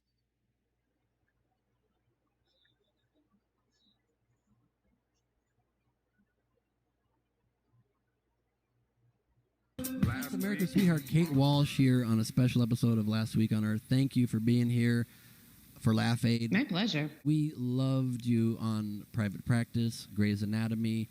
What is it like being on the front lines as a healthcare worker during this crisis? Ben, I don't know how long you've been quarantined, but honey, I'm not actually a real doctor. That's just a character I played. Wow. And I should have realized that. As an actor, how can you help out during this difficult time? Imagine all the Wow, Kate, we are breaking up. Their video link is somehow breaking up. Wow. Can you hear me now? Oh, yeah, now you're perfect. Now that you stopped singing, it's pretty clear. Kate Walsh, thank you for being on Last Week on Earth. It's been a real pleasure. Stay away, my neighbor. Hello, boys and girls. We're all in quarantine across the entire planet, and if you listen to these helpful tips, you too can survive and thrive. Come with me, won't you? The first thing you have to make sure you do is to remain physically active. Get your exercise in every day. Let's do it, shall we? Take that. Wow. Okay, you got that point. Before you eat anything, you want to make sure you very thoroughly disinfect all food. Once you've covered all surfaces, you then throw it away. If you want to make sure your food is not contaminated, it is best to grow your own food. We do have a lemon tree. Just don't know what's real and what's not. Oh, someone's got cabin fever. Damn. When prepping, make sure you have enough, but not too much. Like emergency food, you don't need more than 122 months. Your idiot test starts now. Will the quarantine end soon? Yes? No? Okay. Make sure you still water your plants regularly. Bob Odenkirk. Hey, buddy, how you doing? Ben, I'm good. I'm just checking to see how you're doing. You don't look like yourself. There's a lot going on over there, huh? Are you handling this quarantine well, do you think? Yeah, no, I'm just, really healthy. I'm doing some meditating, a lot of heavy, hardcore prepping.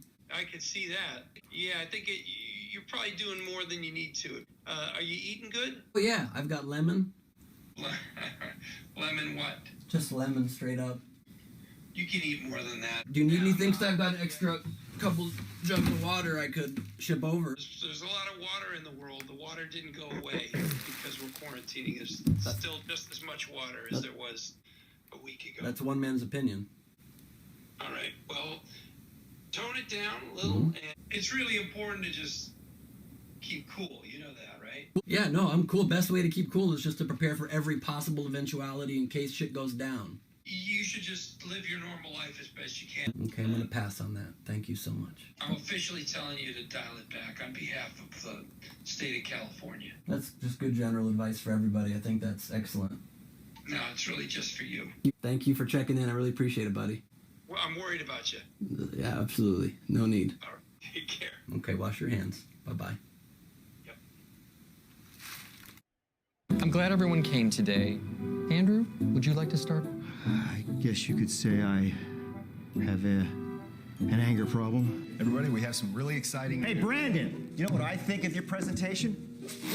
Oh my God. Whoa. Thank you for sharing, Andrew. How are you doing now? I feel great. I can watch stand-up comedy anywhere. And I'm better in meetings. Thank you, Andrew. You have come a long way with Laugh Lounge. Welcome to the world's first live streaming stand-up comedy network. Subscribe now for a limited time for only $19.99 a year. Laugh Lounge. Let's laugh together.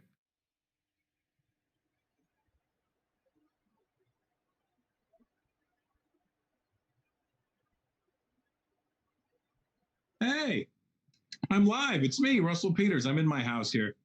I want to thank everybody for coming out tonight and watching this and being a part of it. I want to let everybody know that we raised $355,000. And I think that should probably get me through at least 1 month's expenses. So I really appreciate everybody donating to my cause, or for the other comics as well. You can also go and you can get merch at comedygivesback.com.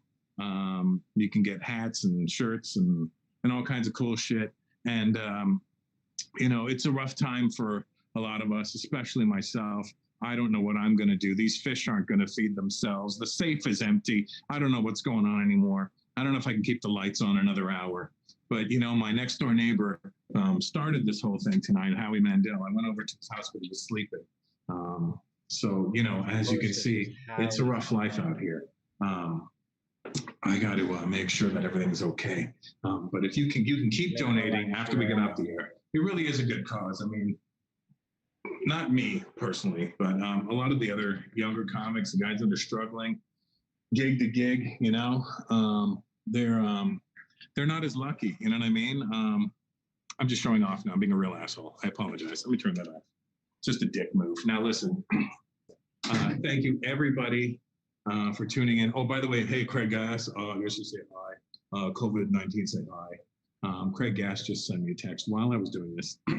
I don't know how to end this. I don't know how I'm supposed to end this, but I'm walking around my house. I'm pacing, folks. It's been 21. I've been in here 3 weeks now on lockdown, and I shaved about earlier this evening, but because I'm Indian, it grew back really quick. I got old man beard. I got the old gray, big old white beard, and good news is my lady's been feeding me. She's been